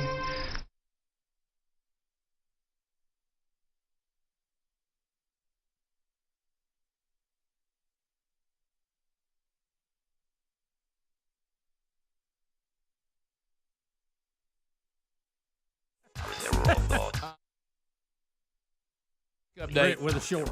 Yeah, Zuckerberg, and honestly, now why are we into? What are we mad at? What's Facebook's going on? They try to communicate with each other, and none of them are living in the real world. Well, let's listen to the recap, and then we'll see what. And it's got some different highlights in it, and we can go back and listen to some more because there's one in particular that might need a little bit more attention. But he was in front of the Senate committee hearing yesterday on Capitol Hill. And this was joint committees in there. They had to bring in extra tables. There's 44 senators that are questioning him yesterday. Yeah, and these are just this is a little breakdown. So here you go. We didn't take a broad enough view of our responsibility, and that was a big mistake. And it was my mistake, and I'm sorry. I started Facebook. I run it. and I'm responsible for what happens here. Facebook's been served with subpoenas from the special counsel Mueller's office. Is that correct? Yes. Have you or anyone at Facebook been interviewed by the special counsel's office? Oh, my God. Yes. Have you been interviewed? I have not. I have not. Others have. I believe so, and I want to be careful here because that our work with the special counsel is confidential, and I want to make sure that in an open session I'm not revealing something that's confidential. I understand. That's why I made clear that you have been contacted, you have had subpoenas. Good night. Actually, let me clarify that. I actually am not aware of a subpoena. I believe that there may be, but I know we're working with them. Why didn't Facebook ban Cambridge in 2015? It's because as of the time that we learned about their activity in 2015, they weren't an advertiser, they weren't running pages, so we actually had nothing to ban. When I went back and met with my team afterwards, they let me know that Cambridge Analytica actually did start as an advertiser later in 2015, so we could have, in theory, banned them then. We made a mistake by not doing so, but I just wanted to make sure that I updated that, and because I misspoke or got that wrong earlier. Who's your biggest competitor? Senator, we have a lot of competitors. Who's your biggest? Is Twitter the same as what you do? It overlaps with a portion You of don't what think we do. you have a monopoly? It certainly doesn't feel like that to me. Okay. Your user agreement sucks. There's a very common misperception about Facebook that we sell data to advertisers. And we do not sell data to advertisers. Well, we don't sell data you clearly to anyone. rent it. What we allow is for advertisers to tell us who they want to reach, and then we do the placement. How do you sustain a business model in which users don't pay for your service? Senator, we run ads. I think we've been going now for just under 2 hours. So I think what we'll do is do a few more. Zuckerberg, are you? He didn't know how they made money. Well, like that was his big secret. Yeah. It's called ads. You could tell that Mark is not socially a smooth operator. There's not. Well, I tell you what Zuckerberg sounds like to me, because we've all seen this, and he is young. He is very young. He sounds like that young guy that wants to speak in a way that he wants you to believe that he's older than he really is, and I'm trying to speak in a way that makes me sound older and wiser, but really I'm just a young guy that has a lot to learn, even though I'm a genius and I've come up with something pretty incredible. As far as me being out there and, like you were talking about, and kind of understanding the world, I'm sounding authoritative, but how many times do you have to come back and go, well, I didn't have that right? Because he really doesn't know, I don't think, all that he needs to know. He's in a difficult situation, too, because he's sworn in here. I mean, they can find him in contempt for misleading answers, and he's trying to be correct almost to a fault. And, look, anybody, and the senators know this, too, a company that big, he doesn't know all the moving parts. He sets concept, he hires people, they write code. He sees something, says, let's fix this, let's change it. He can't give you detailed answers about everything in every part of that operation. And to y'all's point, I mean, he's being questioned by the two old men in the balcony from the Muppet Show. And they don't have any idea how any of this works. And it just was a mess. I mean, wow, what a mess. And Pass the gravy, please. Rick and Bubba. Ooh, it brings me 21 minutes past the hour of the Rick and Bubba Show. 866 We Be Big is the number. A number of updates that are available to you today. A Wednesday Bible study back. Today we continue installment 3 of the book of Revelation. The Revelation, we'll go to chapter 2 today, and we'll start the letters to the churches with the church at Ephesus. So that'll be today, noon Central, 1 o'clock Eastern, live on the YouTube channel, then archived soon after for your consumption on your own time if you so desire, both on the YouTube channel, and there's also an audio archive that goes to our podcast channel. Bubba, we have a Your America today, and when you have these, yes, your tummy, but an important update. The insanity that was the pandemic, the insanity that was the whole mask thing and forced vaccines, and now money's being handed out as more information has surfaced that maybe some of these things that cost people their jobs, maybe that was a bit of an overstep by the folks who were employing these people. And Bubba, may I present Kayla, I think, Bogt to you, V-O-G-T. Would that be Bogged? Not sure. I don't know how you say V-O-G-T. She just got $180,000 from North Memorial Health, Minnesota. Here was her complaint, which sounded pretty reasonable. She is deaf, and she told the boss that this mask-wearing rules meant she would not be able to read anyone's lips, and it made communication for her very difficult. So she thought that people should be allowed to, take the mask down at a safe distance for her to be able to communicate. They did not agree with her, but now she's got $180,000 after suing the Minnesota hospital for denying her a job because she was deaf. She went through the U.S. District Court in Minneapolis, and it said that North Memorial Health made no admission of wrongdoing, but they agreed to give her some money and other actions that were addressed in the suit that we're not privy to. She was trying to say that you couldn't refuse me a job during the pandemic just because I had to read lips because y'all had a mask mandate. The Citizens with Disability Act, that thing's pretty strong, and you have to make accommodations mandated at the federal level. And I would say that mask wearing would severely limit your ability to read lips. So I don't know how you square those two, between the government thinking that is the only way, that you can prevent people from getting this and the pandemic spreading, and her being able to do her job as a deaf employee. She said, unfortunately, employers continue to discriminate against deaf applicants based on myths, fears, and stereotypes about the ability to do the job. She said, I thought the request was reasonable, but I was fired instantly because they knew the mask would make it impossible for me to read lips. Yeah. And she said, I don't think I can be fired for being deaf on something there's no way I could have foreseen, or we found out might not have even been necessary. The quote she had, which got her the $180,000, they didn't even attempt to work with me. All right, let's come up with a plan where I could still keep my job. And she said I was just fired instantly with really no attempt to try to accommodate something in this unprecedented, unforeseen thing. Well, I hope she got something in the agreement that says the next time this happens, they won't do that. Right. So, but of course, it's funny. The hospital cut the deal. We'll write a check if in there somehow we don't admit we were wrong. I don't understand that. I think the fact that she got the check means you're admitting that what you did was wrong. Yeah, they wouldn't. I mean, because if I didn't do anything wrong, I ain't writing nobody a check. I mean, y'all? I mean, it's. Rick, also interesting story today. I don't know if we have any video of this. Strange as it sounds, an Australian woman has broken an archery record using her feet. The Australian contortionist stood on her hands and used her feet to shoot an arrow 59 feet and 11 inches into a target for a Guinness World Record.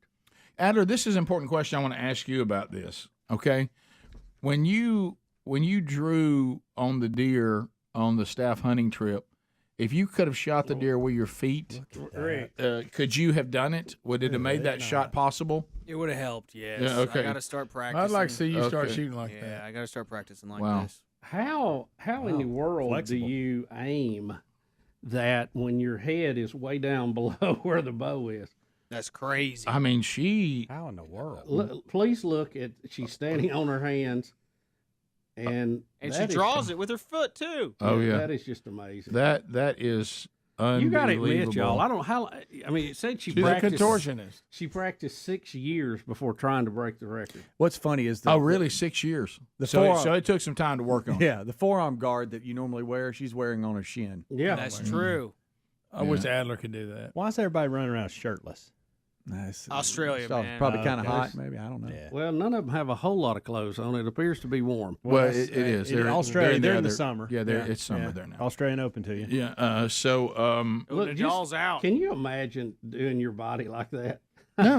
No, I've heard get your head out of your rump, but that's crazy. That's ridiculous. All right. Yeah, I'm telling you, that girl. Really, you could actually tell her to do that. That girl does not have any back trouble. Yeah. No. May after that. Yeah, that's. I can't even imagine. Contortionist. Yeah. I mean, how do you even come up with the idea? I tell you what. Well, I tell you what I want to do. 6 years from now, Well, I'm going to honestly, break the record. Yeah, honestly, if you're a contortionist, you got to find reasons to use this ability. I guess so. We heard the story this morning, and I thought she didn't have any arms. I didn't either. And that was up for discussion. I'm with you. The possibility of that happening. Yeah. I did too. I didn't know that you just wanted to do it. Yeah, you could do that if it wasn't necessary. Get this too. The standing record that she broke. Standing record. You like that? Yeah. 40 feet. She shot at 59 feet 11 inches. I can tell you, it's hard to make a 60 foot. Well, no, we usually measure in yards, don't we? So what would that be? Divided by 3. Yeah. Everybody went yards? silent. You asked 20 this yards? bunch to do math. You better look at Adler. 20 yards. I don't have time to get my calculator out. He's the only one that has a chance. makes it a little more. How many achievable. times you But think she with hit your her feet, shin? that's still a long Yeah. way. Oh, yeah, Rick. It's It's a a shot long with your way. feet. I don't. Oh, that's nothing. Contortions make me uncomfortable. I don't like watching that. I know. How does her body not break? This guy's You know, your spinal cord. He is can't. pumped. How'd your spinal cord do that? It makes me very uncomfortable. I mean, she's nearly folded in two. I mean, I think I've accomplished something Like if I you do a folded a lunge. piece of paper. Wish you could do that. I'm just glad to get out of a chair. Wish that was your gift, Greg. That was what I did. Remember trying to do handstand push-ups and Oh, it's terrible. Oh, CrossFit? my gosh. You remember that? Yeah, I do. As awful. I crashed on my head, I sure do. I remember that. He threw his feet up on the wall and crashed. Yeah, right head. Bam. That's the bad thing. I Do don't it now, wanna Greg. Do it right do now. it. Ain't doing it. Not gonna do it. Wouldn't be prudent. Bottom of the hour. Be right back. Rick and Bubba, Rick and Bubba. The whole premise of this is back to how Facebook has been used in political campaigns. That's what they're trying to clarify. Well, there was 87 million people had their data harvested by this analytic group, Cambridge Analytic Group. And that's what they do. And so They market. Which if I don't, and Bubba said this, and I remember this too. Didn't they brag about how effective that was in Obama's campaign?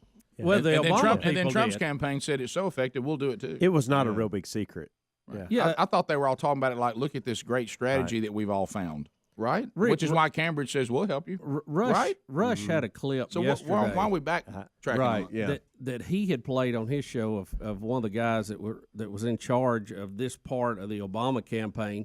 And, you know, he speaks at these conferences on computer science and marketing. And, I mean, they just openly talk about how, you know, they ran a clip with Michelle Obama in it. And if you liked it, you could forward it to these friends that it brought up that you had out of your profile. And they, you know, they statistically said, look, we feel like that almost 80% of the people this was forwarded to ended up voting for Barack Obama based on our information we got back. And so they considered it a great success. It was, I mean, they were patting themselves on the back for the way that we use social media to get our message out to win an election.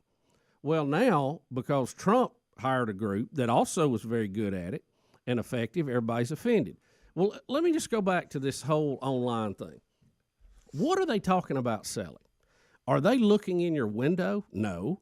They're talking about your profile information, the things you post in your feed. Right. And look, I don't have to be a double naught spy, as Jethro used to say, to run through your profile, look at your post. I can take a notebook and figure out exactly who you are and what you're doing. And I can market to that, okay? Yeah, let's come back and talk about that because, and maybe I'm just being not understanding. I'm not sure I understand what we're trying to stop. And I can tell you, too, from placing an ad on there, if you've ever done that, you understand exactly what they're talking about. Yeah, well, I'll come back and then we'll talk more about it. Bottom of the hour, your phone calls, too. Rick and Bubba, Rick and Bubba.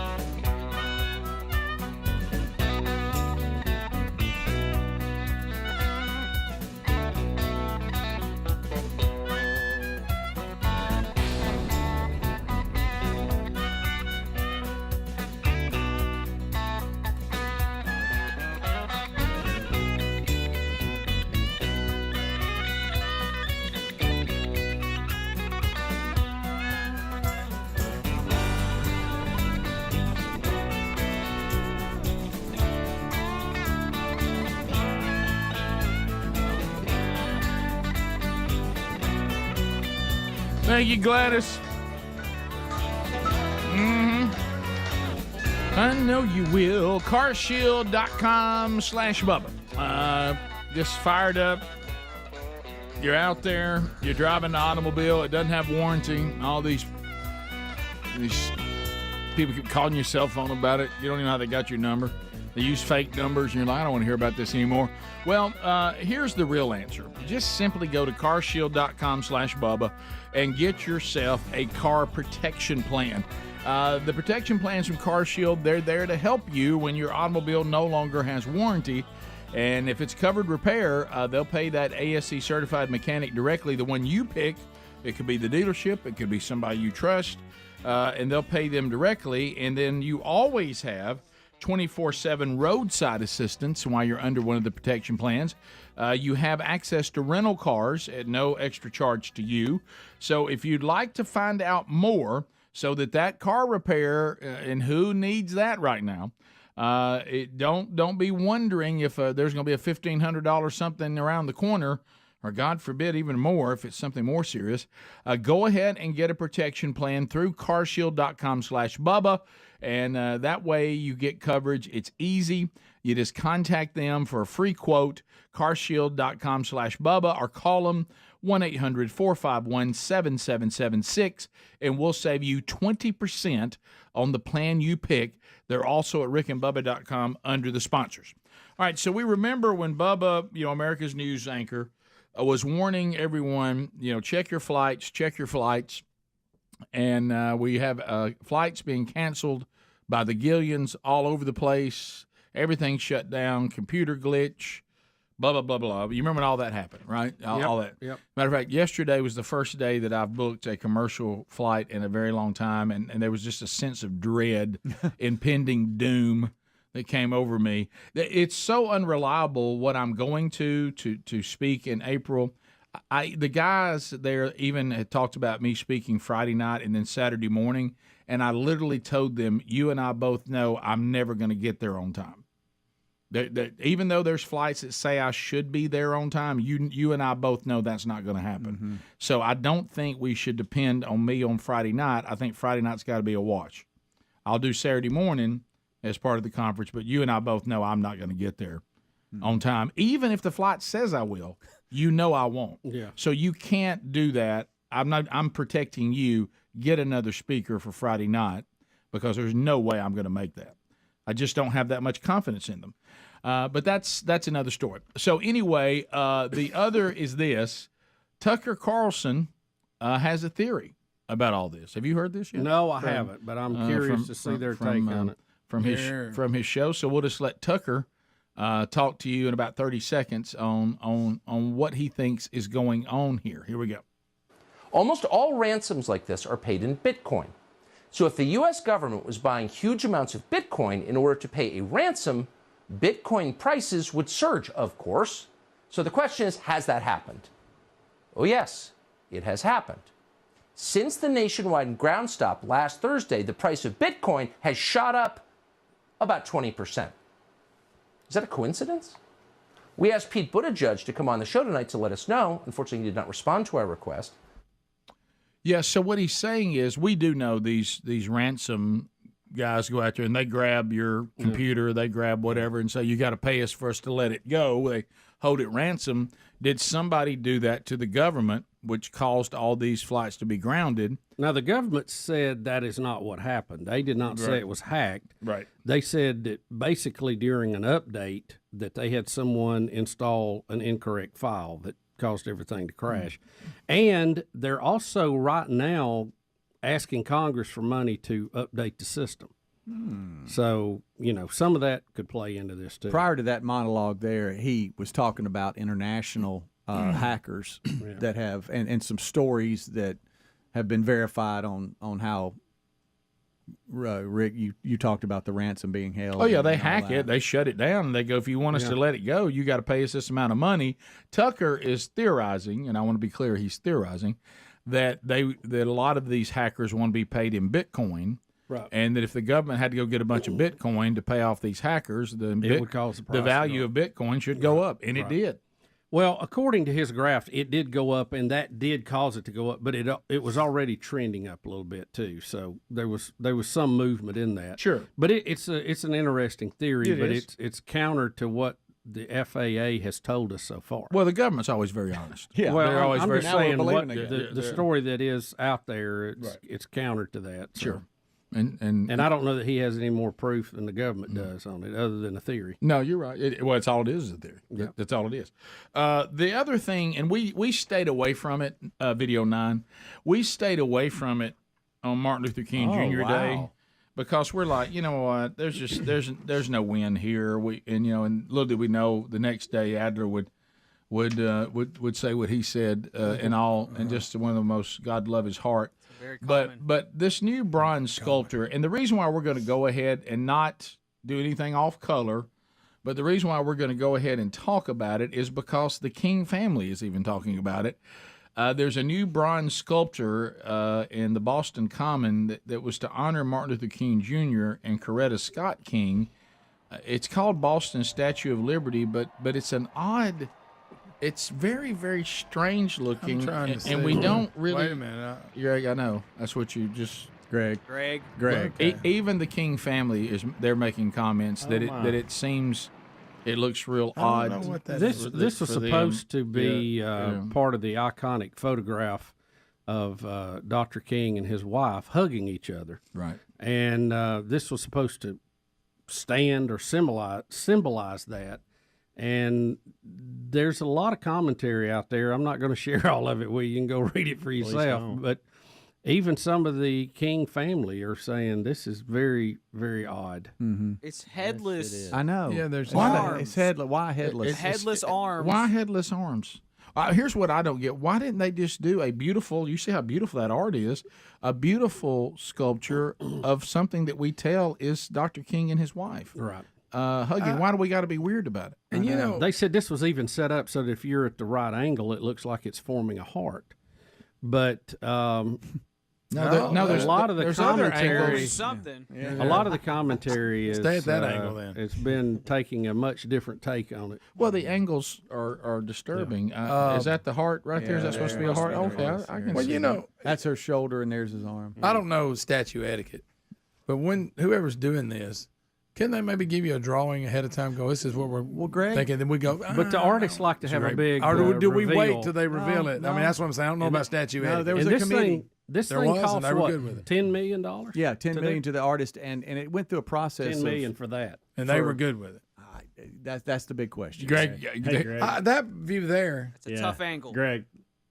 What do we? Oh, wow. Goodness. Oh, that's the even angle. worse There's angle. the angle. Yeah. Let me tell everybody, they need to mark where it looks like a heart and let everybody just stand there when they come to look at it. Because this angle helps to show me you don't want that one. No, you don't. No. It's the first angle I saw, and I didn't know what to do with it. Look, it threw me so much. I declared I'm not talking about this on the show. We made a decision. Prior to the show the other day that we can't talk about it. And every now and then something you stamp no win. Right. Goes across the desk. Intimate portrait. Yeah. Well, why did this committee? Why did this committee? Good night, live. How about why did it's this just creepy? Either how you look at it. How did this committee go? This man, this is a man that's going to be honored, and his wife. And the guy says, "Here's what I come up with." I'm with Greg. Where's the person that said, I don't think so. Can you help me with that a little bit? Can it just not look more like them? This particular statue person must not do faces. Yeah, faces are not my thing. I'm sorry. How about this? But you can't do this. What is your thing? Right. Yeah. I'm trying to figure it out. Let's go to this extent. Even though the stories are saying that it went through a process of screening, but let's say that it bypassed everybody. The fact the day they're trying to load it up on the truck, somebody goes, whoa, Right. keep that here. Well, it goes back. What's to, that? It goes back. You to right? This. Am I wrong about this? It looks like to me. Even the crowd doesn't know how to respond. I was going to say, did we have any good video of the crowd as they unveiled it? Greg, yeah. Greg, when they dropped it down, it's almost like the crowd doesn't even really respond. This is a bad Watch this view. right here. You see it coming down, then everybody's kind of like, what? That's not much of a response. It's like I don't think they know what they're seeing because I don't. I don't either. I see some What arms. is that right there? Why are they headless? That's not somebody's. See, that looks like a bald Is that a head. shoulder? Unfortunately, that looks like a bald head. Unfortunately. Or a bald-headed brown dog. It does. That was uncontrollable. Well, I go back to my original. It could have been worse. It could, a lot. I mean, You know, gracious. Well, there it is, break time again. Yep, there it is. You just said it uncontrollably and then looked around. Rick, do you remember you on Monday? I don't know why you started to argue with yourself today. Rick, exactly. All right, let's go back. Must have been the blow to the head. It Rick. must have been. Must have been running in that window. All right, your phone calls, 866 We Be Big. We talk to you next. Rick and Bubba, Rick and Bubba.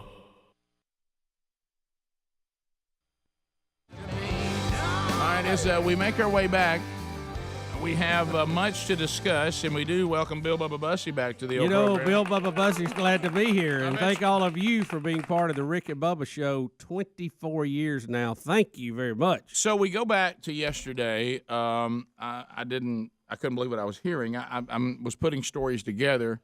Adler undoubtedly has some sort of bug bite or red bug or something's on him, and so I heard that being talked about, which we'll get to, and then I heard you say that you were at a location yesterday that featured Adler running through the woods in a old man T-shirt, tank top T-shirt, and when I think about what he was supposed to be doing where you were, how did he end up doing that? So help me with all this. Rick, you're a witness. Tell me what you saw. We're right in amen corner of our tennis season. We're wrapping up. Matter of fact, our last regular season match today. And, it's been a busy week, been a hard week. We had our senior day yesterday. We recognized our seniors that have meant so much to the program.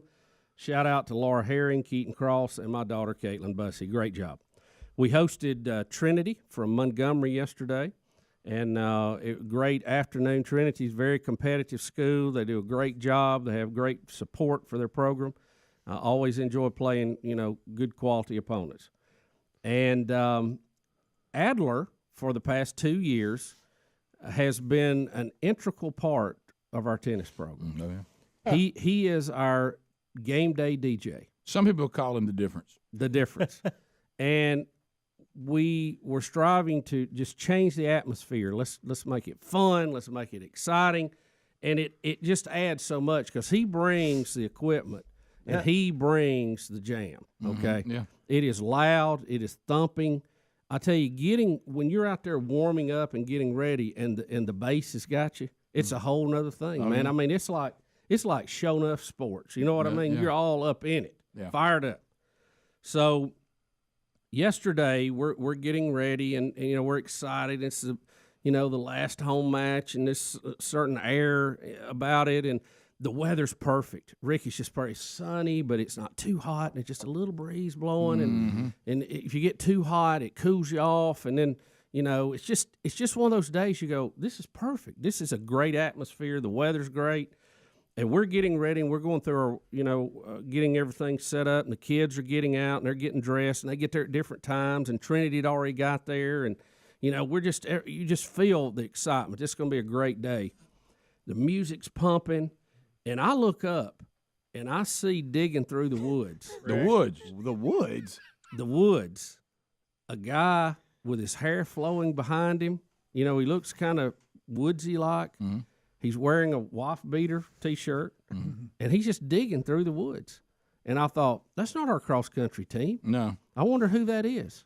And it hit me. It was Adler. What? What were you doing? I was exercising. I was just exercising. Before the event? What? He had it on autopilot, and he was digging through the woods. So, okay. What are you running through the woods? I had... You thought it was a troll. I had my shirt in my hand...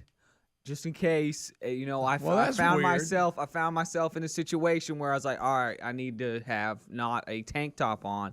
I should put a T-shirt on. So I ran with my shirt on the whole time, or ran with my shirt in my hand the whole time, just in case. I was like, found myself like surrounded by high schoolers or something like that. I need to pop it on. Yeah, there's nothing that makes us feel great nowadays for a man no one knows who he is with a beard running through the woods in a T-shirt chasing teenagers. Yeah, that's not no good. flag there. I wasn't chasing teenagers.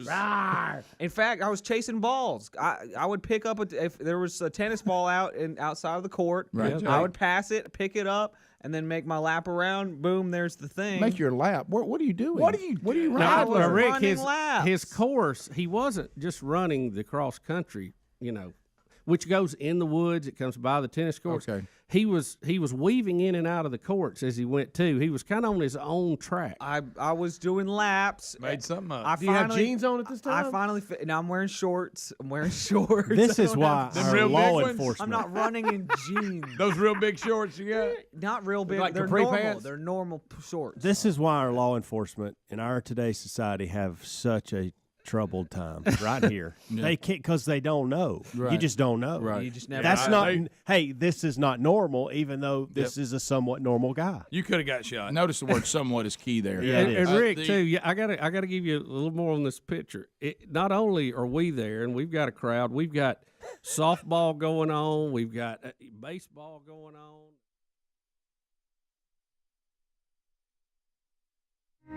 10 minutes to the top of the hour.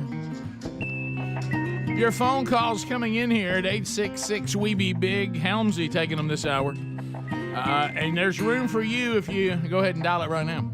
Rick, we got an email from someone that works with the FAA on the topic we were just talking about and said, hey, the air traffic system is truly old.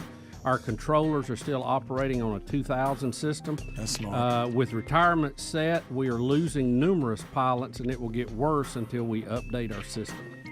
But let me tell you, one of the systems involved in anything that should be updated would be air traffic control. Yeah, Am I wrong on that? absolutely. Yeah, that's not. If we want to let one go, well, let's maybe the busing one, or but don't let the airplane one. No. Michael's out of Huntsville, and there's room for you if you want to join us at 866 We Be Big. Yeah, air travel's one we need to stay the latest and the greatest. Yeah, every time the new upgrade comes, let's get it on there. Right. Yeah. Michael, welcome. Thanks for your patience. Go ahead. I was going to say, if y'all seen the story I sent you where Chelsea Handler told Jimmy Fallon on his show that up until she was 40 years old, she thought the sun and the moon was the same object, that the sun went down and then came back up as the moon. Until she was 40? Is it not? Until when her sister explained it to her, yeah. That's You not know, surprising. I don't completely doubt that story. No. Knowing the source there. No. Yeah. No, I agree. That seems, like you said, plausible when you've seen all the other things. She's one of the outspoken voices that helped to, mold our culture. Yeah, she's done a good job with it. Yeah. Mm-hmm. We continue. Let's go to Dale in Alabaster. Everybody, Dale. Dale, welcome to the Rick and Bubba Show. Go. Good morning, gentlemen. Hey, had a question. Yesterday you said technology could be used as a tool. Mm-hmm. That's not the same as when you called Greg a tool one time, was it? No, different thing. Completely different. Good, yeah, you caught that on your own, but thanks for getting confirmation on that. Completely different. We continue. You seen that sculptor, Greg? Lines are available. 866 We Be Big. John out of Birmingham, 104.7 WZZK. John, go ahead. Hey, good morning, guys. Hey. This question is mostly for Speedy. If you were to, anybody can chime in, but if you were to sit down and have a roundtable discussion about the greatest moments in Mississippi State history, does 2021 Tanner Allen's rerun jack against that sidearm pitcher from Virginia that put him up, do you think that gets in the discussion? Probably should.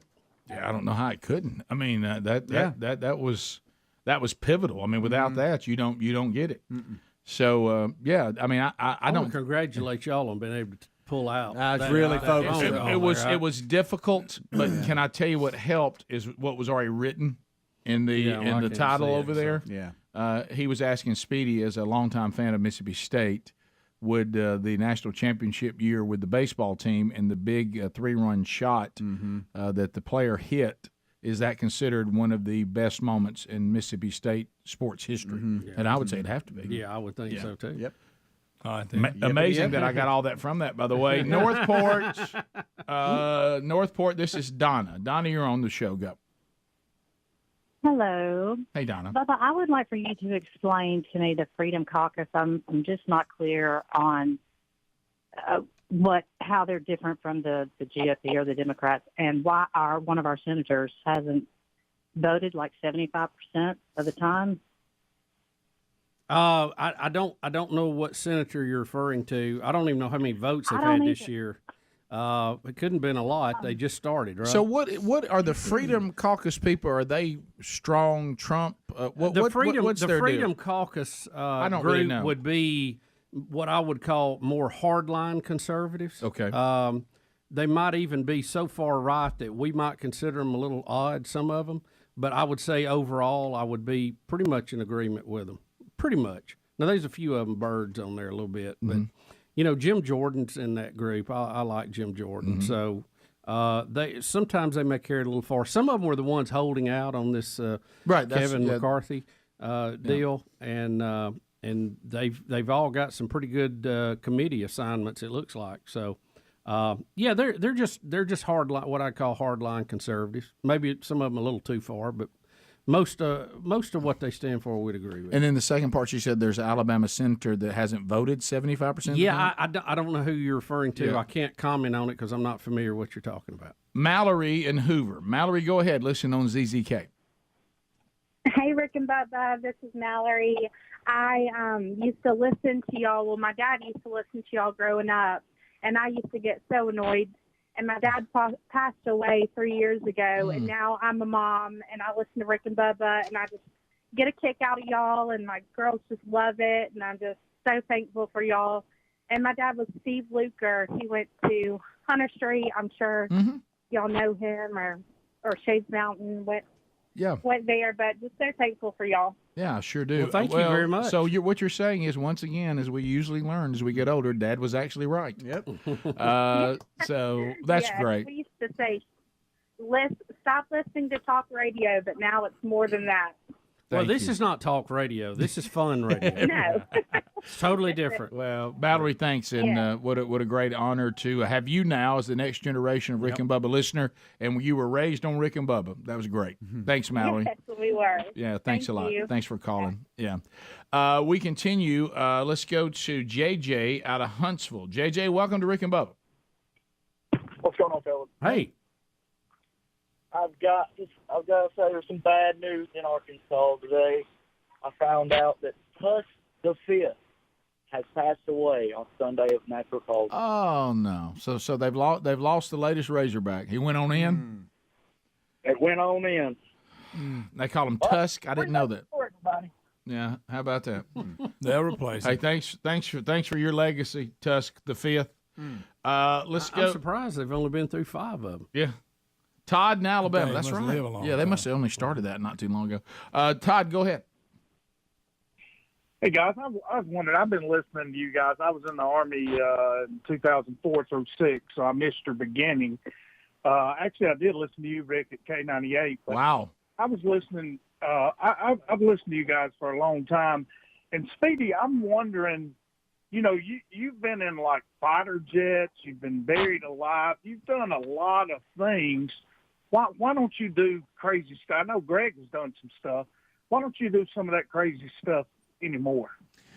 Well, he doesn't need the money like he wants. Yeah. Well, there's that. There's that. And really, we kind of ran the list. We couldn't really think of anything else. And Ryan Greenwood still has a standing request of you on fire. He does. It's almost and like he wants me to jump off something too. It's almost like Speedy on that fire and jump my pool. Yeah. On that kind of stuff became.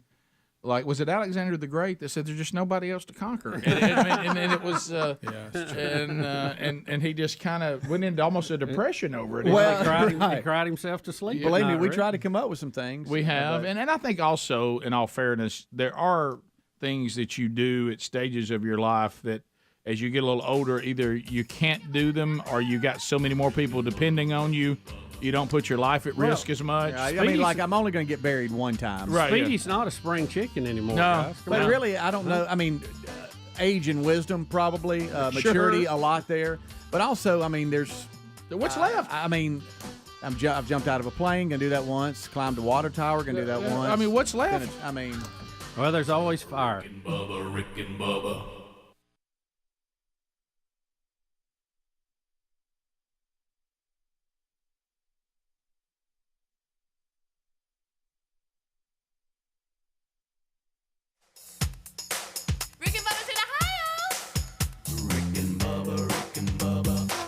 the gravy, please. Rick and Bubba, Rick and Bubba. Ooh, it brings me to my knees. Rick and Bubba, Rick and Bubba. I can't start another. Rick and Bubba, Rick and Bubba. Day without 'em, brother. Rick and Bubba, Rick and Bubba. Ooh, there is no other. Rick and Bubba, Rick and Bubba. Waking on their blubber. Rick and